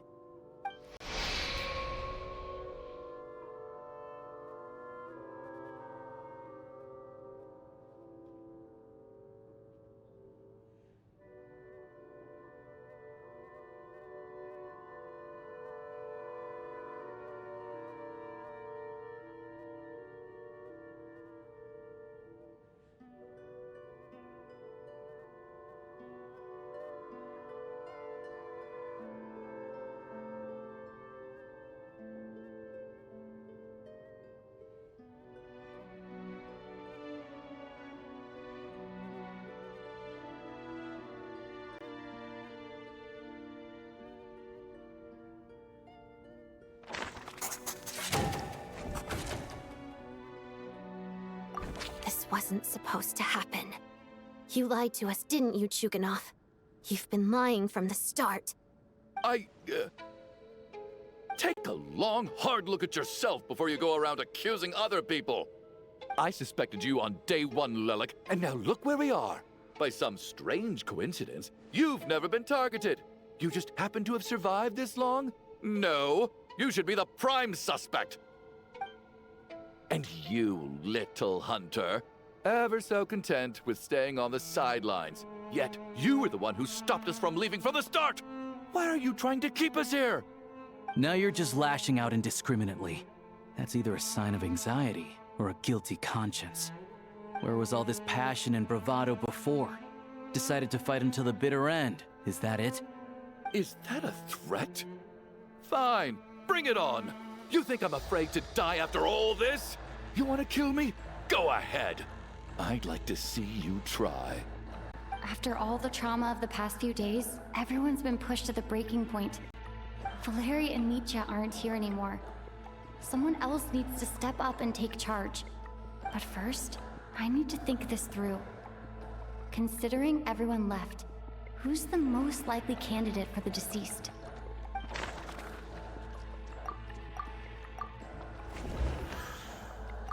I clearly I remember Mr. Chuganov from the first time I visited the theater.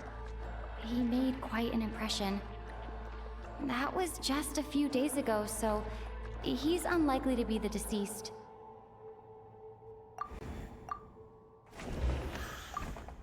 Of those who remain, the only person we've never met before is Tonya.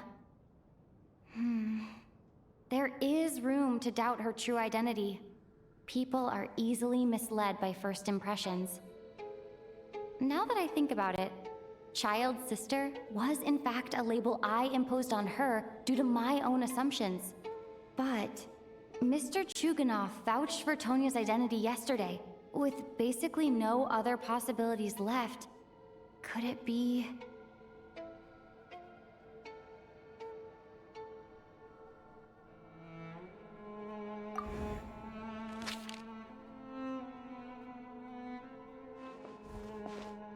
Tonya, how's Tusser been lately? Tusser? Your brother Ajax must have mentioned me in his letters home, right? Did he say anything about a blonde traveler? No. And my brother's name is Razik, not Ajax. Chuganov, looks like it's your turn to do some explaining. Yesterday you said you could vouch for Tonya. Why did you give us a false testimony? I knew you were behind this, Chuganov. You've been lying through your teeth from the start. Everything about you is fake. Down to the wife and daughter you're always talking about. Your entire family man persona is a charade, isn't it? That night, when I infiltrated your place as Lelik, I noticed you were home alone. Didn't think much of it at the time. Just thought everyone else was out. But thinking back on it now, that doesn't seem very likely. My guess is, you live alone, don't you? Even that was a lie? But why would he lie about having a family? Oh! Curses! Oh, why is there no end to this blasted snowstorm? If it would just stop! If it would just stop. I think I remember now. I know how I ended up here. It feels like a distant memory. But at the same time, it's just like it was yesterday. The reason I'm always coughing is because I got sick with frostbite. The locals usually call it the snow cough. It's not a very common illness. It's partly genetic and partly caused by the cold climate, but it can be fatal. They sent me to the hospital as soon as they found out I had it.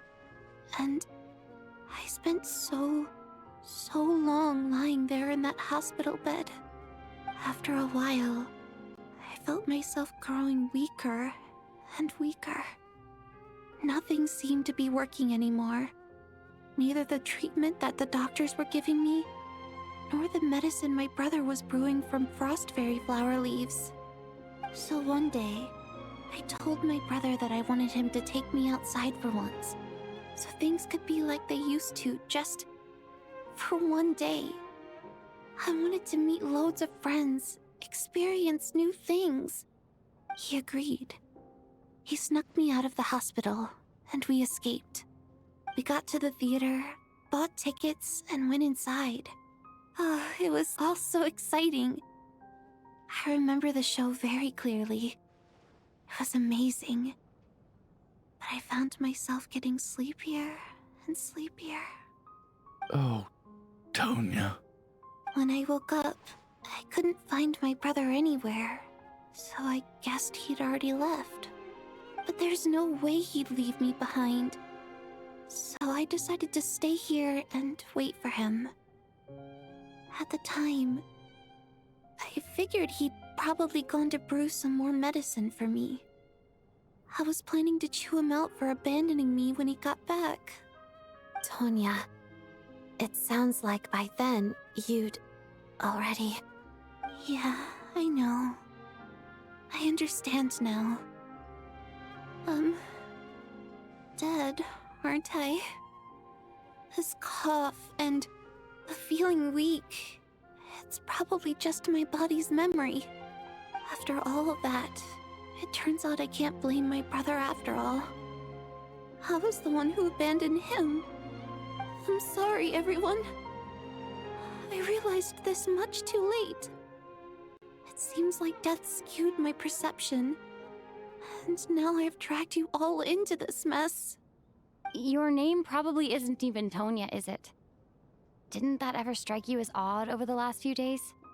Well, when I was little, my brother and I read a storybook, and Tonya is the name of one of the characters. When we escaped from the hospital, our family and the hospital security were looking everywhere for us. So when you first approached me and said my brother had sent you, and called me Tonya, I thought he must have chosen a fake name that only the two of us would know. Because he was afraid of getting caught. No. It seems like that was just wishful thinking. At least your memory of death isn't painful. That is a small comfort. Now it's your turn, Chuganov. Talk to us. I believe no lie is ever told without a reason. You're right. I was lying. I happened to know that the Harbinger child and his sister Tonya managed to get tickets, so I lied to you and pretended I knew them. And yes, I was lying about my family too. The truth of the matter is, I lost them a long time ago. I just refused to accept reality. And now I've spent the second half of my life living a lie. I'm a joke. My daughter's name was Iskra. And before you ask, yes, Iskra, as in Iskra Manufacturing Plant. She also died from the snow cough. She was just 6 years old. If she were still alive today, she'd be around the same age as little Tonya here. After Iskra passed, my wife couldn't bear to face those memories either. So she chose to start a new life without me. One day when I came home from work and saw the empty room, I felt like I couldn't breathe. Subconsciously, I started to imagine that they were still there. I soon discovered that this was the only thing that made me feel any better, so I just embraced the delusion. Nothing more than a pathetic means of escapism, I know. But at least it's not a crime. So explain your false testimony then. The night before last, when I was chatting with Tonya, she mentioned that her brother would brew medicine for her from frost fairy flower leaves. Combined with her various symptoms, I suddenly understood everything, including the fact that she was deceased. The snow cough used to be an incurable illness. I would pick frost fairy flower leaves to brew medicine for Iskra too. It took hours and hours on the stove. But the year after my daughter passed away, the jester of the Fatui announced that a cure for frost blight, also known as the snow cough, had finally been developed. It turned out that all previous treatments were completely ineffective. No better than random concoctions. That was the final straw for me. I just couldn't take it anymore. Just one more year. One more year, and everything would have been okay.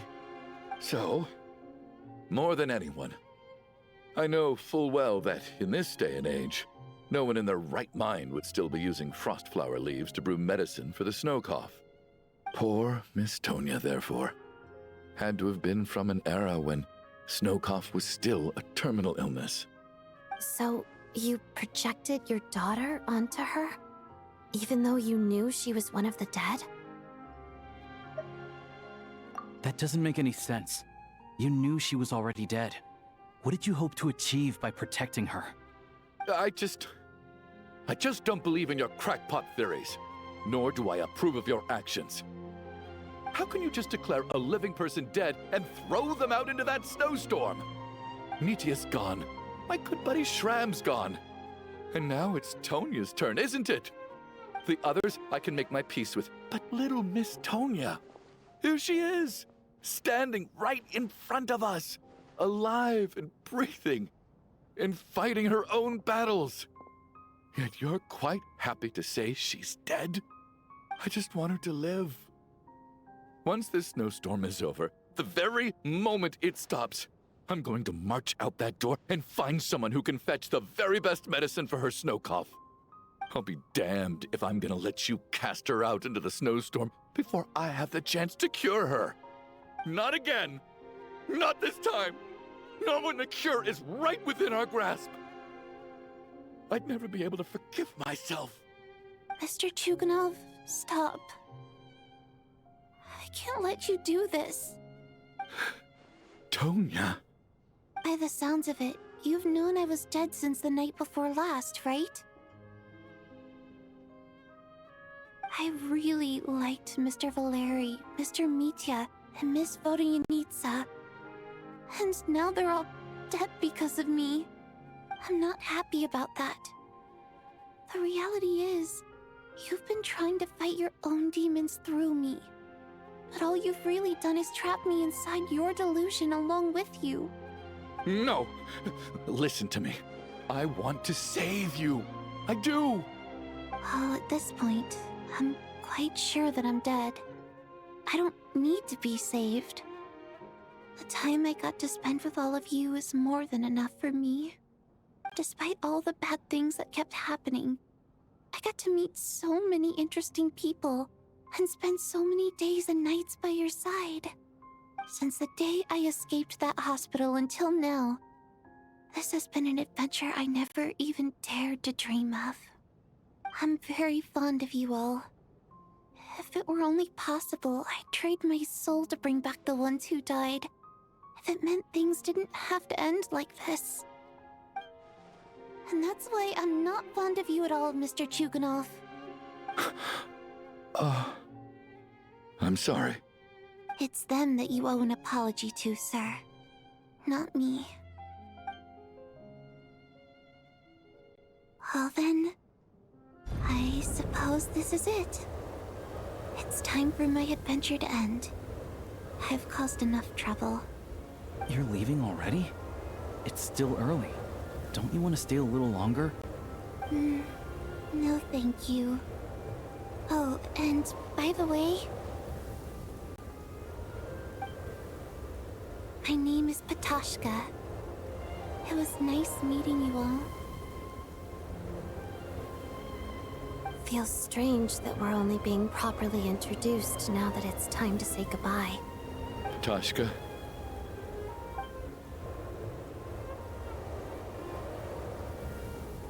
What are you doing, Chuganov? Are you crazy? Let me leave. I can't keep lying to myself anymore. In your dreams. Don't think you're getting off that easy when you had a hand in the deaths of so many people. The Fatui have honed quite an array of enhanced interrogation techniques since they were founded. Once we're out of here, Lelik will personally give you a taste of every last one.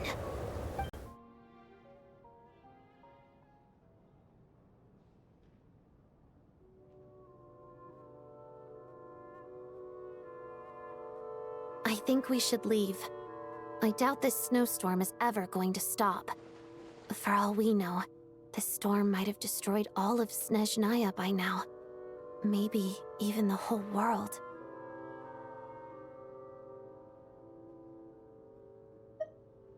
Wait, we finally solved the mystery of the haunted theater today. Maybe let's at least try to enjoy tonight? Fair enough. I don't particularly feel like dying in Chuganov's company anyway. And yet you won't let me die first.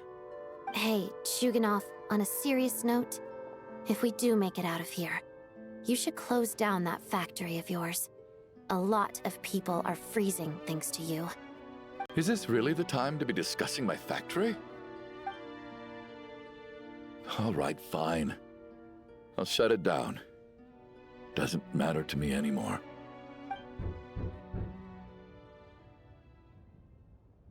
Am I hearing things?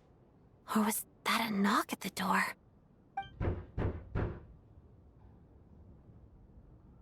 There it is again. But I don't understand. The snowstorm hasn't stopped, has it? Should we open the door? Is this it? Is this nightmare finally over? If the last few days are anything to go by, I probably shouldn't be getting my hopes up. Whatever lies beyond that door at this moment, it could be something even more terrifying than everything we've been through so far.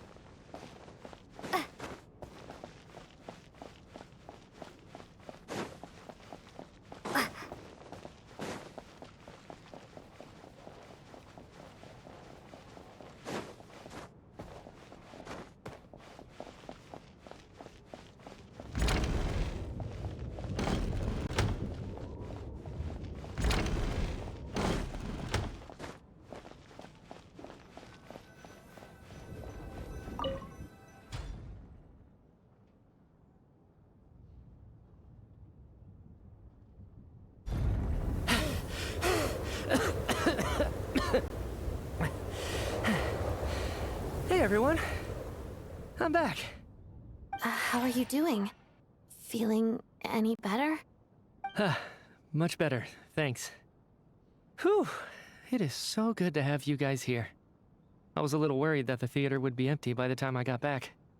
Let me see. Tonya and Vodyanitsa are missing, which means Vodyanitsa died last night. And then you discovered that Tonya was the other dead person. Am I right? Not Tonya. Pitashka. First, tell us how you made it back here. Given the conditions outside, no one should be able to return alive.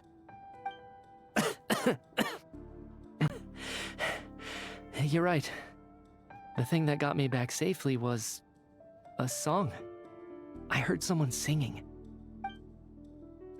After walking into the snowstorm, my mind grew hazy. I don't know how long I walked through the storm before my mind completely slipped away. Then, suddenly, I heard the sound of singing. The voice instantly brought me back to my senses, and I regained consciousness. So I followed the voice, searching for the source of the singing. I searched and searched, until finally, just a few moments ago, there was the entrance to the theater, right in front of me. I've actually never performed this song in the theater before, because it has more of a ceremonial purpose for our people. It's not meant for the stage. It means something like, "May those we have lost watch over us, and follow this song back home in the night, so that we might be reunited once more." That must have been Vodyanitsa's Requiem. Who knew it actually worked? That song is meant to guide the souls of the dead. Mitya, that must mean that you... Huh. No kidding. Seemed like I guessed right then. This is what I've been so desperate to tell you about. When I first stepped out of the theater, I was still quite lucid. My memory of it is still pretty intact. I remember the outside world being completely different than what I'd expected. It was like this was a world where only the snowstorm existed. There wasn't a trace of any humans or buildings ever having been there. I don't know how else to describe it, except to say that it just didn't seem like the real world. And as for the Requiem, if I was guided here by Vodyanitsa's song, it can only mean that I must already be dead. And this is my soul, not my body. But I didn't experience a clear moment of death while I was out there. Nor do I feel any different now than before I walked into the snowstorm. You don't seem any different to me either. In fact, this is something I've been wondering about for a while now. If souls aren't physical, shouldn't they lack tangible form? Both Shram and Pitashka were clearly deceased, and yet their souls didn't look or feel like ghosts at all. They were visible, tangible. no different than you or me. This raises a truly terrible thought. Is that really what Mitya is suggesting?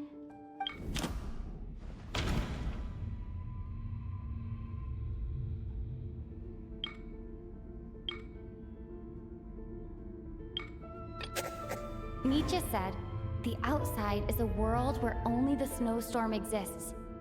It must be connected to the ley lines, so going out there will only take us further away from the real world. Dreams can't explain everything, and this isn't the Sub-Zeru's festival. The Requiem calls to the souls of the dead. This is proof that Mitya is dead and has not been resurrected. Mitya's soul was summoned back by the Requiem, confirming that he is indeed already dead. And yet, he looks no different from us. Of course, if even the long-deceased like Mr. Schramm can blend in with us undetected, then maybe we've all been dead from the very start. And all of us are now souls wandering the theater.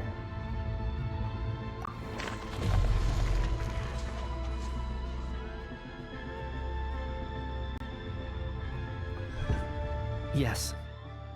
I think that this is probably the afterlife. What did you say?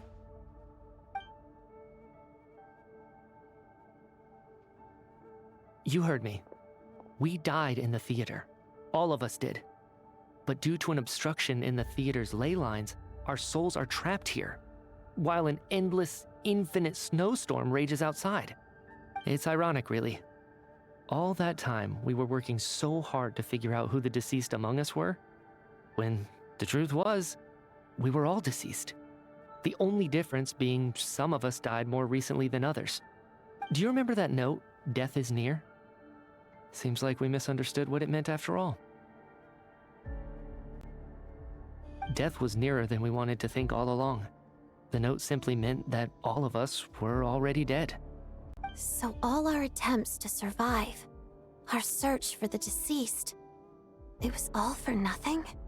Hard to say. At the very least, we helped 2 lost souls find clarity and go to where they belong. The presence of those 2 is probably what caused our souls to be drawn in by the ley lines. In which case, the deaths we've awoken to over the past few days were just souls returning to the ley lines for good. If what you're saying is true, doesn't that make us the lost souls now? Huh, no wonder. This afternoon, when I was moving Vodyanitsa's body, I noticed that the other bodies in the room hadn't decayed one bit after all these days. That's further proof that those aren't physical bodies at all, but merely our shells here in the afterlife. Am I really dead? This doesn't feel real to me at all. No, that's impossible. This cannot be how it all ends. I still find it hard to believe that all of us are dead. How exactly did we die in the real world? None of us have any memories of dying, right? Not even knowing how we died is preposterous. Good grief! Surely there has to be some reason. Exactly. It's hard to rest in peace when you don't even know how you died. It gave me lots to think about as I strode out into the snowstorm. I racked my brains trying to remember the cause of my death, the exact moment I died, the root of all of this, right up until my consciousness faded. Wait. Hold on. Right before I lost consciousness, I think I saw something. I can't remember. And I think I lost my notebook and pen. Mitya, your hand. Is that blood on your fingers? Huh? You're right. There's blood on the fingertips of my right hand. Looks like it's already dried. When did that happen? What the? I guess this was what I saw. I must have desperately drawn it in my own blood right before losing consciousness. What's wrong? Do you recognize the symbol? It's Renova, the ruler of death. Huh? Alosha, do you still remember that Snezhnayan folktale you told me about? It was about the Grim Reaper. When someone's about to die, he appears as an incarnation of someone familiar to guide their soul into the afterlife. And as soon as you recognize his face, your life is over. I heard a similar tale when I was little. You think the Grim Reaper in this story refers to the ruler of death you mentioned? That's right. In which case, death is near could also mean that the Grim Reaper is here, disguised in a familiar form. Death, the deceased, and the Grim Reaper? So it's a triple entendre. When I first saw this note, I thought it contradicted the investigation report. But now it seems like that was the whole intention. So the Grim Reaper deliberately misled us. Then, we started suspecting each other and searched for the deceased while they hid in plain sight. By that logic, the one person most likely to be the Grim Reaper incarnate is...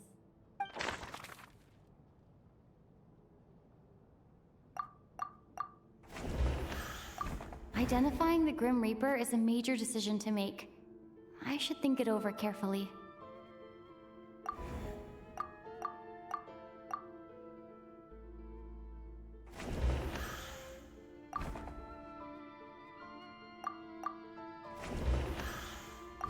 Identifying the Grim Reaper is a major decision.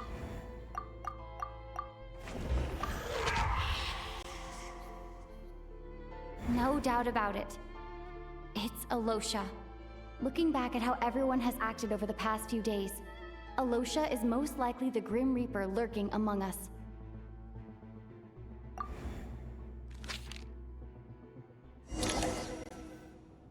Is it you, Alosha? You were the first to discover the investigation report, and you had plenty of time to slip the note inside to mislead us.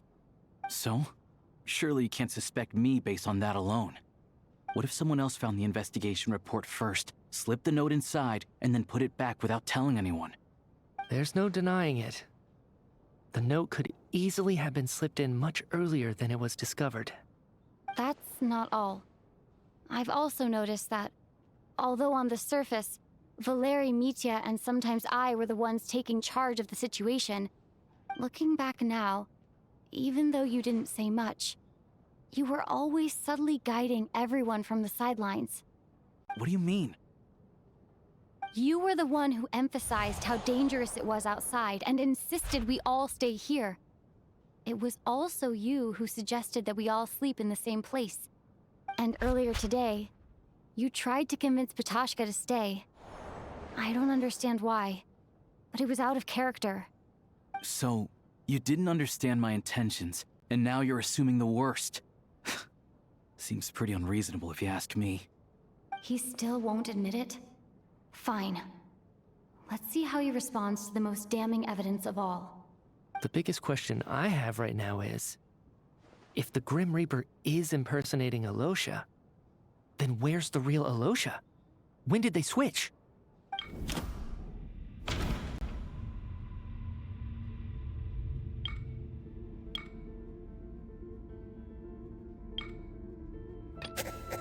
No. The ruler of death would have needed to control how everything unfolded from the start. She wouldn't have infiltrated our ranks this late. Let me think about this again.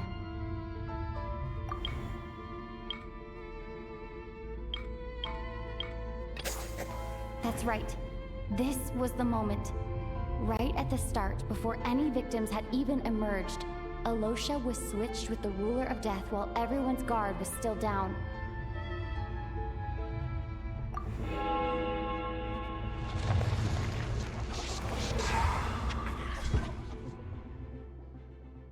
When all this began, right after the performance ended and the snowstorm began to pick up, no one suspected anything unusual.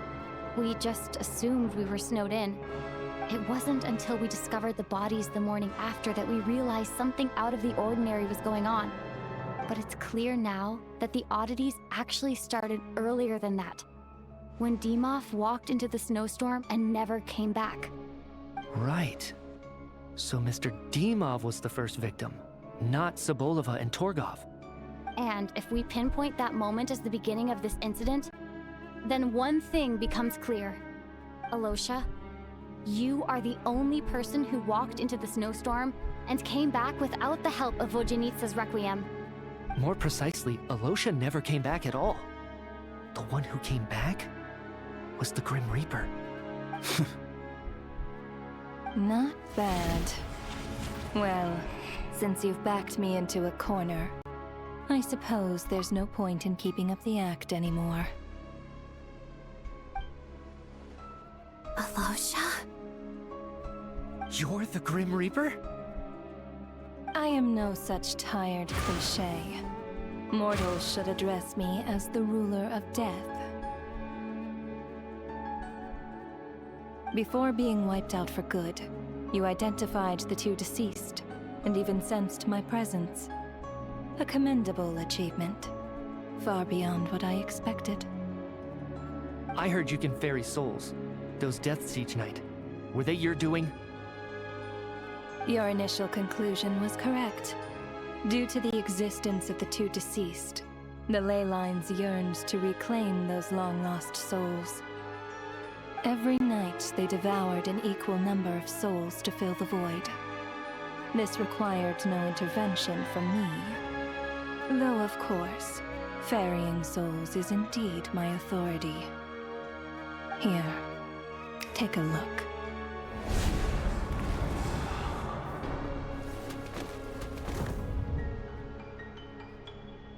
What are you doing? That takes care of today's two. Don't get so worked up.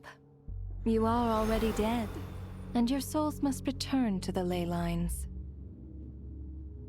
I know we're already dead. You murdered us, didn't you? Murdered? No. Murder is when mortals usurp my authority. Death is my jurisdiction. If I require someone to die, I need not resort to such laborious methods as murder. You simply met the criteria to trigger my curse of death. I know about the curse of immortality.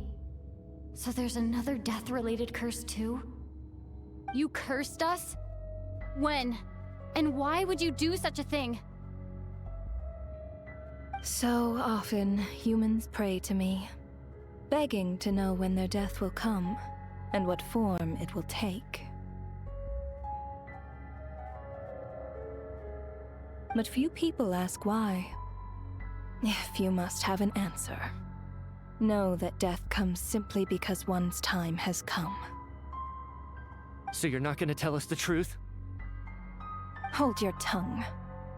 By all rights, you shouldn't even be allowed to speak with me. Those angels from the past are to blame for the reckless renovation of the ley lines here.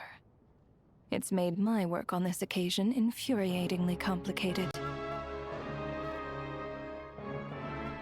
Work? So trapping us here, making us watch our friends die, that's just another day at work for you? You clearly have a lot of questions. Fine. As a reward for your remarkable accomplishments over the past few days, I shall answer a few of your inquiries, provided they aren't too unreasonable. After the physical body dies, the soul must return to the ley lines for that person's death to be considered complete. My work encompasses the entire process of death, including, naturally, the guiding of souls into the ley lines, with which you are now so familiar. You must also be rather familiar with Natlan's Night Kingdom, I presume? It was I who supported the creation of the Night Kingdom. It provided a convenient means of guiding the souls of Natlan. Here, too, the ley lines connected to the theater underwent some modifications. The angels hoped to make them capable of accommodating the souls of some special creations. But this actually hindered their ability to accept ordinary souls to some degree. This effect manifested itself after you died from the curse in the theater, leaving you stranded in the afterlife, unable to achieve a complete death. But if souls who die from the curse of death fail to return to the ley lines within a short window of time, they will miss their chance for good. Then, they will remain forever suspended between life and death, no longer subject to the authorities of either. So if you don't resolve this matter soon, and see all our souls return to the ley lines before long, we'll escape your control. Mitya is sharp. This must be what Renova was worried might happen, and the reason she got involved to begin with. But if you have the authority to guide souls, why didn't you just show yourself and get it over with? Why hide among us in the form of Alosha? You seek to understand the mind of a god. Very well. I'll tell you. This is a theater, and I decided I wanted to watch a show about death. That's why I encouraged you to take the events to the stage. I found myself getting quite immersed. I suppose the entertainment you provided makes up for all the trouble you've caused me by being so defiant in the face of death. There. Are you happy with my answer? Can't say I am. Really? But it fits the stereotypes you humans have about gods. Just moments ago, you were complaining about how infuriatingly complicated your work here has been. Work is work, I get it. There are times when it's a huge pain, but you just have to get it done, right? That's a rather unique perspective for a human. You are in fact correct. There is a pain point in this case.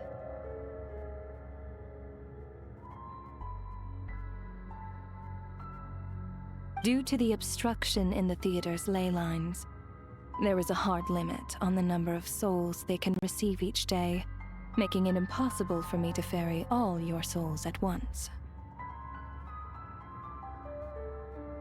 Revealing my identity too soon would inevitably have led to futile resistance, and there was a risk that any souls who chose to run would disappear.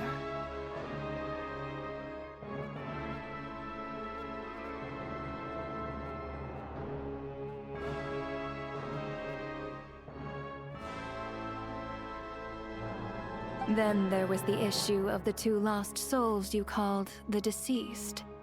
The way you resolved that quandary was all part of my design. That's what I don't understand. If all of us were souls of the dead, what made their presence among us special? For centuries, they have refused to return to the ley lines, exploiting the issues created by the angel civilization to resist being drawn in. Centuries of obsession accumulated during this process. You may think of this obsession as the resentment of the dead, and in this quantity, it was a bomb that could have detonated at any moment. It reached the point where I could not afford to leave it unchecked. But the only way to fix it was to help them acknowledge their own deaths, make peace with their regrets, and willingly walk into the snowstorm. Only then, with my guidance, could they finally return to the ley lines. Otherwise, you would not like to know what the consequences would have been. I vaguely remember seeing Patashka, but in the most terrifying form. Was that in a dream? Is that what would have become of her if she hadn't returned to the ley lines? I see your dreams brought you many revelations. So you see, death in fact grants wisdom to mortals. Souls connect to all things in the world and see the chain of cause and effect between them. It's nothing unusual.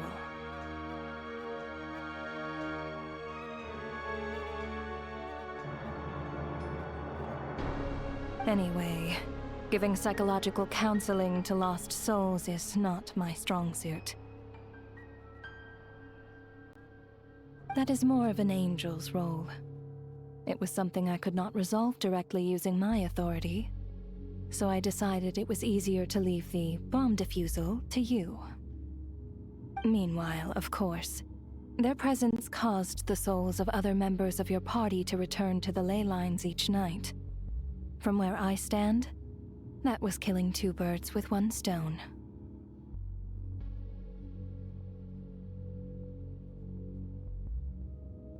As both issues slowly resolved one another without me having to lift a finger, all I had to do was stay close by and keep the situation under control. Then use my authority to wrap things up at the end. And, of course, while I was at it, I thoroughly enjoyed watching this drama, dealing with death from a mortal perspective, play out on the stage. Sounds like you had it all figured out, Grim Reaper. I just did the math. You said there's a hard limit to the number of souls the ley lines here can receive each day. It's 2, isn't it? That much is obvious, even to a fool. It's time to review this whole affair. If the ley lines can only take in 2 people per day, I need to go over the deaths from these past few days again.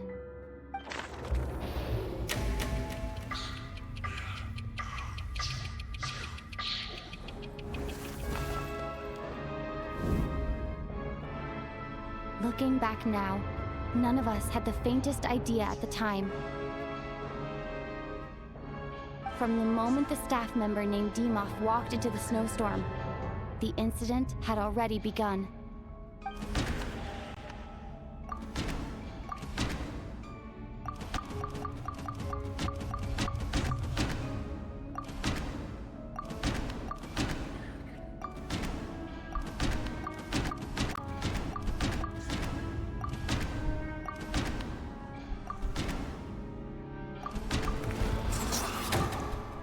Alosha was the second to walk into the snowstorm after Demoff to investigate.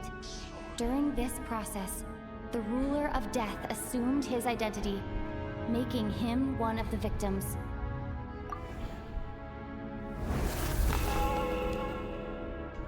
During our first night in the theater, everyone was caught up in the novelty of it all. No one could have expected there would be victims the very next morning. Despite all the confusion, and with the help of hindsight, we finally began to realize that something was amiss with the snowstorm.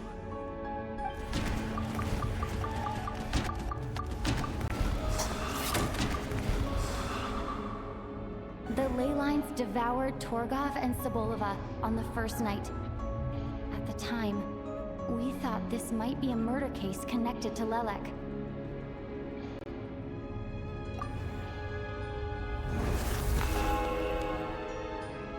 Odette and I spoke a lot that night. 3 people were on watch, but in the morning, we discovered that someone had fallen victim all the same.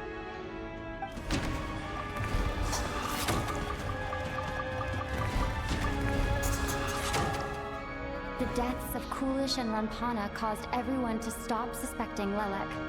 Unexplainable phenomena occurred one after another, leading Mitya to suspect that we were caught up in a supernatural event.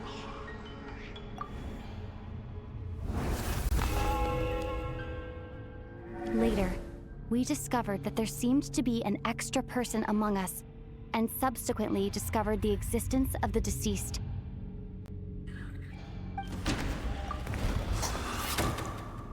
Mr. Schramm realized he was the deceased and walked into the snowstorm to return to the ley lines of his own accord. It turns out there really was a dead person among us.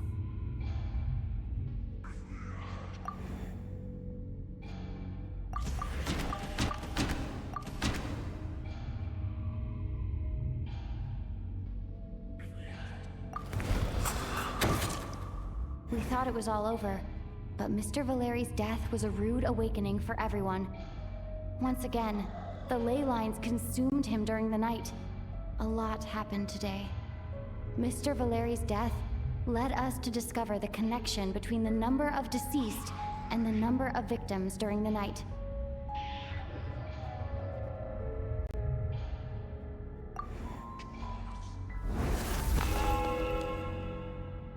The fact that there was more than one deceased seemed to bring us back to square one.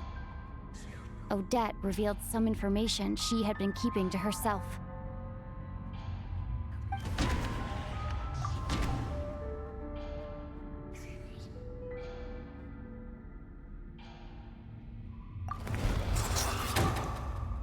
As it happened, Ptashka filled the void left by Mitya's return from the ley lines by walking into the snowstorm this morning.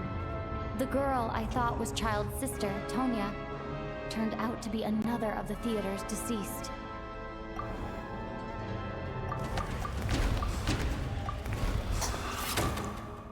Vodyanitsa was swallowed by the ley lines in her sleep, but the requiem she sang before falling asleep was quite a game changer.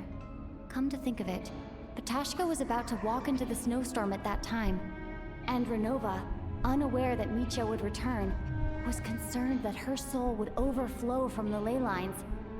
That's why she used Alosha's voice to try and persuade her to stay behind. Looking back, I suppose that was an early slip-up on her part.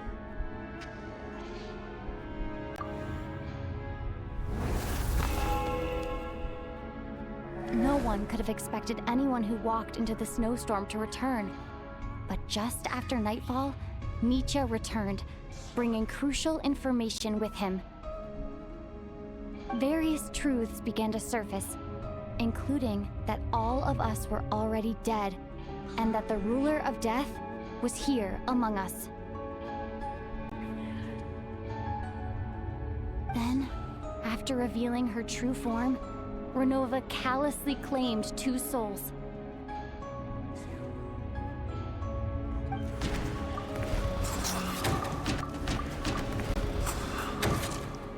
In fact, everyone was already dead by the time we took the photo. And in the days since, we've experienced many more partings in the afterlife. Now, only Mitya and I remain. And the true culprit behind everything still stands before us. In Mitya's eyes, I see the same anger and frustration that I feel.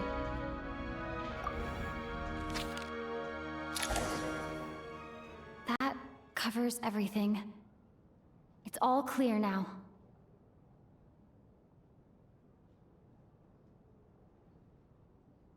Your work isn't finished here yet, is it? The Traveler and I are still standing here, safe and sound. The Water Imp's song threw things off a little, but it is of no consequence. The ley lines have already anchored your soul, and the first ray of light tomorrow morning will take you back. I, meanwhile, need to review my attitude towards the Water Imp race. So, the reunion in the night that Vodyanitsa mentioned, I suppose that was never meant to be a permanent reunion. That just leaves you, Traveler. My power only allows me to temporarily separate your soul from your body. The ley lines of Tevat would not accept you. And your soul is firmly anchored to your body by your will. For a descender like you, who is not bound by Tevat's rules, your death can only be brought through the most violent of means, such as directly destroying either your body or soul. I have no interest in involving myself with descenders, for now. Although, this may change if Asmodee remains missing, or you insist on interfering with our affairs. One last question then. All our struggles and sacrifices here, they were meaningless from the very beginning, weren't they?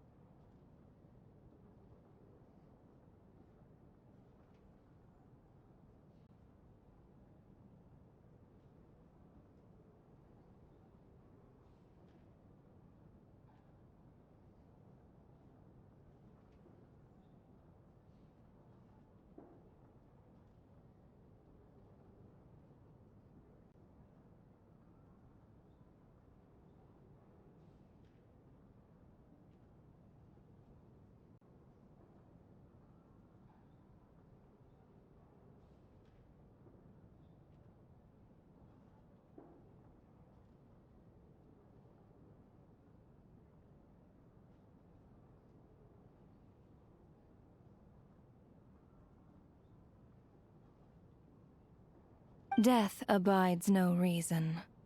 Besides, what you call sacrifice is merely a concept created by humanity.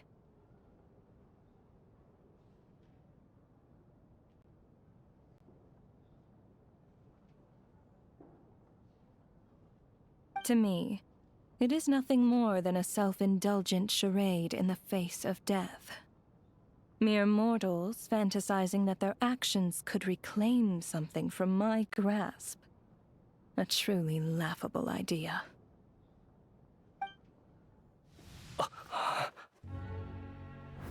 Grim Reaper, you really know how to get on my nerves. I'm not here to ingratiate myself with you. I kill merely because your deaths are necessary. Oh, you've made that quite clear. But humans don't take well to being scorned. Not even by the gods.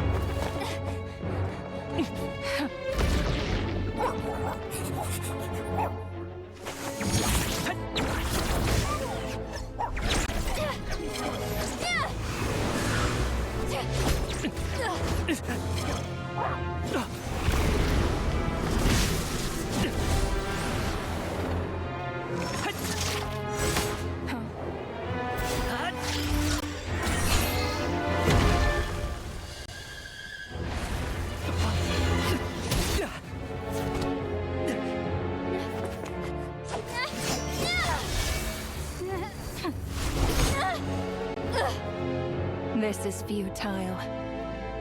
You must know that you are powerless against me in my own domain. I suggest that you save your strength. For what?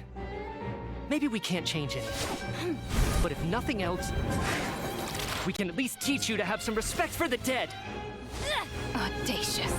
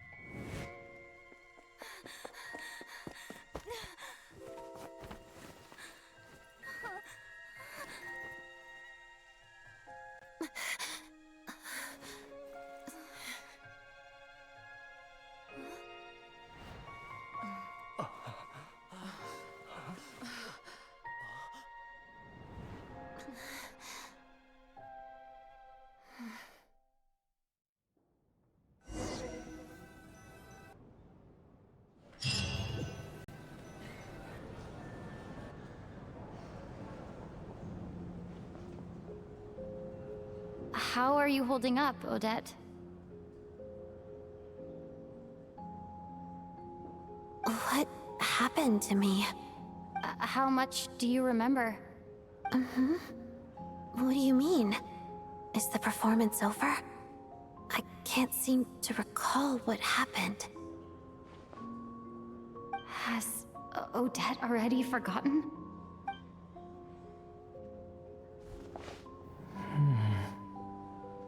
Mitya? Oh, I'm sorry. I guess I spaced out there for a second. Remind me who you are? Don't you remember anything?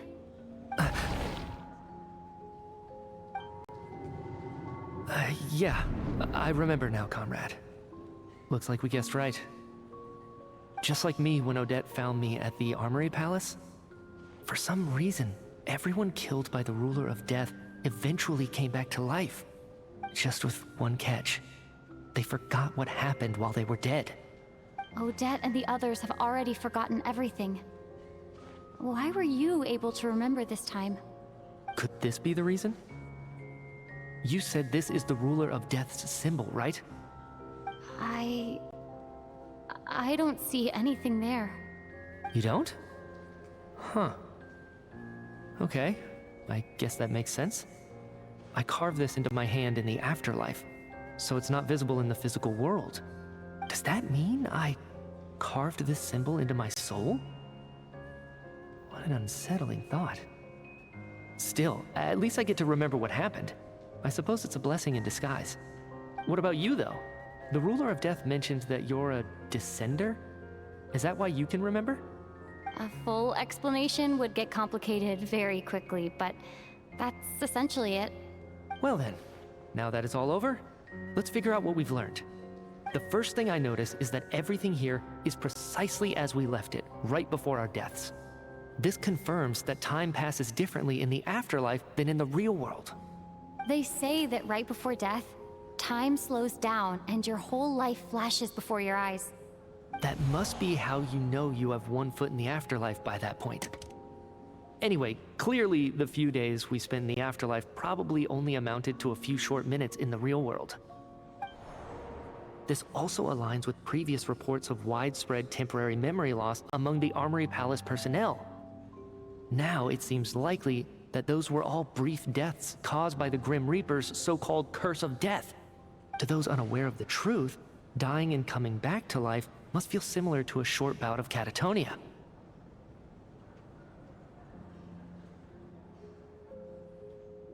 This leaves me with a couple big questions. What are the conditions that trigger this so-called curse of death? And why are we resurrected after we die? If nothing else, I think it shows that killing us wasn't her ultimate goal. We still don't know her true reasons for subjecting us to death. Right. This time only got complicated because of the situation with the theater's ley lines. That's why she had to approach it differently. If the previous incidents of amnesia among the researchers are anything to go by, killing us is usually a pretty routine matter.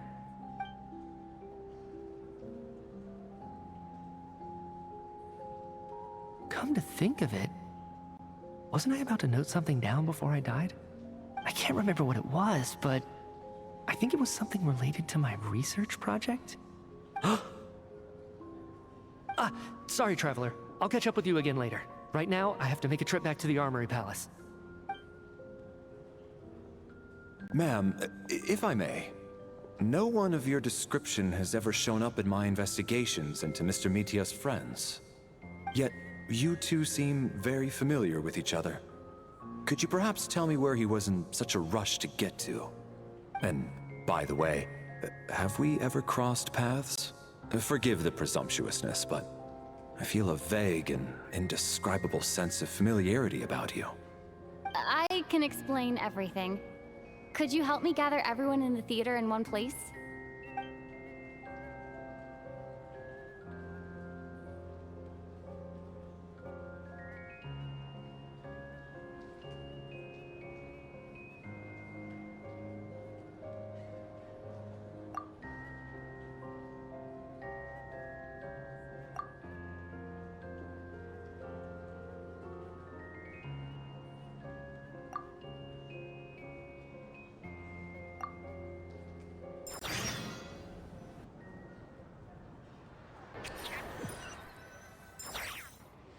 So, Chuganov really is going to shut down the factory.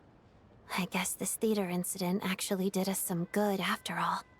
So, you said I promised to take you to the Armory Palace while we were in the afterlife, yes? I believe you. I think I even have a vague memory of it. Agreed.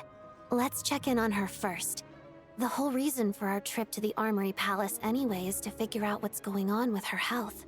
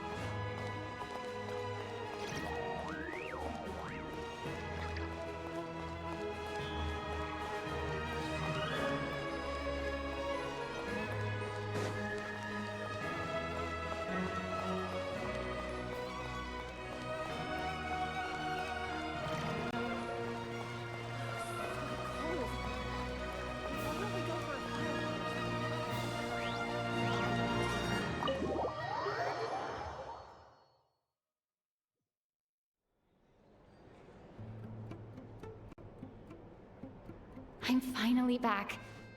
Even though a long time has passed from my perspective, as far as Paimon's concerned, I probably just went out to watch a very short show. I should keep my emotions in check when I see Paimon again, or it'll seem weird. Wait. The atmosphere here feels off. Shh. Stay quiet. Let's go inside and take a look. Have we still not been able to notify Child yet? We need new orders. What if that person comes back again?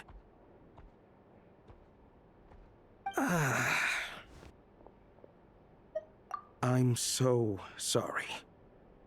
Under the circumstances, there was really nothing we could do.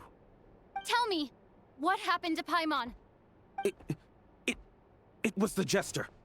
He came here in person and escorted Miss Paimon away. He's the director of the Fatui.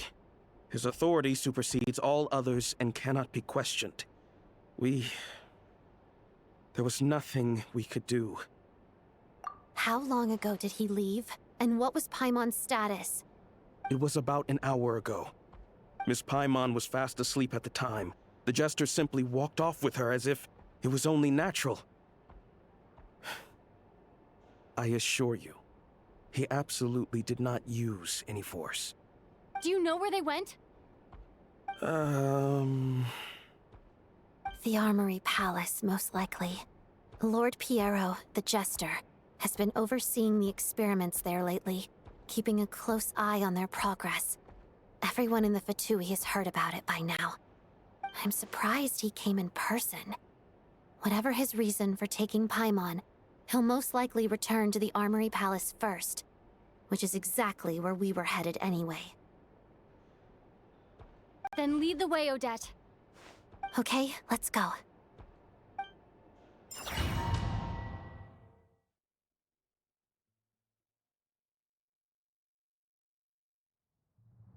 It's just up ahead. Quick, let's get inside. No, I'll go alone. You know I'm planning to force my way in. You're with the Fatui, so you should stay outside. I was hardly planning on taking you through the official channels anyway. I'm here to force my way in, just like you. I may be a Fatus, but I'm also Lelek, enemy of Project Stuzha. Paimon's safety is paramount right now. With me around, you'll have an extra pair of hands.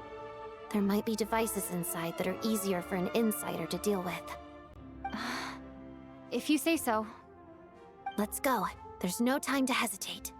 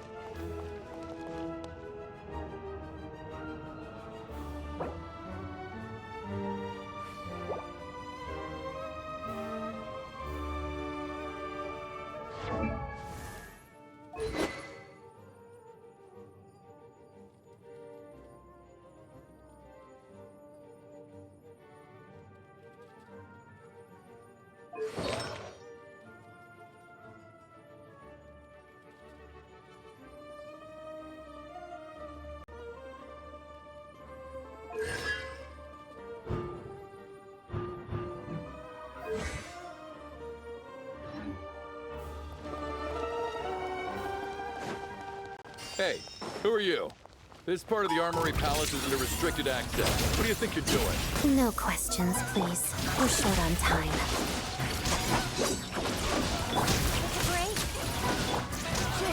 Here, boy!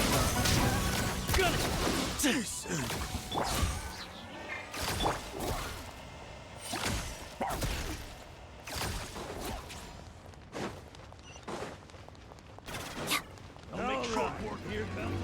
Together. Pirouette. Crystalline Adagio.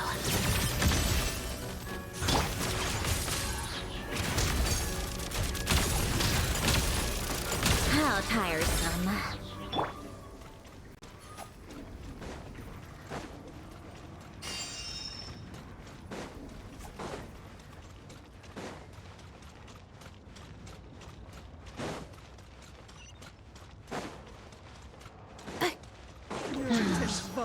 defensive mode contains high. Annihilation mode. Let's test my hypothesis. To guard! Shadow me. Witness the snow swarm's grace.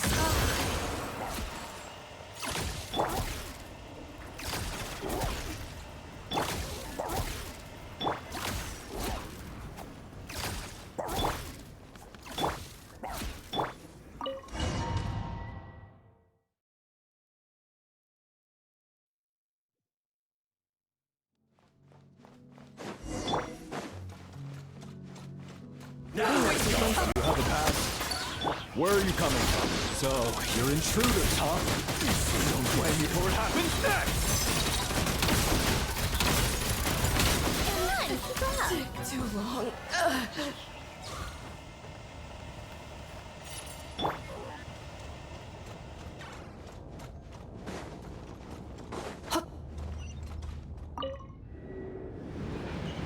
The Armory Palace is hidden this deep in? This place is much bigger than I imagined. They're conducting top-secret research, after all. The deeper it's hidden, the better, is standard Fatui logic.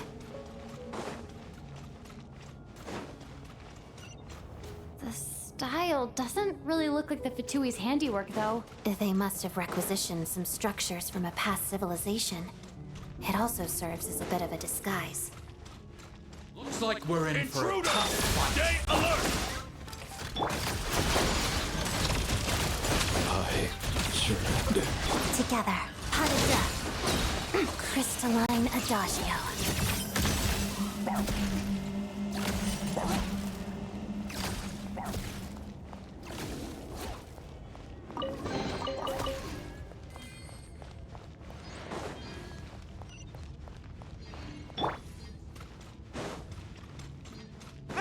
Intruders?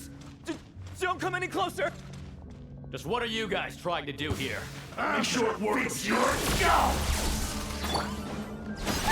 What a joke. One down! Let's begin. Mission! Your Witness the snow swan's grace. Ultimatum protocol. Defensive mode. No one interferes with the jester's work!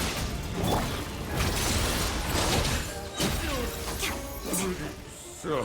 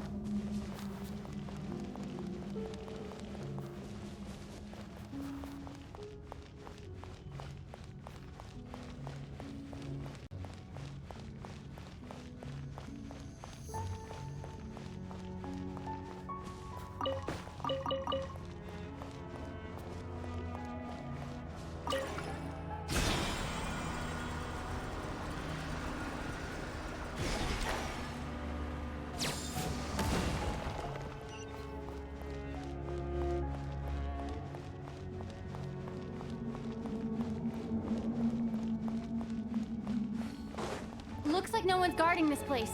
There's something off about that decoration over there. Look out! Let's deal with these before we move on.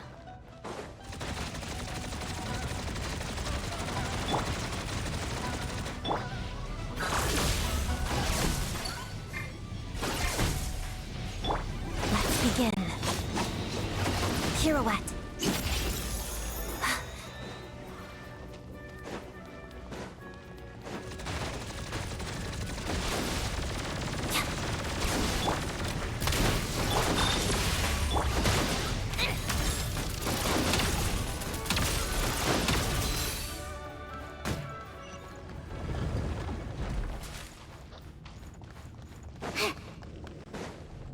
Accelerating.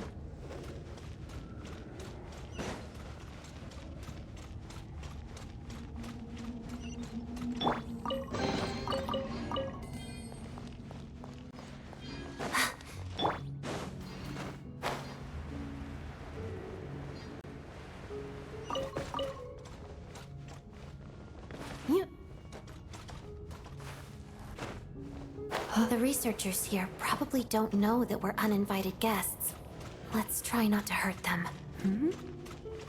What's the big star from the theater doing here? That's Miss Odette.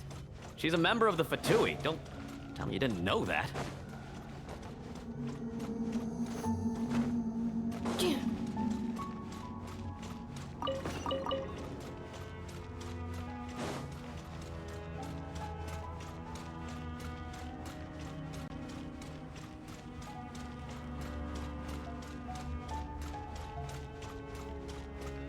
Was the whole reason for Project Stuzha to support the research here at the Armory Palace? Just what are the Fatui and the Tsaritsa planning?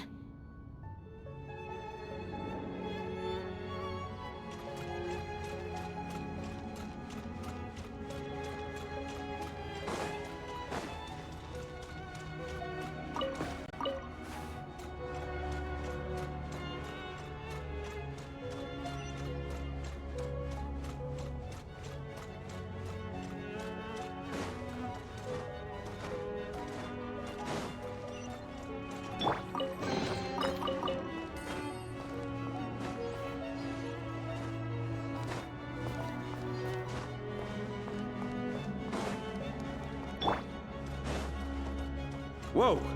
Who are you? Never seen you around here before.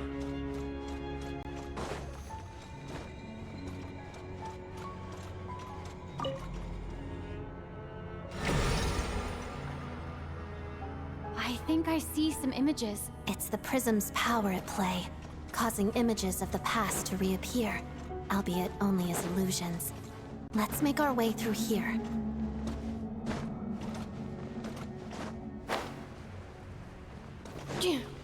Paimon and the Jester? Is this another scene from the past? Yes. It looks quite old, though. I don't think it happened in the recent past.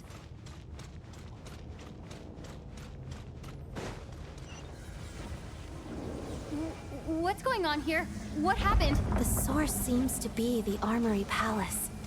They must have started some large-scale experiment. Wait, what if this has something to do with Paimon? We need to hurry!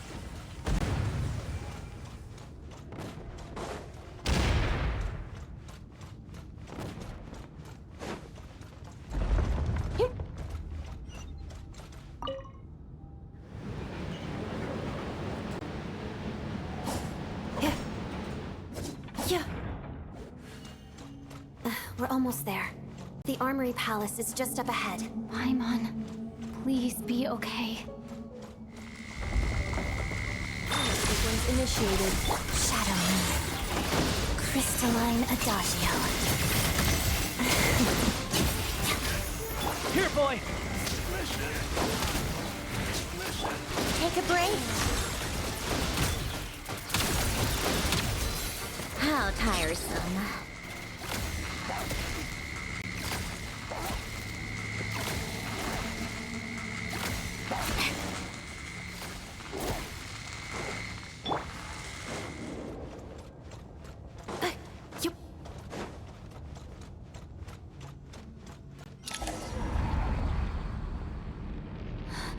What's going on?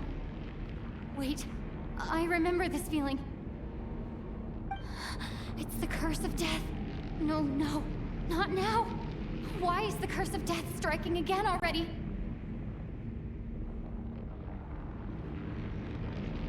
Odette?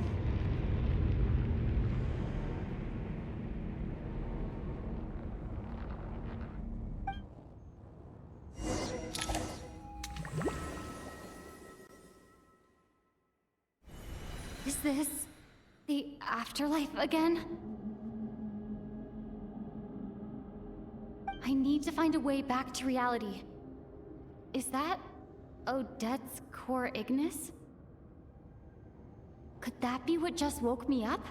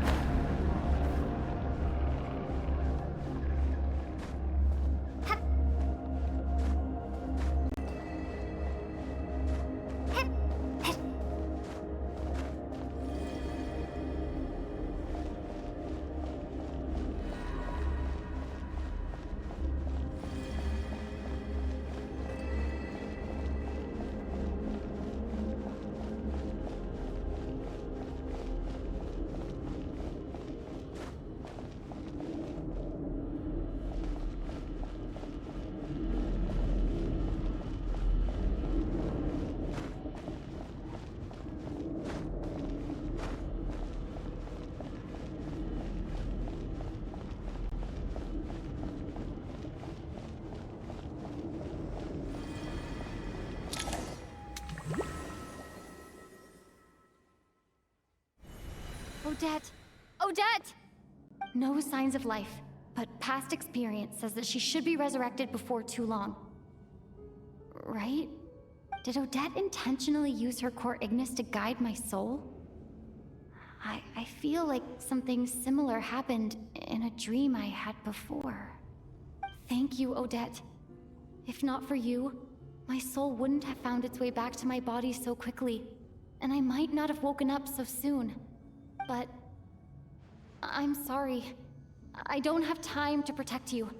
I have to use the time you bought me to get Paimon back.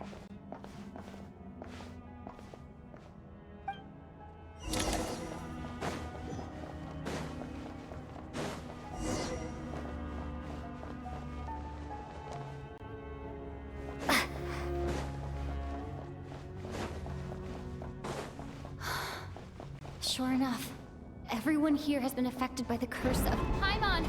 Paimon! No, wait. Paimon probably didn't escape Renova's curse either. She won't be able to respond to me right now. I'll have to find her myself.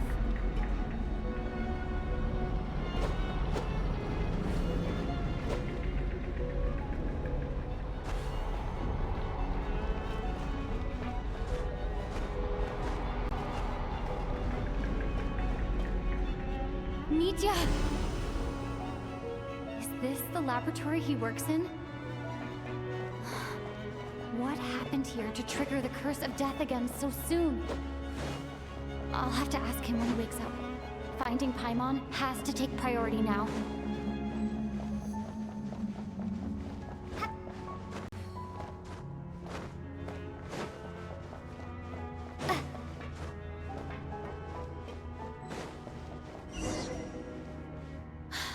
Found her!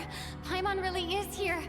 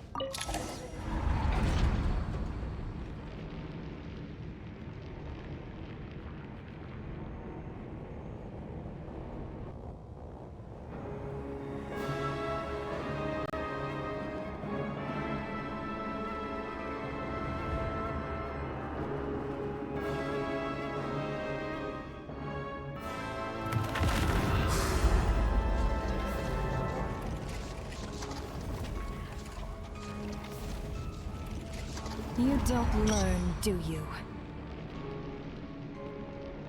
You've already been involved in one mass death, and now you show up at the scene of another. This might have passed for a coincidence the first time, but a second time? Am I to assume you are intentionally interfering in Snezhnaya's affairs? Judging by your expression, it seems that you understand little of what is going on here. In that case, a word to the wise. Do not interfere in Snezhnaya's affairs. A civilization that fails to learn its lesson constantly depletes its own worth. It will one day lose any reason for its existence.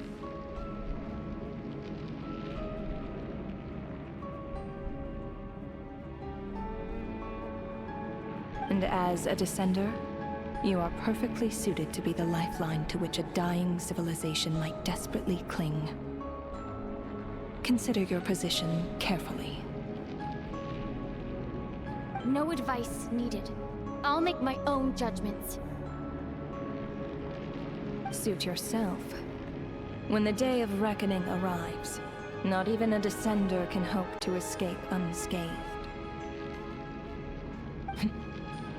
The time for resurrection fast approaches. The mortals here are not yet worthy to behold my form. So that will be all for today.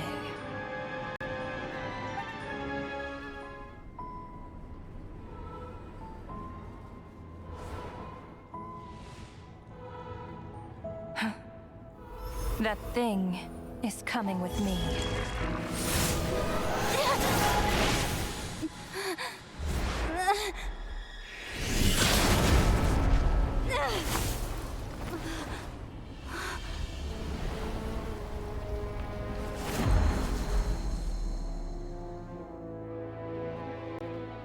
You awoke sooner than I thought.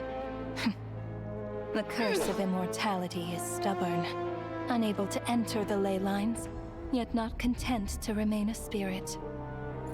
Ruler of death, what do you want? You perplex me. Both you and you. That thing may be a creation of Celestia, but it possesses none of Celestia's power, let alone authority. Your obsession with it baffles me.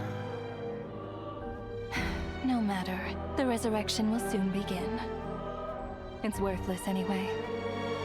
I'll reclaim it next time.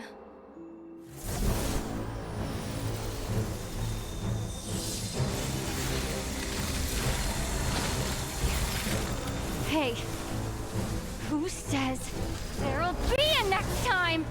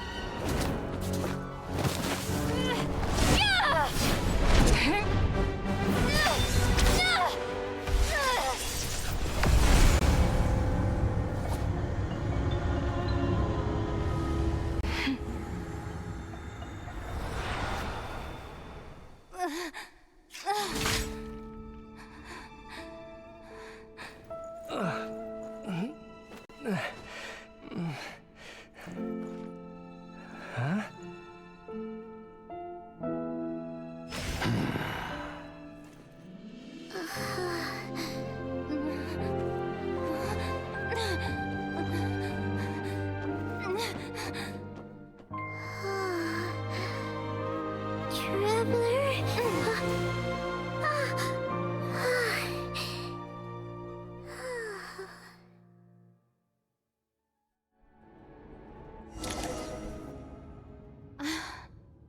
I missed you, Paimon.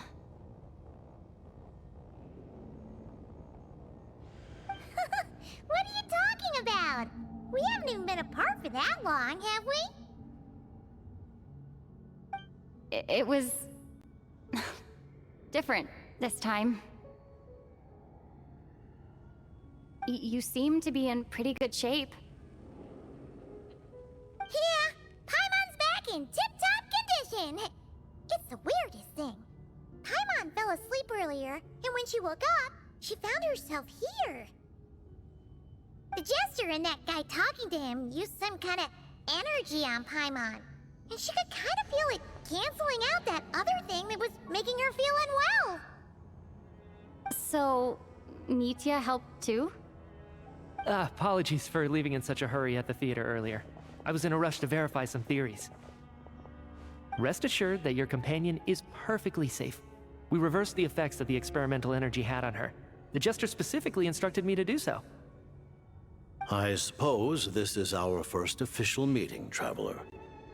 I could not let Paimon suffer in her condition for a moment longer, and so I simply took her without explanation. I hope you do not mind. But why would a big shot like you care about what happens to Paimon? As I said when you first arrived in Snezhnaya, we once spent some time together in the distant past. Oh yeah, you did mention that. If Paimon did think you seemed strangely familiar the first time we met.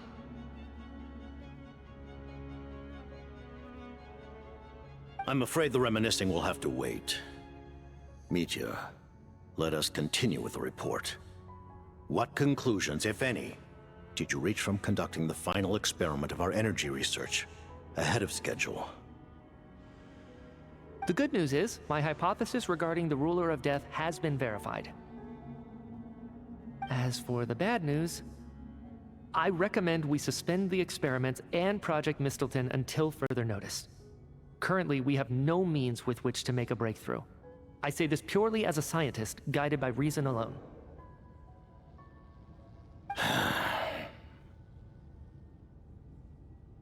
I will trust your judgment. We shall put the project on hold until the Ruler of Death has been eliminated. Wait, what are you guys talking about? You want to get rid of Renova? Like, how? By killing her? By whatever means necessary, so long as it removes the threat she poses to us. Until then, everything we do will be in vain. After what just happened, I've ascertained Renova's goal. Or rather, the trigger condition for the Curse of Death. Okay, let's hear it. What she's doing is blocking Snezhnaya's technological progress, preventing us from possessing any means with which to threaten the heavenly principles. Just like the little lapdog she is. So, any ideas, research, or experiments that lead to technological progress can trigger the curse. Just now, for instance, I was set to launch a final phase energy experiment ahead of schedule. If the experiment was successful, we could have achieved a crucial breakthrough. As expected, though, the moment the experiment began, all the researchers, technicians, and witnesses died from the curse. All that effort, not to mention the energy and materials we relied on Project Snezhnaya to gather for us, went to waste. In the end, nothing was gained. Does that mean something similar happened when we were at the theater? That's right. During the performance, I thought of an important breakthrough regarding the experiment, and wound up dragging everyone into this. So the nature of the curse seems to be something like, when moments of technological progress occur, all life in the vicinity is taken away. What a violent method! Of course, that meant the curse was normally limited to the Armory Palace. Since outsiders are forbidden from entering, this mass death phenomenon went unnoticed. Until Odette came along. I believe she was the first witness. The Curse of Death was triggered just before she infiltrated the Armory Palace that day. But you mentioned something about a final stage experiment. Doesn't that mean you've actually made some progress? That's right. Even with the gods locking certain key components out of reach, humanity can still advance technology in incremental steps accumulated over time.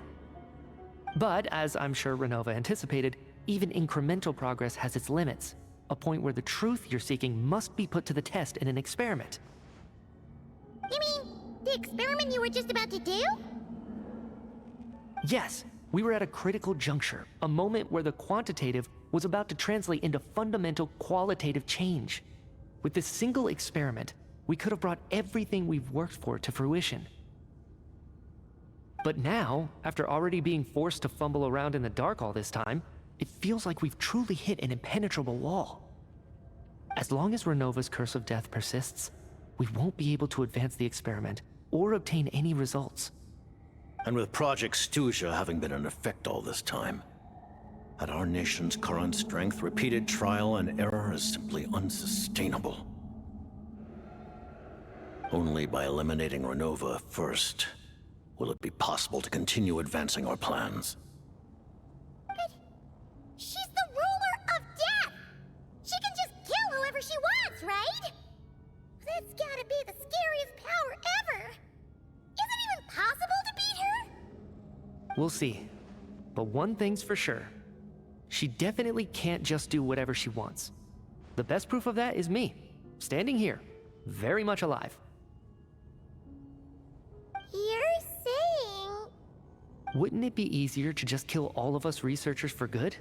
Why resurrect us over and over again? Why let us advance our technology to this point? So, you're saying even the ruler of death has limitations we don't know about?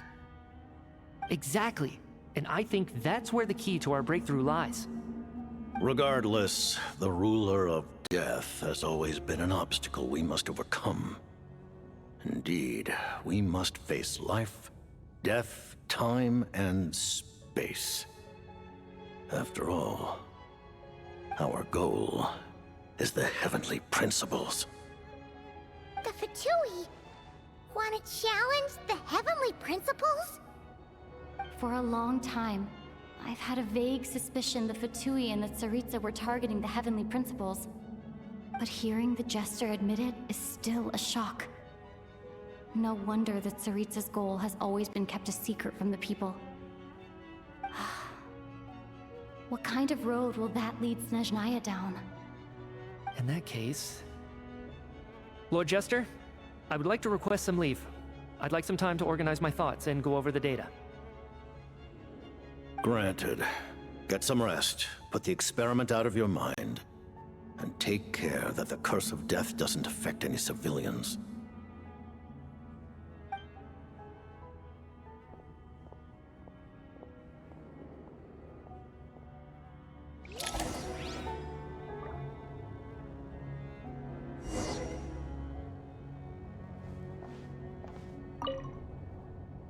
While there is yet time, allow me to offer you my hospitality, honored guest of Snezhnaya.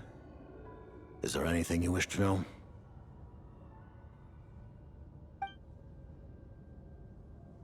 I remember hearing the term Mistleton from Columbina. Yeah! Paimon wanted to ask about that when the name came up just now. What is it? Paimon's heard of Project Stuzha, but not this one. As you know, Project Stuzha is a series of measures enacted to consolidate our nation's resources, the greater purpose of which is to serve Project Mistleton.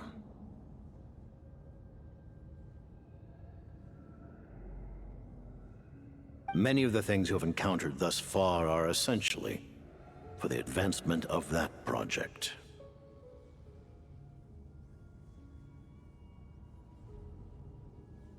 This includes the Kuvaki Experimental Design Bureau in Notri. Researching Kuvaki was merely a facade. Its core objective was to use local resources and research findings to build Mistleton itself. And that's a weapon built for the final battle against the Heavenly Principles, isn't it? Huh? How did you know that? I was given some intel, and I made some deductions. Wait. You must mean that thing over there. Oh, Paimon's gotta take a closer look at this thing. Especially after you guys sent so many people to Notri to work on it. Kuvaki alone will not break through Celestia's defenses, let alone challenge the Heavenly Principles. The Heavenly Principles are no doubt accustomed to combating the power of the Light Realm, and elemental energy is simply the power of the human realm, converted to that form by the Heavenly Principles themselves. Any attempt to use this power against its creator would be a futile endeavor. For now, therefore, we have set our sights on the form of energy associated with the Third Descender and the Stellar Linchpins. This may hold the potential to allow Mistleton to contend with the Heavenly Principles. You could say that by reverse engineering the Stellar Linchpins to extract the energy within, we have obtained a source of anti-Celestia energy. The Kuvaki Experimental Design Bureau, Project Stuzha, and the new energy experiments. Huh. So, Project Mistleton is what ties it all together. And it looks like your plan is almost complete. No wonder the ruler of death came after you!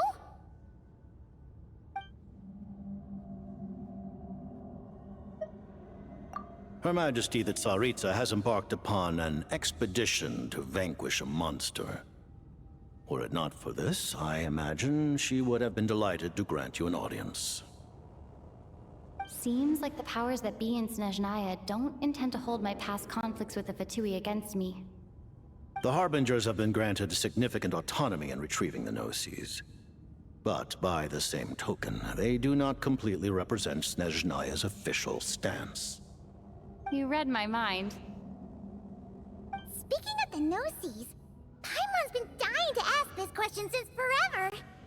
Why exactly does the Tsaritsa want to collect them? Is it something to do with the fight against the Heavenly Principles?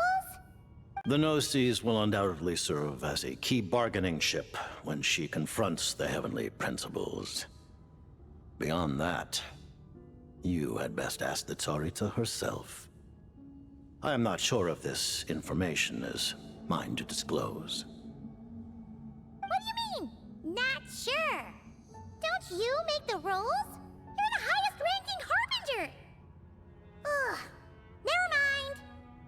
Taking on the Heavenly Principles is something most people wouldn't even entertain in their wildest fantasies. Why is the Tsaritsa so fixated on this? Intervat today, civilization is nothing but an illusion. Something whose very existence can be negated at any moment. Our civilization may very well be destroyed in the struggle, but as things stand, the Heavenly Principles could choose to negate our existence on a passing whim. And we must not sit back and accept that fate. Only by changing the state of affairs, only by overthrowing the Heavenly Principles, can our civilization truly be said to have taken root. Otherwise, the fate of the people of Conria and Hyperborea is a cycle doomed to repeat itself. Accepting potential destruction in return for getting to control your own fate. Furthermore, perhaps this is still somewhat difficult for you to understand. Are you aware that all the rules of this world are made up of curses? Huh? All of them? Paimon knows about the curse of death you mentioned, and the curse of immortality that you and Dainsleif have. Then, the birth of the Hilly Churls, the rules of Natlan's Ode of Resurrection, those are curses too? Farina's long life seems to stem from a curse placed on her by Focalor as well. Yes. Even a god's love for humanity is a curse the Heavenly Principles inflicted upon the gods. What? The Tsaritsa has always had ample reason to hate the Heavenly Principles. If she can seize their authority, she will reconstruct the entire world, and when that time comes, humanity will be completely liberated from curses and lies. Look forward to it. It will be a world beyond your imagination. Though the ordinary people of Snezhnaya may not understand these details, in this frigid land locked in a ceaseless struggle against the environment, in this nation to which the gods have never shown favor, we all believe that standing in solidarity with the Tsaritsa in our shared struggle will surely usher in a new and better world.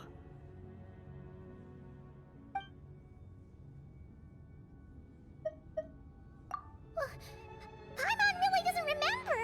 He's basically a stranger. You gotta believe Paimon. Allow me to explain. The reason Paimon reacted to the anti-Celestia energy developed by the Armory Palace is because she comes from Celestia herself.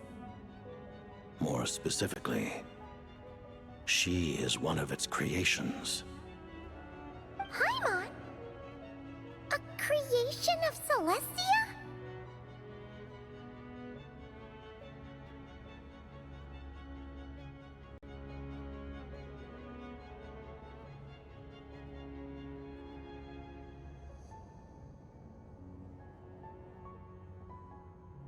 Oh, right.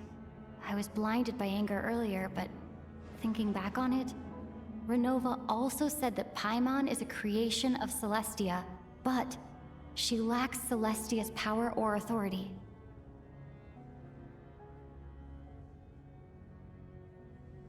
As you know, the lunar fragments in Nodcry were pulled down from the sky using Fatui technology.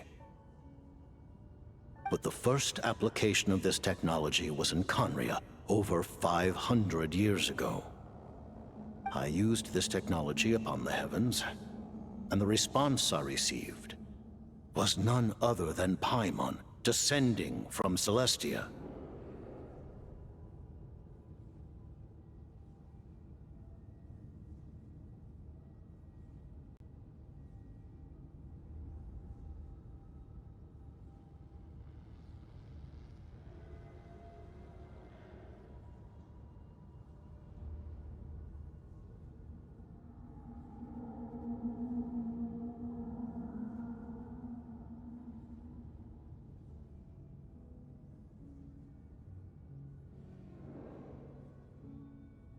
I presented her to the Vinster King, but he took no interest in this gift, nor did it satisfy him.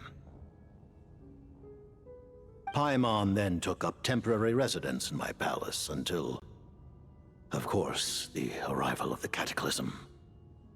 Wait, Paimon's a little confused. You're talking about things that happened in Conria 500 years ago. You're saying Paimon was there for that? But Paimon doesn't remember any of that. Falling from the sky, being given away as a gift, none of it. Having lived through the Cataclysm, perhaps you too were burdened with some manner of curse. Although, losing your memories would indeed be the smallest price I've ever seen paid. But it's not just her memory from Conria. Paimon doesn't even know how she spent the last 500 years. She only has memories from the past few years. No matter how hard she tries to remember. What was Paimon like back in Conria? Did she know a whole lot because she came from Celestia? Was she super smart? Unfortunately, when you arrived in Conria, your consciousness was like that of a newborn infant. None could say what kind of being you once were in Celestia. During the time you lived in Conria, your personality was no different from how it is now. Aw, man! Paimon's plan to get her memories back and become super smart is ruined before it could even start. You know, even though Paimon lost her memories, she still feels weirdly close to you for some reason. That must mean you took pretty good care of Paimon back then, huh? On the contrary, I completely ignored your existence. I was entirely focused on my struggle against Troptatir the Wise. But now, as I see it, it is as if you are the only sane thing that survived that era of insanity. And thus, are worthy of protection. Noted. Man, Paimon's gotta stop projecting friendship on everyone she meets. But, Traveler? Even though you know Paimon's some creation of Celestia now, you still want her, right? You're not going to abandon her?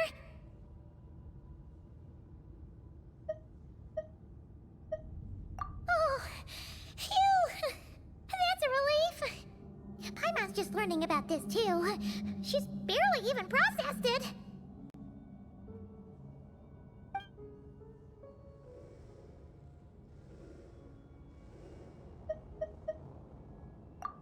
Thank you for telling me so much.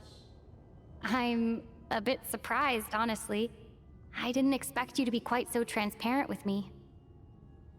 Given the circumstances, the Fatui need not hide anything from our allies. Allies? To advance Project Mistleton, we must first resolve our issue with the Ruler of Death. And if I presume correctly, you have no intention of letting her actions go unpunished either, do you? That's right. Ever since she said she intends to reclaim Paimon when we next meet, I figured reconciliation was out of the question. Against an opponent of this caliber, deliberating over our allegiances would waste time we do not have. We must join forces unreservedly with whomever we can, if we are to stand anything like a fighting chance. You're going to challenge the Ruler of Death? Just for Paimon? But Paimon's only... Thank you! Oh, thank you! Oh, gee! Now Paimon doesn't even know what to say! Anyway, Paimon's super touched!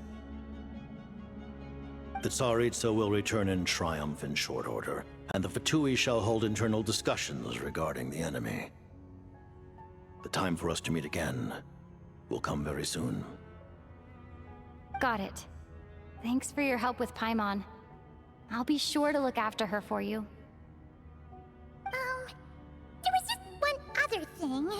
Well, just a request, really.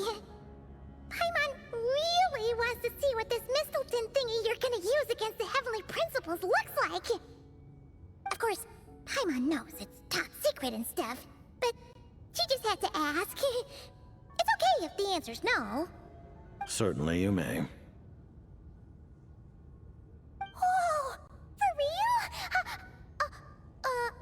Actually, maybe it's best not to. What if her Nova suddenly pops up again? She might take this chance to... While the technology is not yet fully developed, it has nevertheless reached the stage where Celestia's creations are unable to damage it.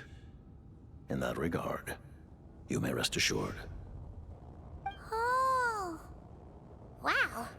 No wonder Paimon felt so out of sorts recently, even though it was super far away.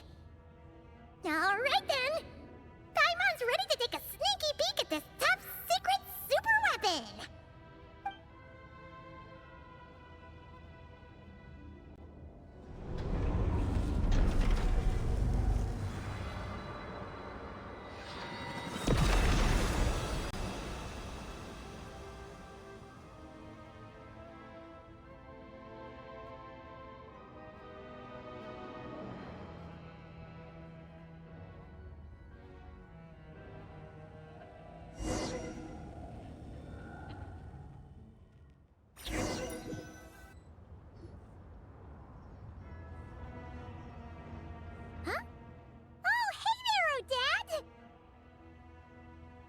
Paimon?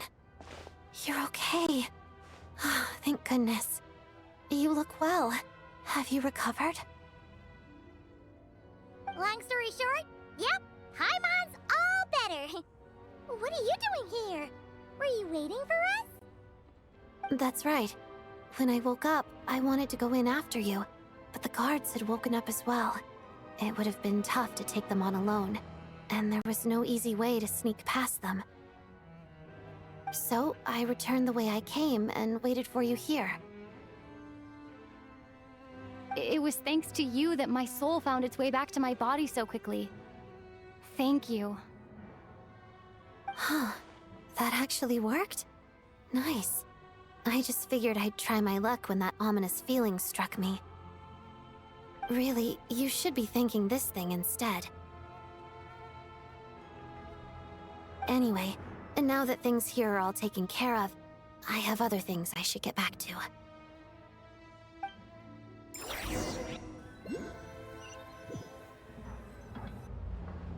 Ah, Director Chuganov, you're back. We just received notice that Project Stuzha has been suspended, so we've convened an emergency meeting. This is the preliminary plan.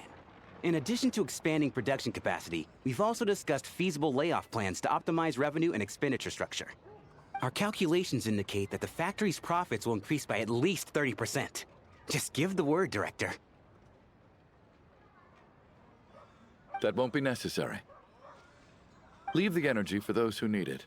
Whether they use it just to get by or to run a business, that's up to them. Start preparing to halt production and lay off the staff. Make sure the workers are able to land on their feet and that they are duly compensated. Thank you all for your hard work during this time. Am I hearing you right? Why? After all the tough times we made it through, now is exactly when we should start to turn a profit. I just suddenly don't want to do this anymore. Huh. Does there have to be a reason? Iskra, it's time to rest. Dear esteemed members of the Rokot, given the effects of Lelek's radical actions upon our organization's reputation and social stability, a decision has been made to permanently withdraw this codename from use. Considering that Lelek did what they did for the benefit of the people, the Rokot has nevertheless negotiated with the authorities, ultimately securing a waiver for all penalties due to them. Lelek will be suspended for a period of time. Depending on their future performance, they may be allowed to adopt a new codename and continue acting as part of the Rokot. The purpose of this notice is to remind everyone once again that motives and methods are equally important when one operates in the shadows.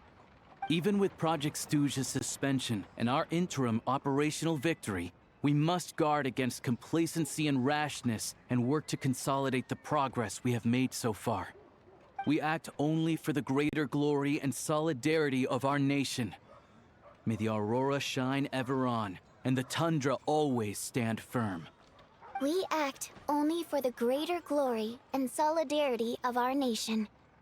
May the aurora shine ever on, and the tundra always stand firm. Looks like it's finally over. You mean for us? Just thinking out loud. I've never seen the Snezhnaya Vecha so lively before. I never once thought I'd come here. But I understand everything now, Rosaline.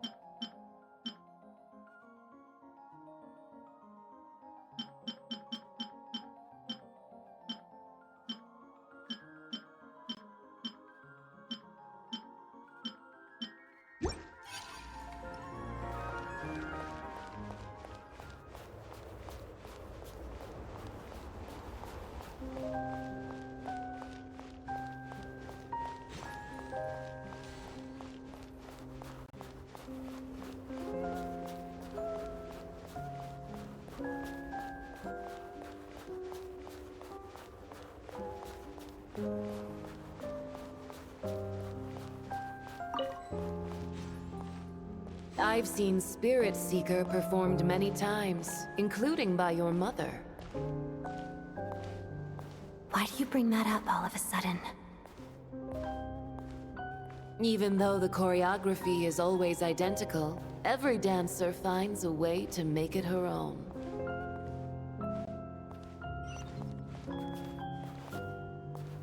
So you actually want to talk to me about ballet?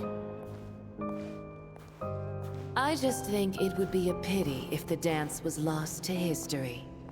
She didn't teach it to you, did she? That was an unusually subtle taunt for you.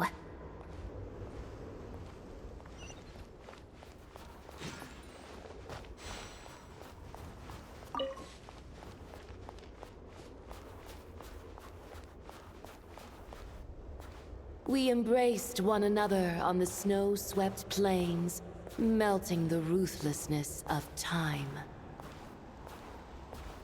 But when our bodies, in pieces, are cast to the winds, what of our love will remain behind?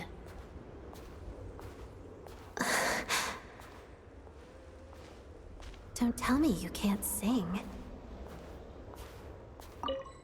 Shush.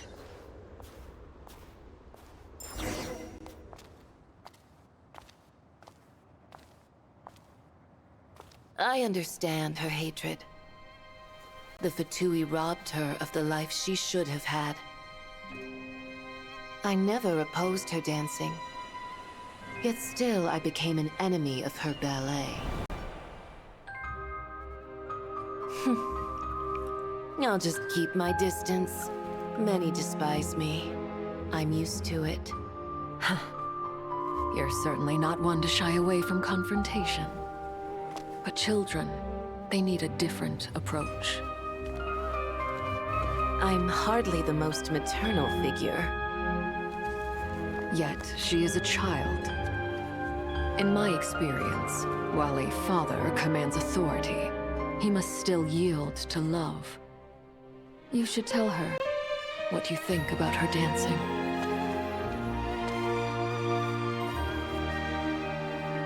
Odette will soon take the stage at the Koralyevsky Theater. This could be your chance.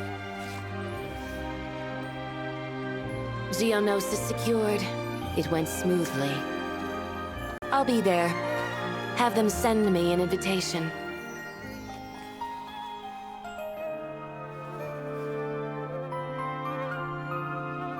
Sadly, things didn't work out. Her final words are inside that block of ice. This? Aren't these for monitoring her subordinates? Not yours. This one isn't her witch's flame, but my two worlds' flames. The two worlds' flames can burn away memories. It was my parting gift to Rosaline.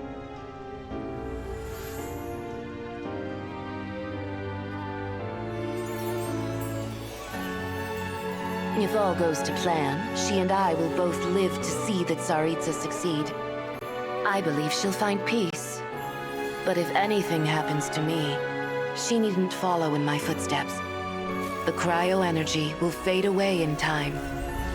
Then the two worlds' flames will burn away all memories of the Fatui. She'll be free to dance. She deserves this. I will handle the aftermath. The choice is yours, child.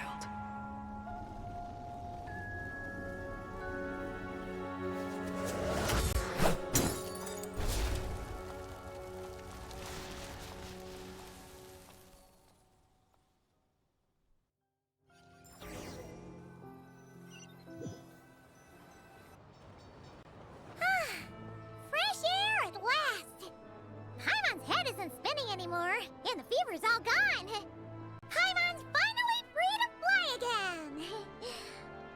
Oh, it's nice to finally know where Paimon came from, too. It did make Paimon a little nervous at first, but it's such a relief now. Like Who cares if Paimon's a creation of Celestia? She's probably not anyone that important. Probably just the fairy of food and fun or something. And like you said, this doesn't have to change anything between us. You're not gonna just... Hey! Hurry up! Why are you walking so slowly?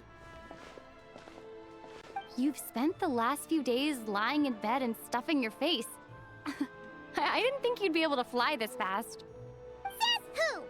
Paimon's as agile as ever. They don't call her White Floaty for nothing. Paimon originally wanted to check out the bookstores in Snezhnaya, but she's more in the mood for flying around right now, so let's save that for later.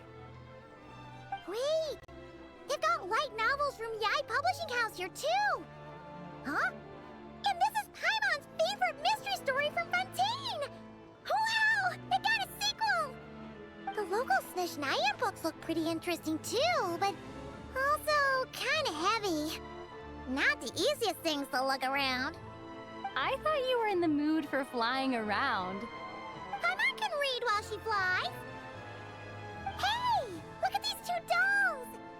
Which do you like better?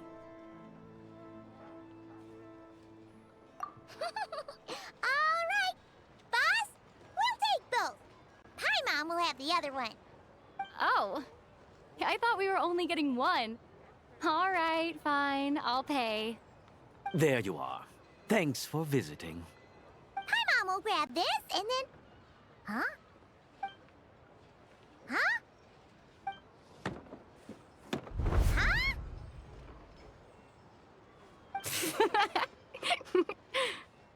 How many layers does this thing have? And what are you laughing at? Huh. You knew all along, didn't you? A whole bunch of people are gathered over by the plaza. Hey, look! That looks like Tartaglia! Hey, Tartaglia! I know that voice. Of course. If it isn't Paimon and my old comrade. You're looking well, Paimon. All better? Yeah! The jester knew I was wrong and fixed Paimon right up! Thanks for sending someone to keep Paimon safe, too. Oh, yeah. About that. That was... kind of embarrassing. Who could have known that our director would go looking for you in person? So sorry for the misunderstanding. Oh, right. Let me introduce you. This is my little sister, Tonya. Hello, Tonya. Hello, hello. Firstly, I'm really sorry about my brother. Sounds like he's caused you no end of trouble.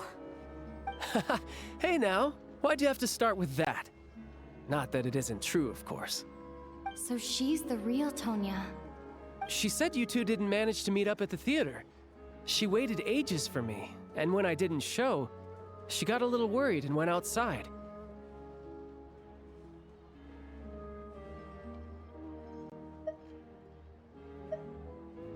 I know, right? He didn't bother to say a word to me. I searched up and down the city for him, and he only told me about it when I finally caught him at the gates of Glupov. I've been rushed off my feet lately, so I didn't get the chance to go home. I just figured the Traveler would fill you in when she got there. Well, the snow was bad, and you're never late. So I was really worried about you. How was I supposed to know that you'd stood me up? I'm sorry, Tonya. I really am. I'll make it up to you somehow. Just... please don't tell Mom and Dad. Although the mix-up led to a series of misunderstandings, it's probably for the best that the real Tonya didn't get caught up in that mess. Besides, it's obvious that Tartaglia isn't usually one to break a promise. He only gave his ticket to me because he had to look into Lelek. No, it's fine. It just meant I didn't get to see the show in the end. By the way, what did you think? You were one of the first people to see it, you know? I would say... the best is yet to come. Huh? What kind of review is that? Hey, look!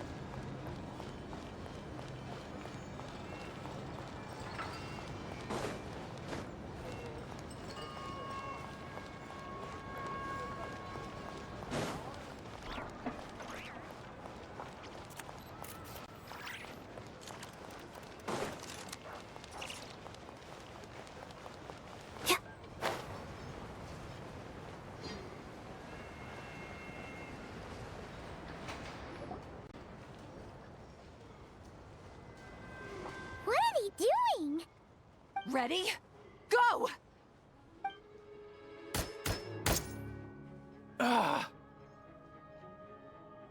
Not good enough. There's no way you can complete the mission if your skills aren't up to par. For real? Come on! I really need this opportunity! I'm sorry, but this is a matter of life and death. We cannot entrust such a dangerous mission to unqualified personnel. Next! Looks like they're recruiting some crack shots.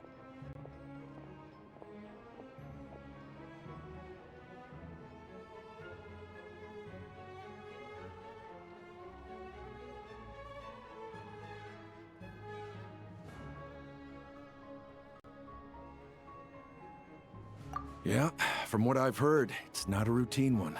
The standards this time are much stricter. If this was how they ran every call-up, the Snezhnaya would have disbanded long ago due to a lack of recruits. Then why are so many people still showing up? Because the pay's good, man. I heard that if you make it through, you even get some chronic crystal, or whatever it's called. Next! I'm up. Coming! Crystal, huh? That stuff's in high demand. Are they really just dishing it out to new recruits? Paimon's with you. You're a shoo-in with your shooting skills. You're gonna win some crystal and share it out among the villagers, right? This is definitely a job for the Rogat. Let's do it! Next! Ah! It's our turn!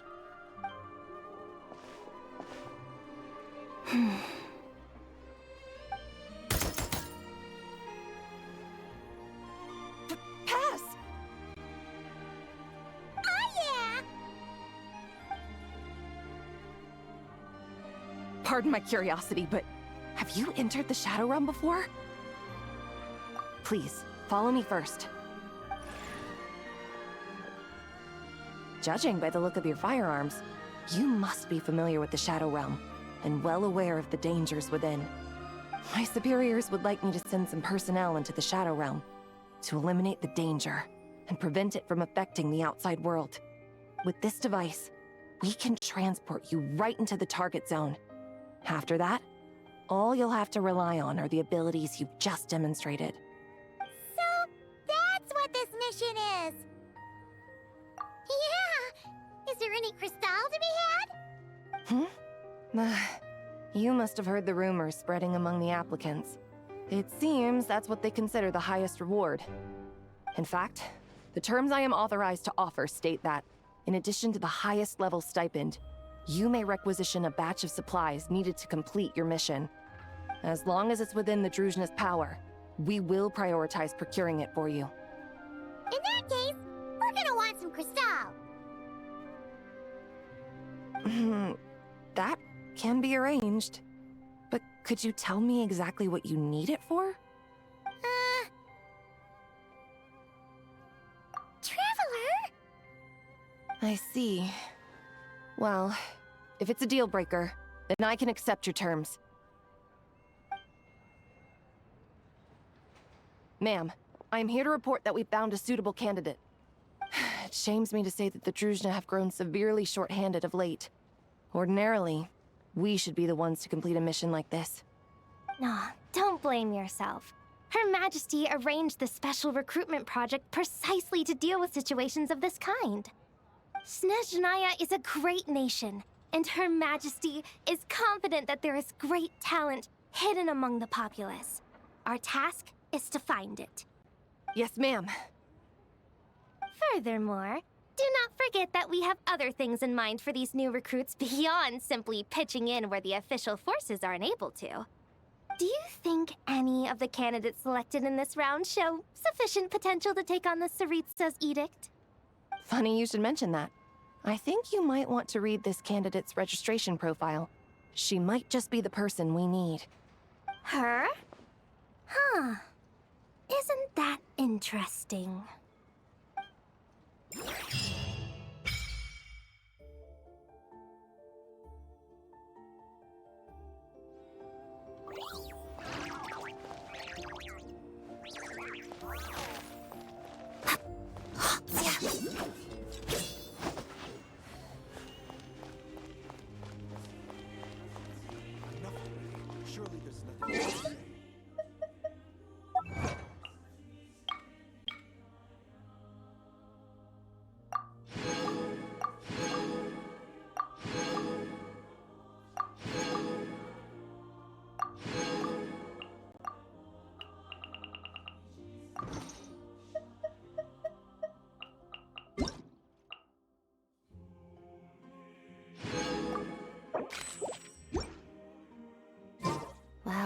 that's all.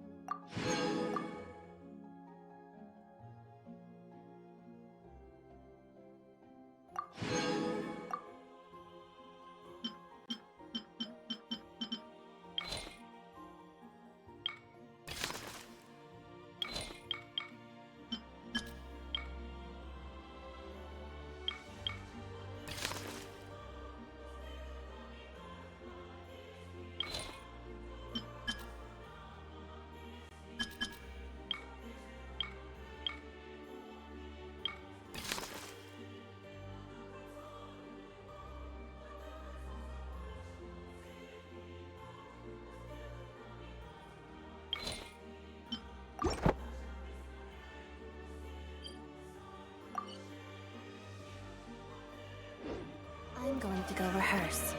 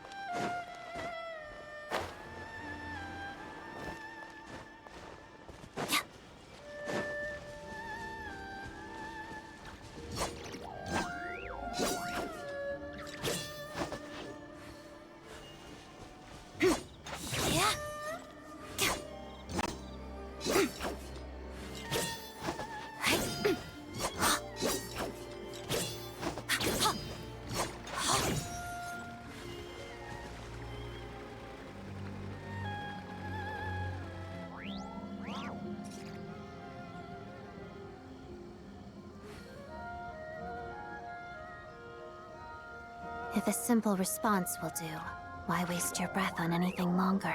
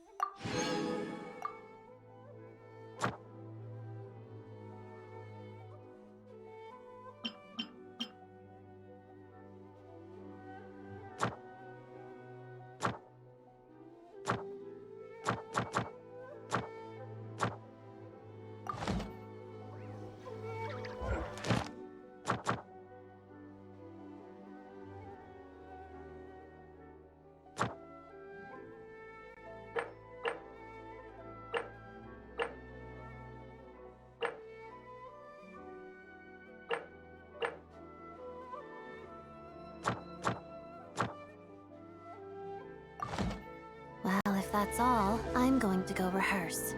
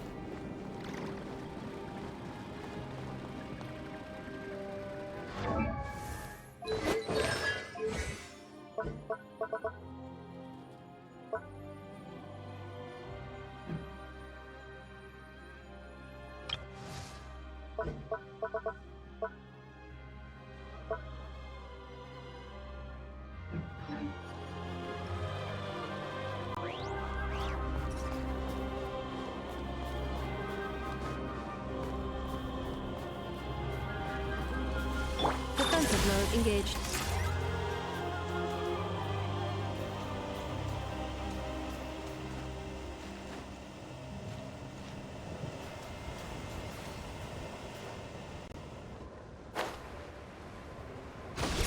Sharp decrease in environmental temperature. Assessing heat retention options. Please consider adding a warm jacket, gloves, and other such insulation devices.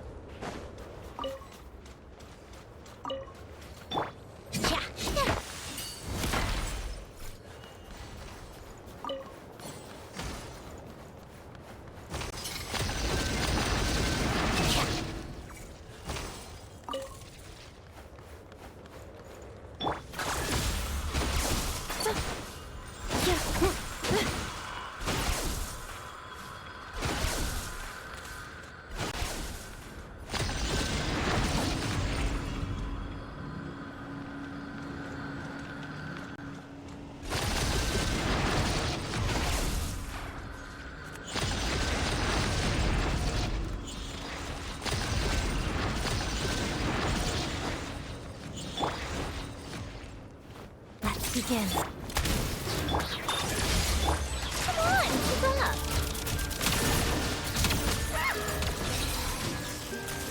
How tiresome. Come on, keep up. Take a break. Pick up the pace.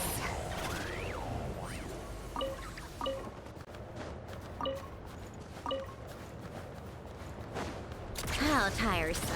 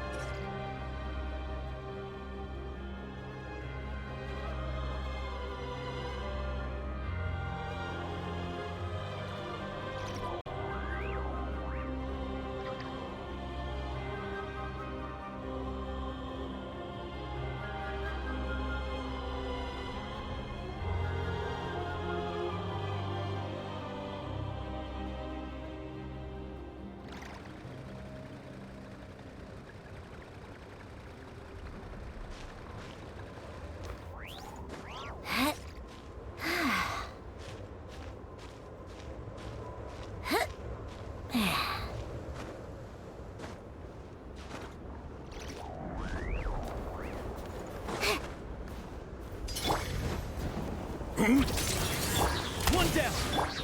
Insulation chamber. Come on! About this!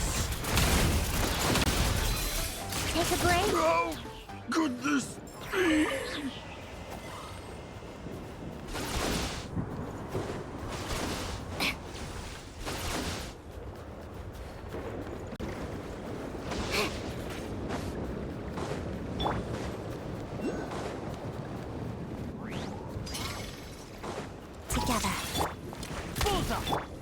Defensive mode. Come on, keep up. How about this? Take a break. Fall! How could this be? Frost, how could this be?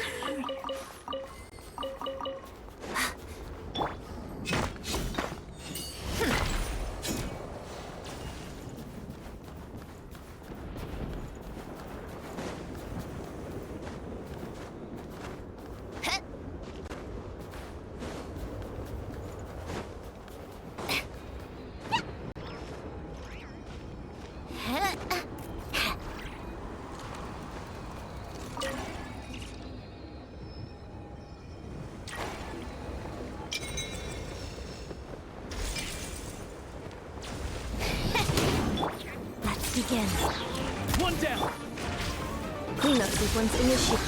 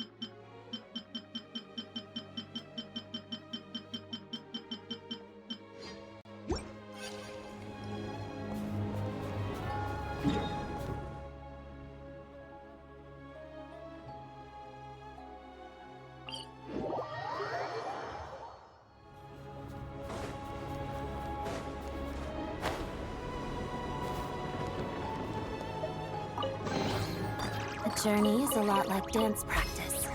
Every step counts.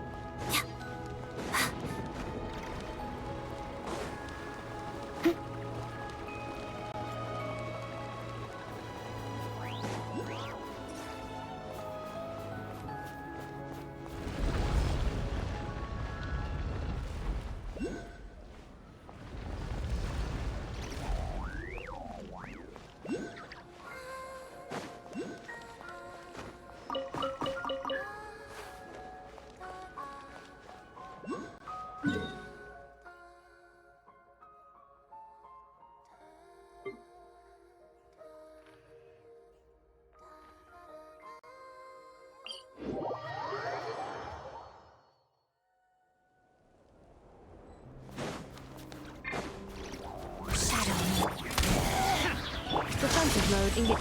Come on, keep up. How tiresome. Come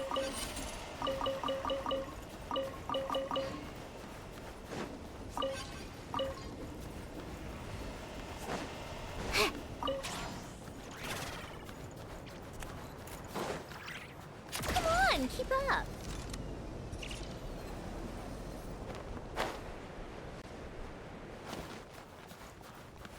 How tiresome.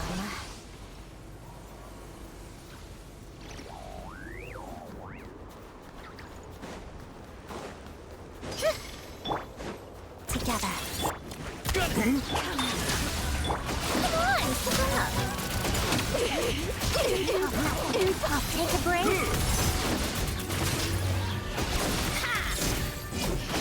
Cha. How could this be?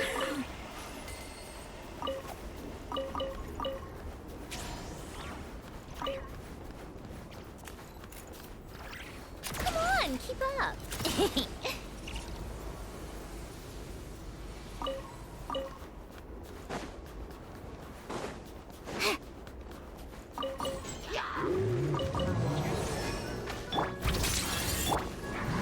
One down! Insulation chamber. Take a break. Come on, keep up. Pick up the pace.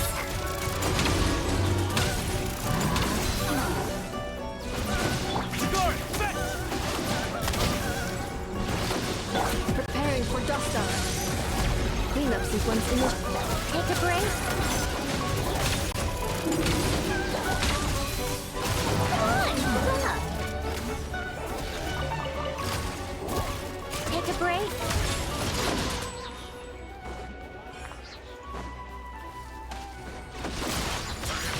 Let's begin.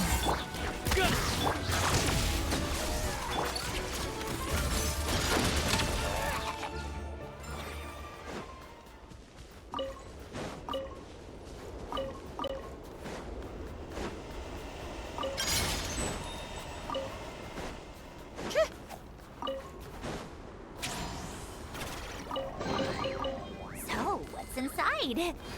Not that I care. How tiresome.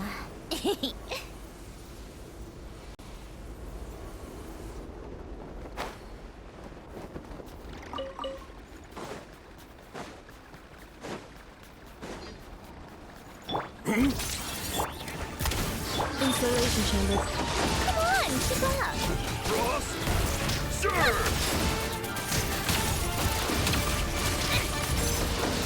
How could this be?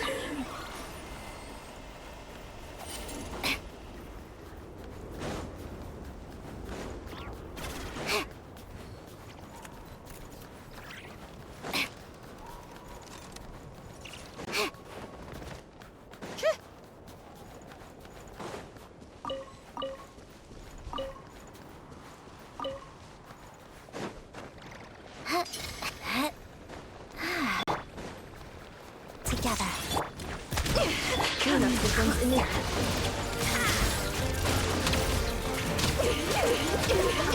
Impossible.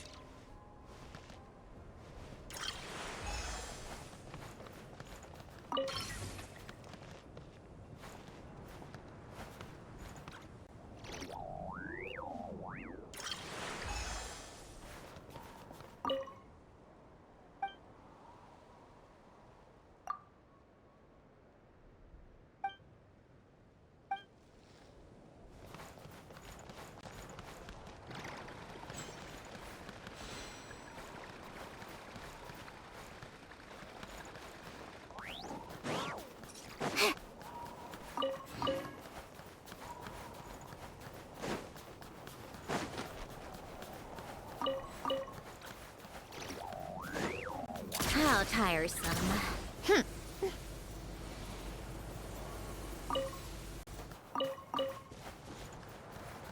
Come on, keep up.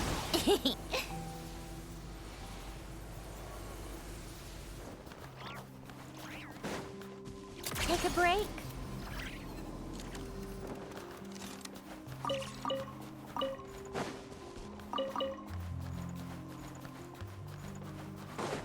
Huh?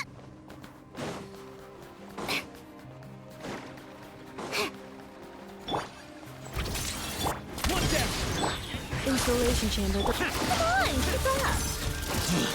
Fine. Shut up.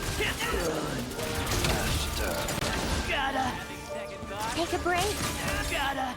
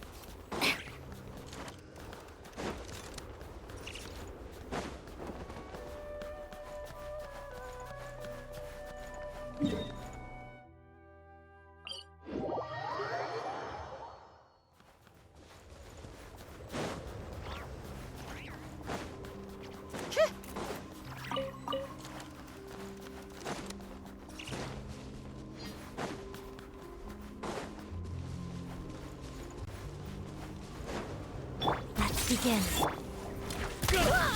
Cleanup sequence. Come on, keep up. Huh?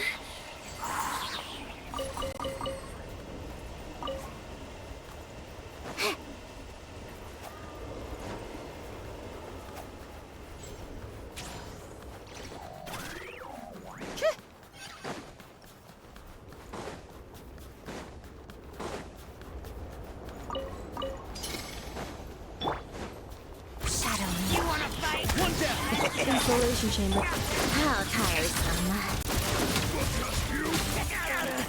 Take a break.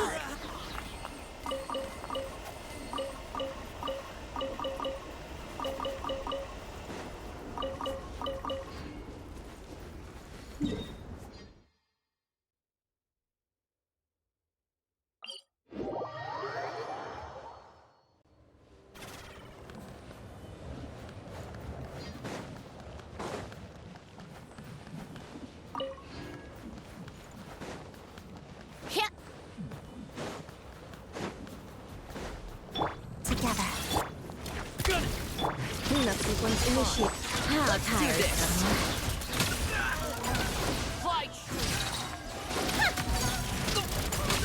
Take a break.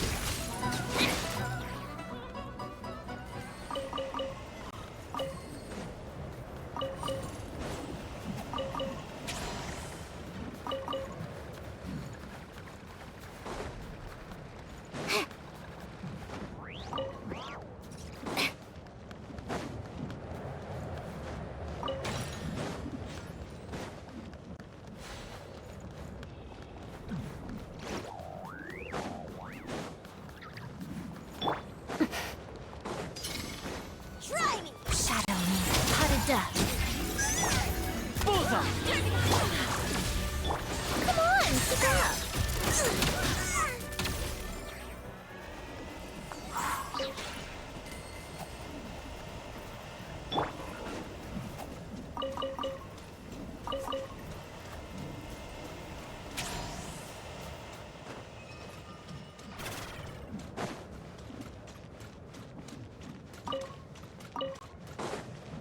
Yeah.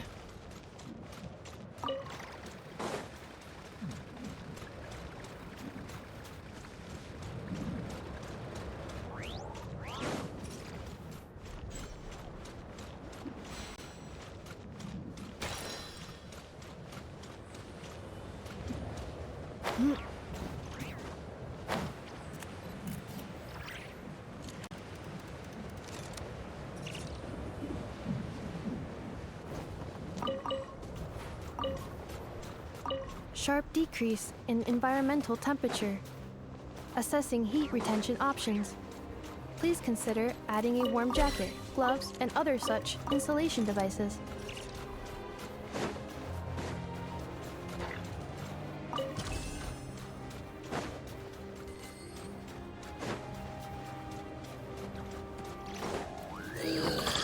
Together.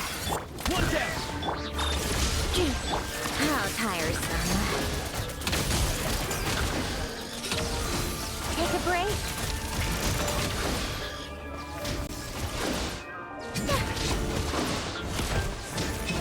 How tiresome. Yeah.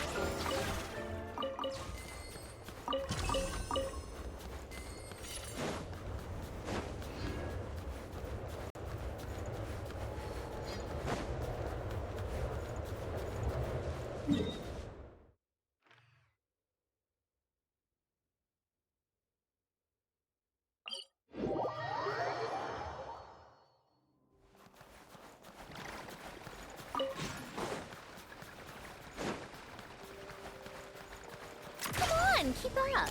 Pick up the pace.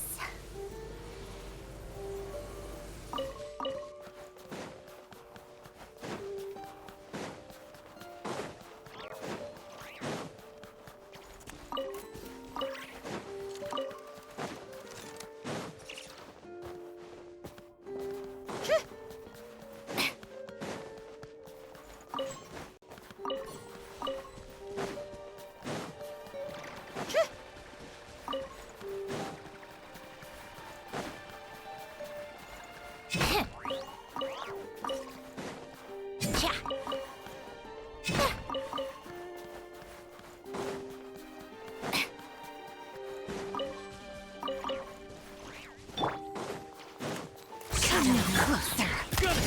Defensive mode engaged. How tiresome. Impossible. Impossible.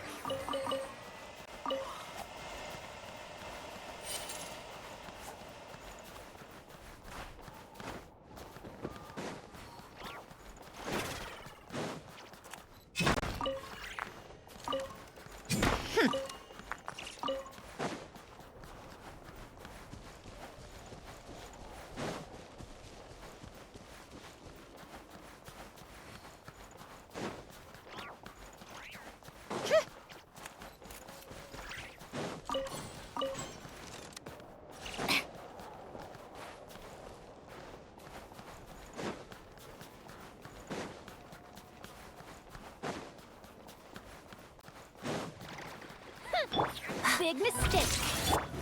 One down! Insulation chamber. Come on!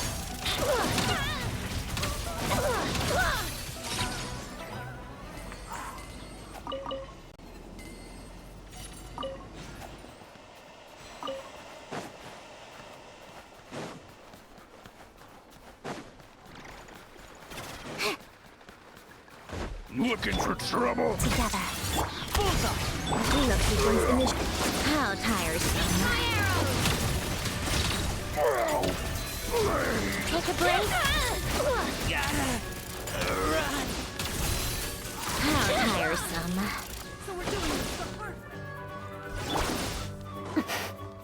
Shadow me. Insulation chamber. Take a break. How tiresome.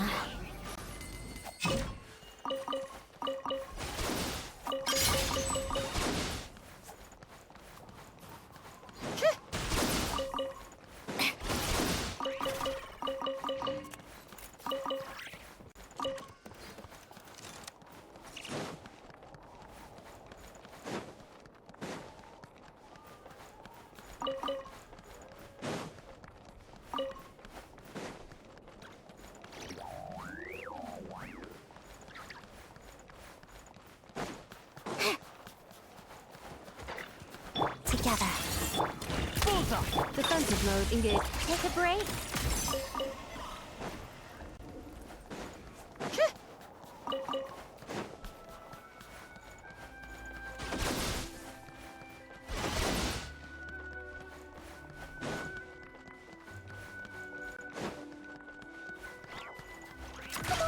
keep up.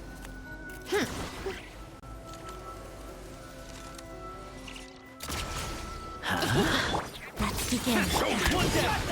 Cleanup sequence. Take a break. Just you, boy.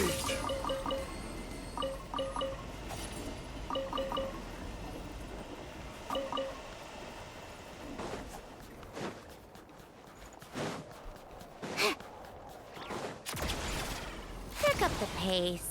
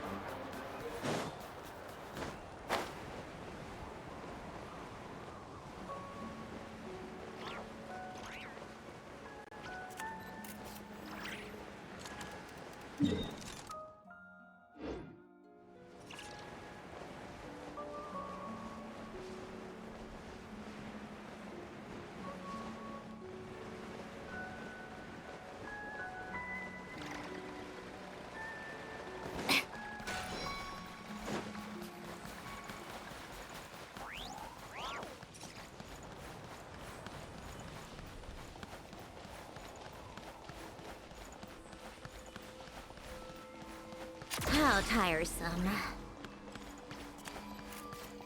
Come on, keep up.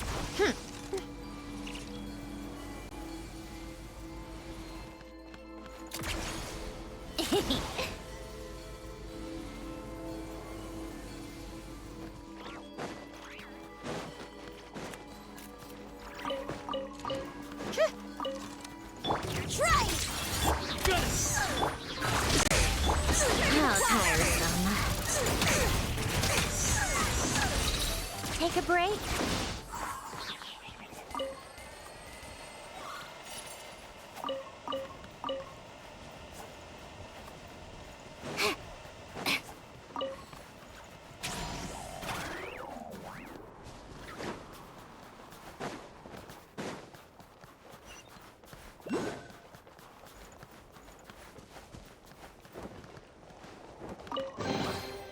So, what's inside? Not that I care.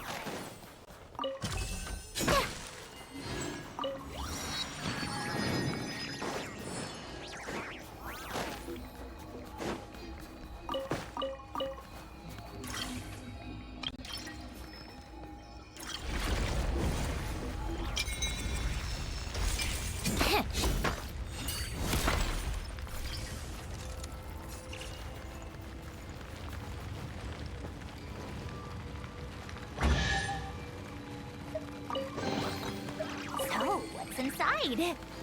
Not that I care.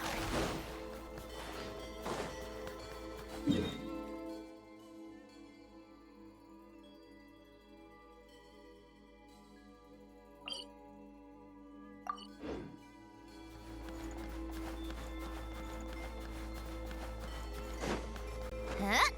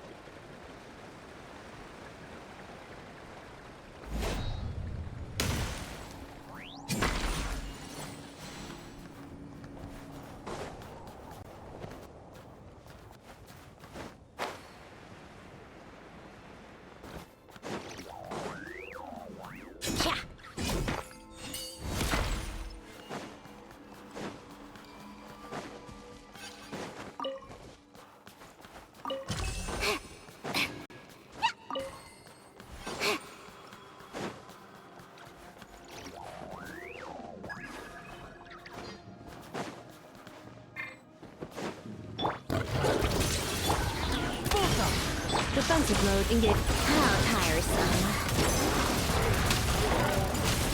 Take a break. Come on, keep up. So, what's inside? Not that I care.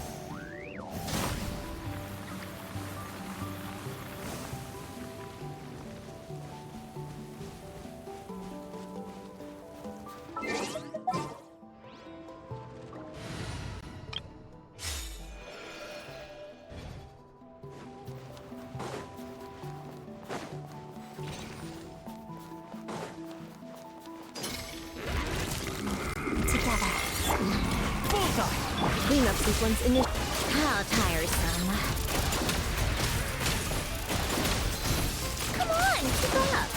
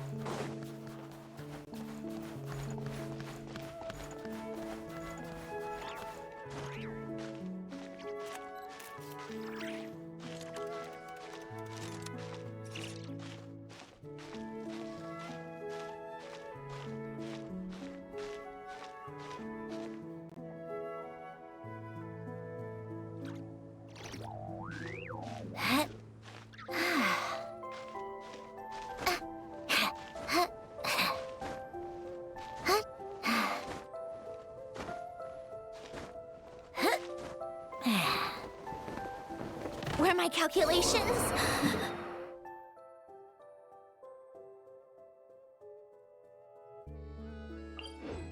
Unsound?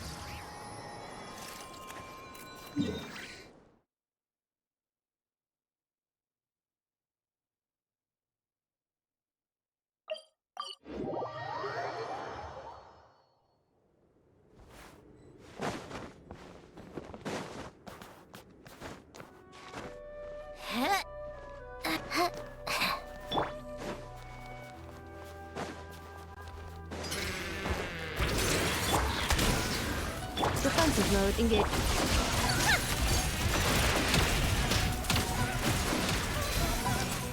How tiresome.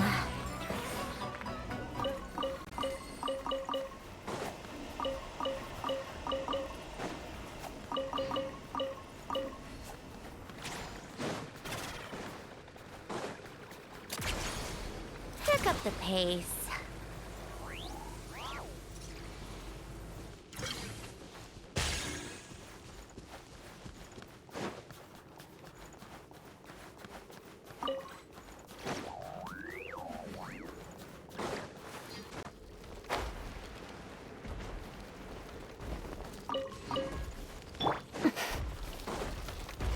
Let's begin. One down. Cleanup sequence in. Come on, keep up. Take a break. Come on, keep up.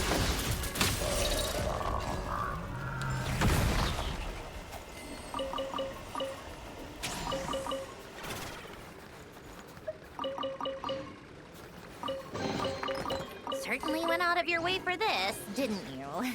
It's all yours.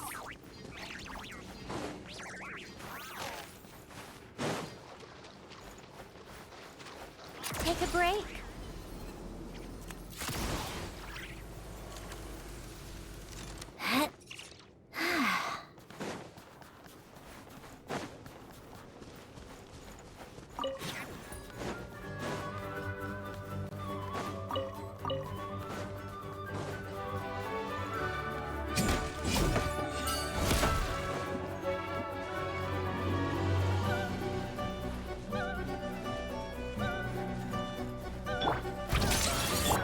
Bullseye!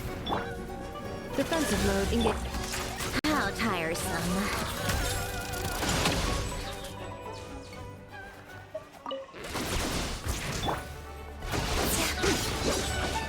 Shadow me. Insulation chamber deployed. Come on, keep up.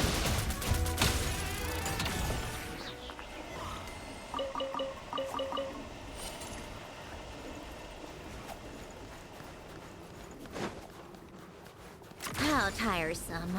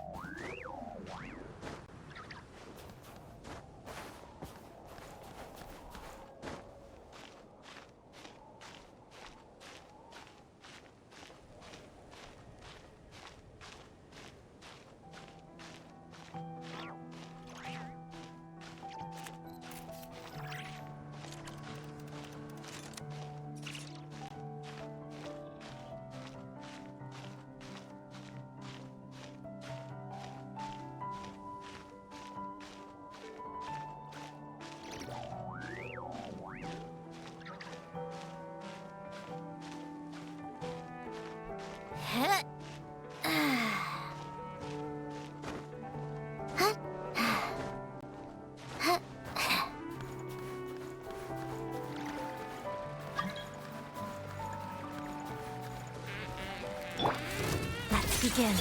One down. Cleanup sequence in. Come on, keep up.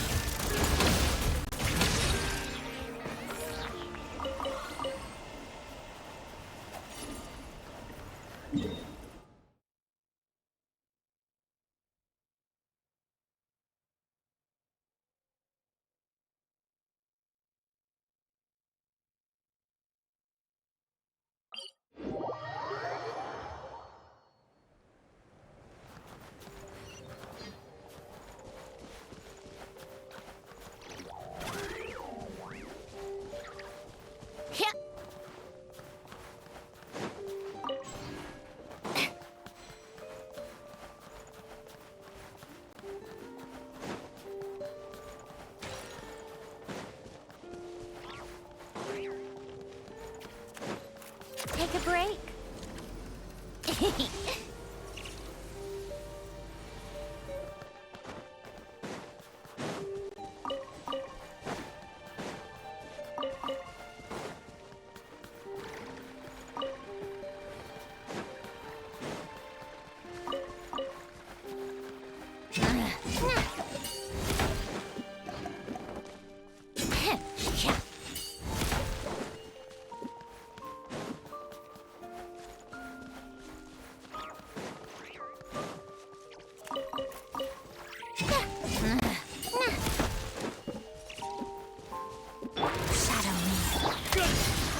Insulation chain.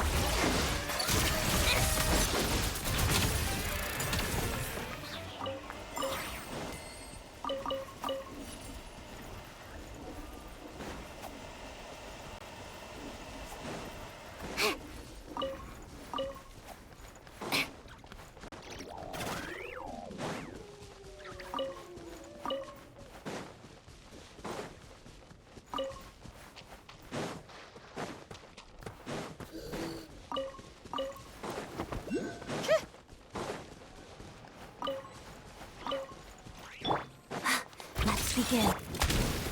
Cleanup sequence in the... How tiresome.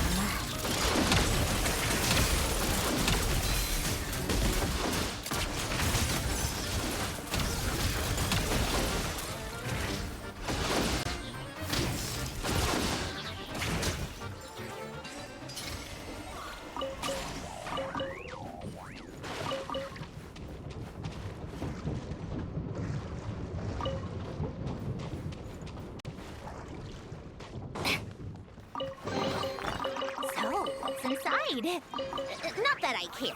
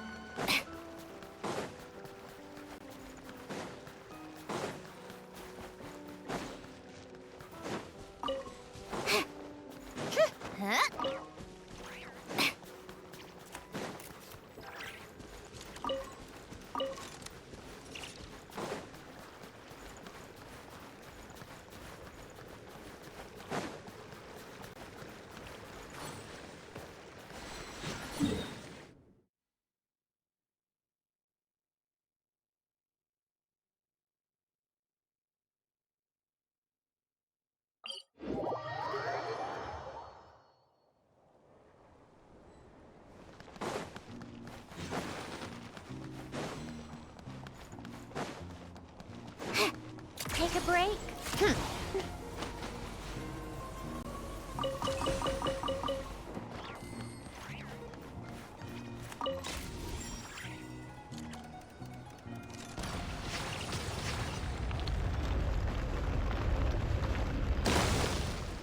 Yeah. Huh? All that work for this.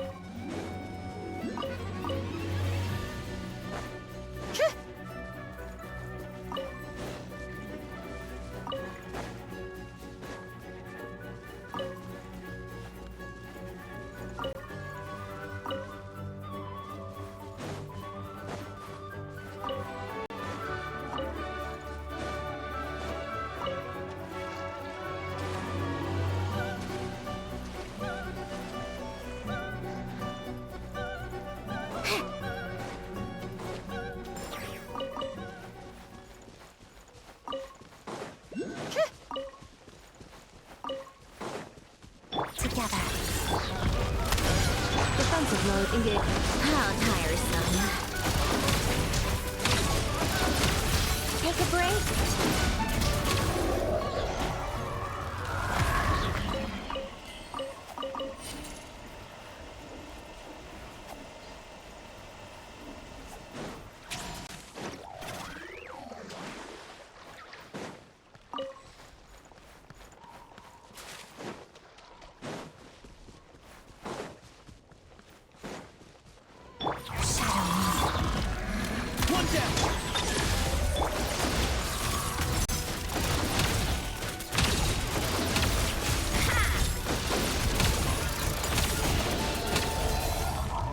How tiresome.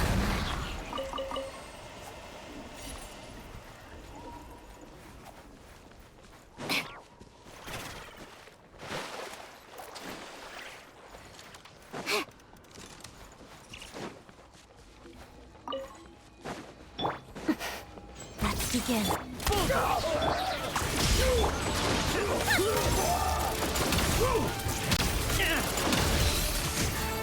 Take a break.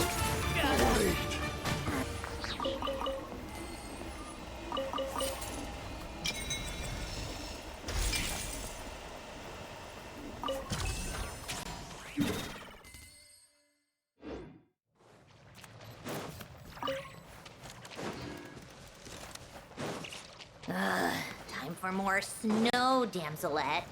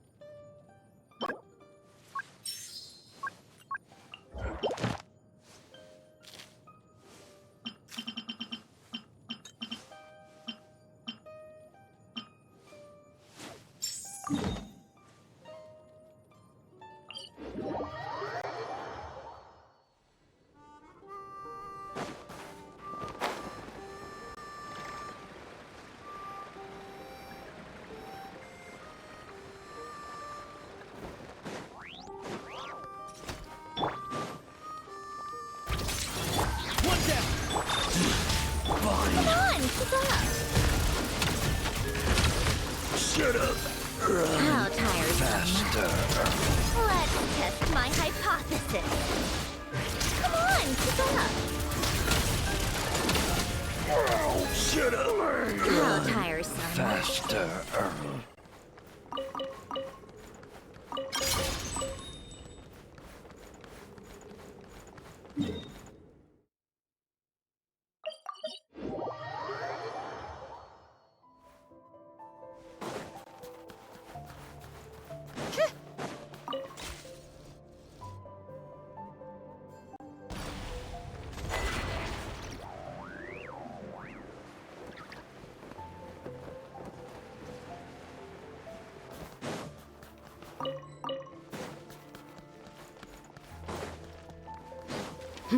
So we're doing this the hard way. Come on, keep up. But just you. You win this one.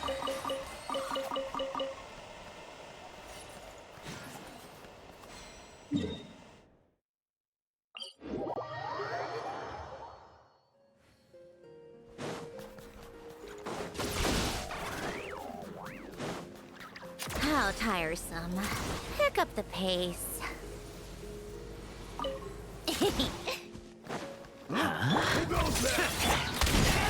Cleanup sequence initiated. Come on, keep up. How tiresome.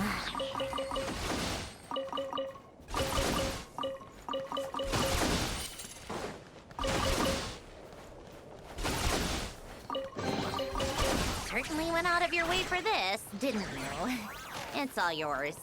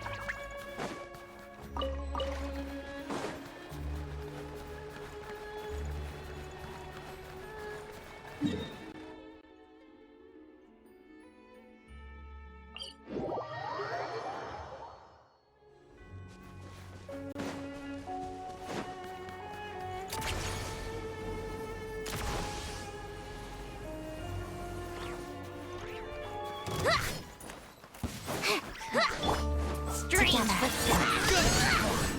Installation chamber. Learned. Right, take a breath. Shut up! Faster. How tiresome. Learned. Right lesson.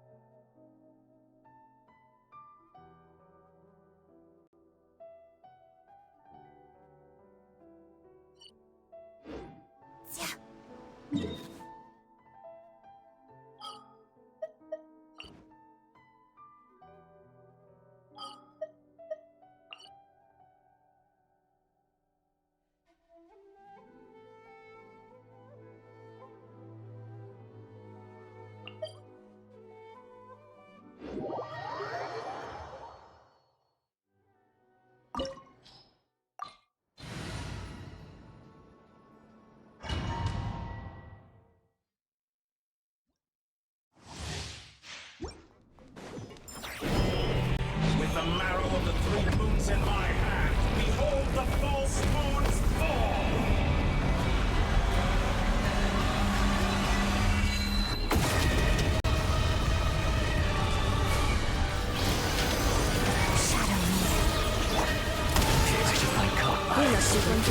Take a break. A spot of tea time entertainment. How dull! Lots of the snowflakes. It's dog eat dog! Defensive mode. Blades, cold resolve! One down! Come on, keep up. That's more like it. Some result entropy. Let's test my hypothesis.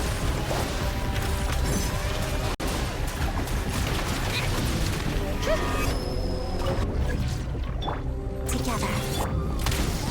Cleanup sequence initiated. Take a break. How tiresome. Pick up the pace. Let's begin. Come on, keep up.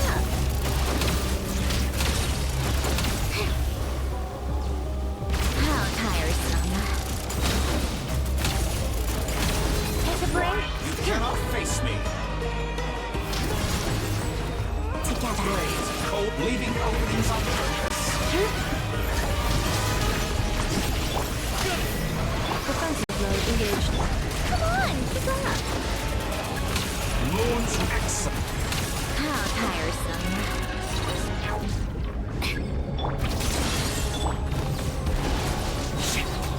Here, boy!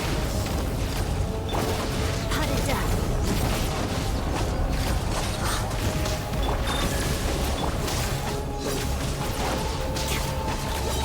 Shadow me.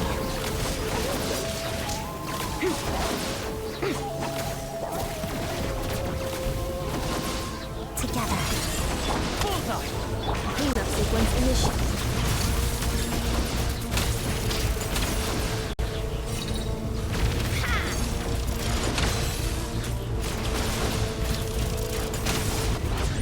be shackled. Let's begin. Such a simple attack. Offensive mode engaged.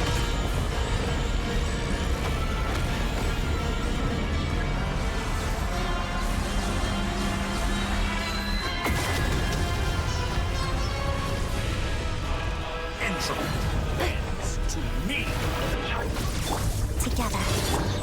One down! Sigurd, fetch! Installation chamber. Take a break.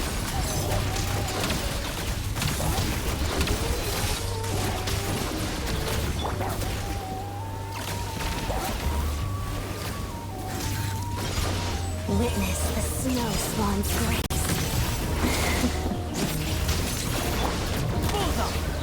Offensive mode. How tiresome.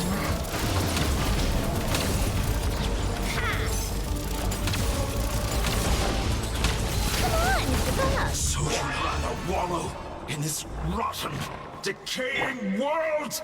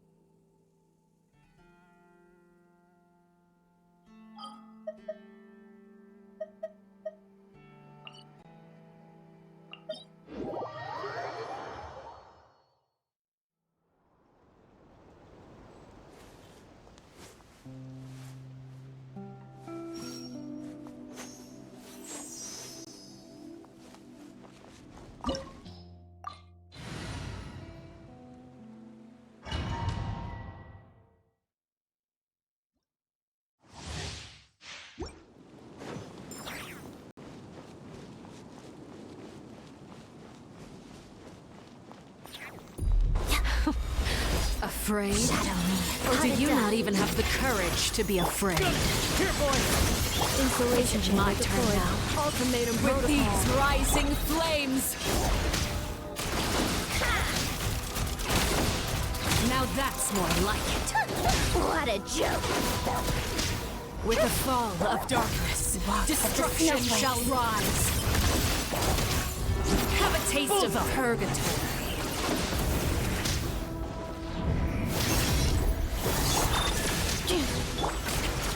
Spare your energy. Running is of little use.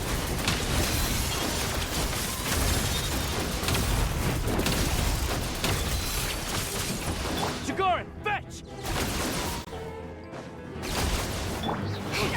Victory is in the balance. Spare your energy. Running is of little use. Not bad. You've proven to be a worthy opponent after all. Cleanup sequence initiated. Take a break. Come on, keep up.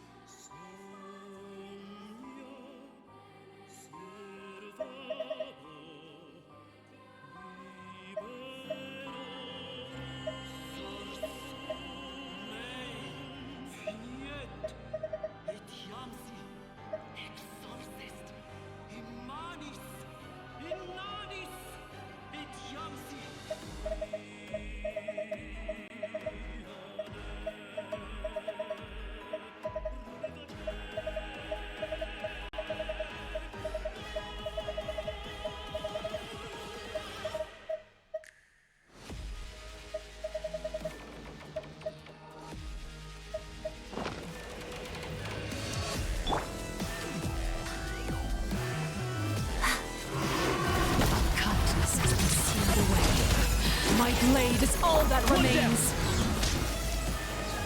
It's dog-eat-dog! Defensive mode engaged. Let's test my hypothesis.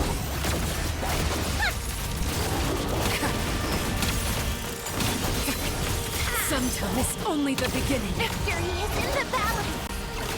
Let's begin.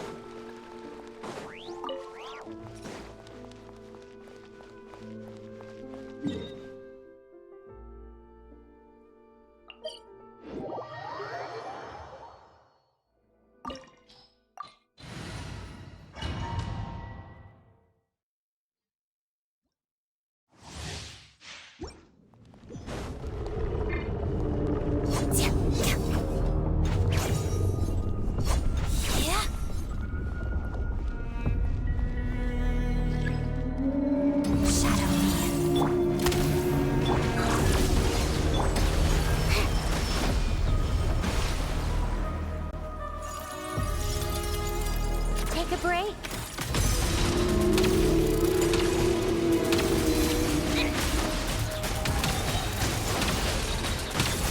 Come on, keep up.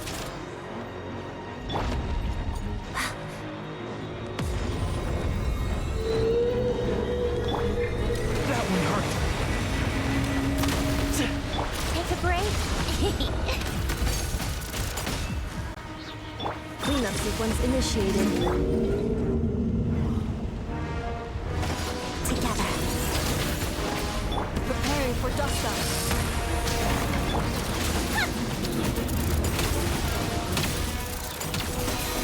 How tiresome. Take a break.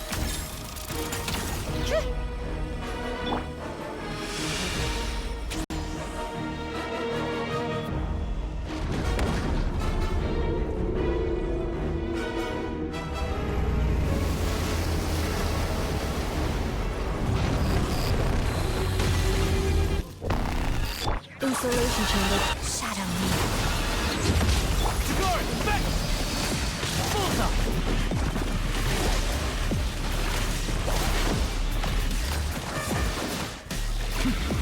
Witness the snow swarm's grace. A spot of tea time entertainment. Come on, keep up.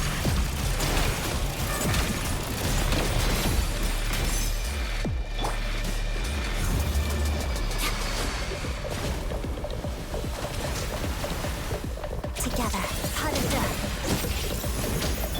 It's dog-eat-dog! One down! My hunting days are over. How tiresome. Take a break.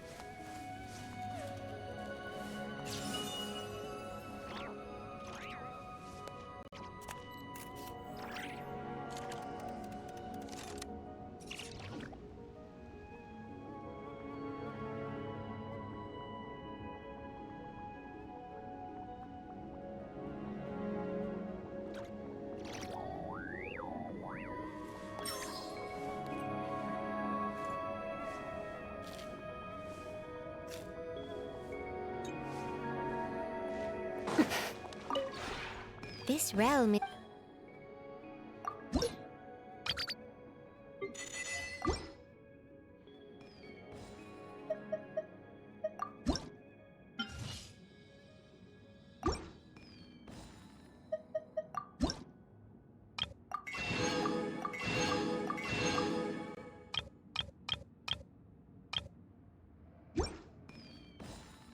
If you ever have...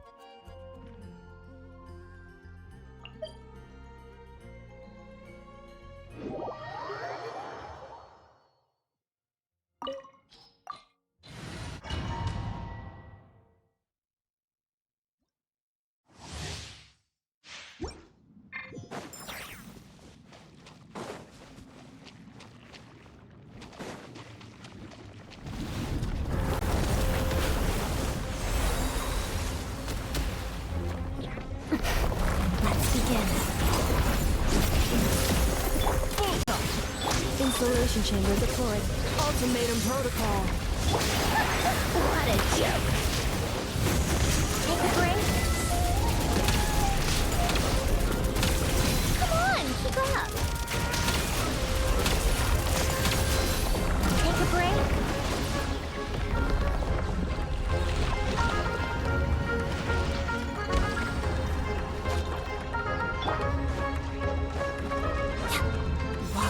Snowflakes. Pirouette. One down. Defensive mode engaged.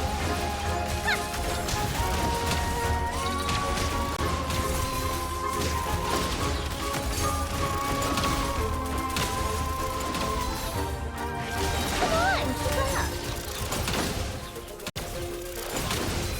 Take a break.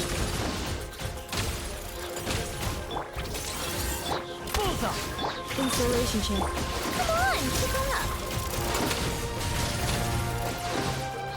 How tiresome.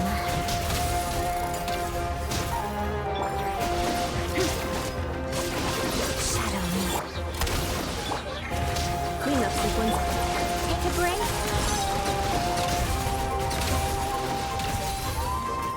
Come on, keep up.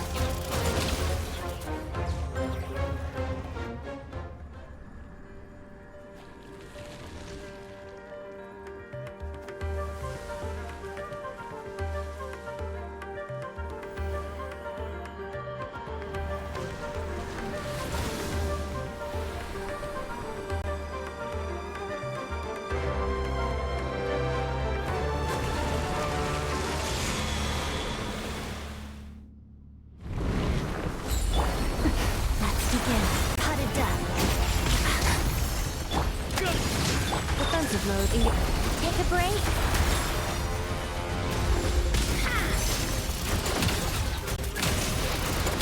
A spot of tea time entertainment.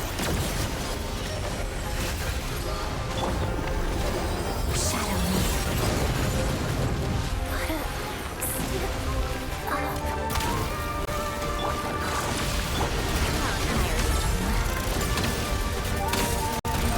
Come on, keep up. Victory is in the balance. How tiresome.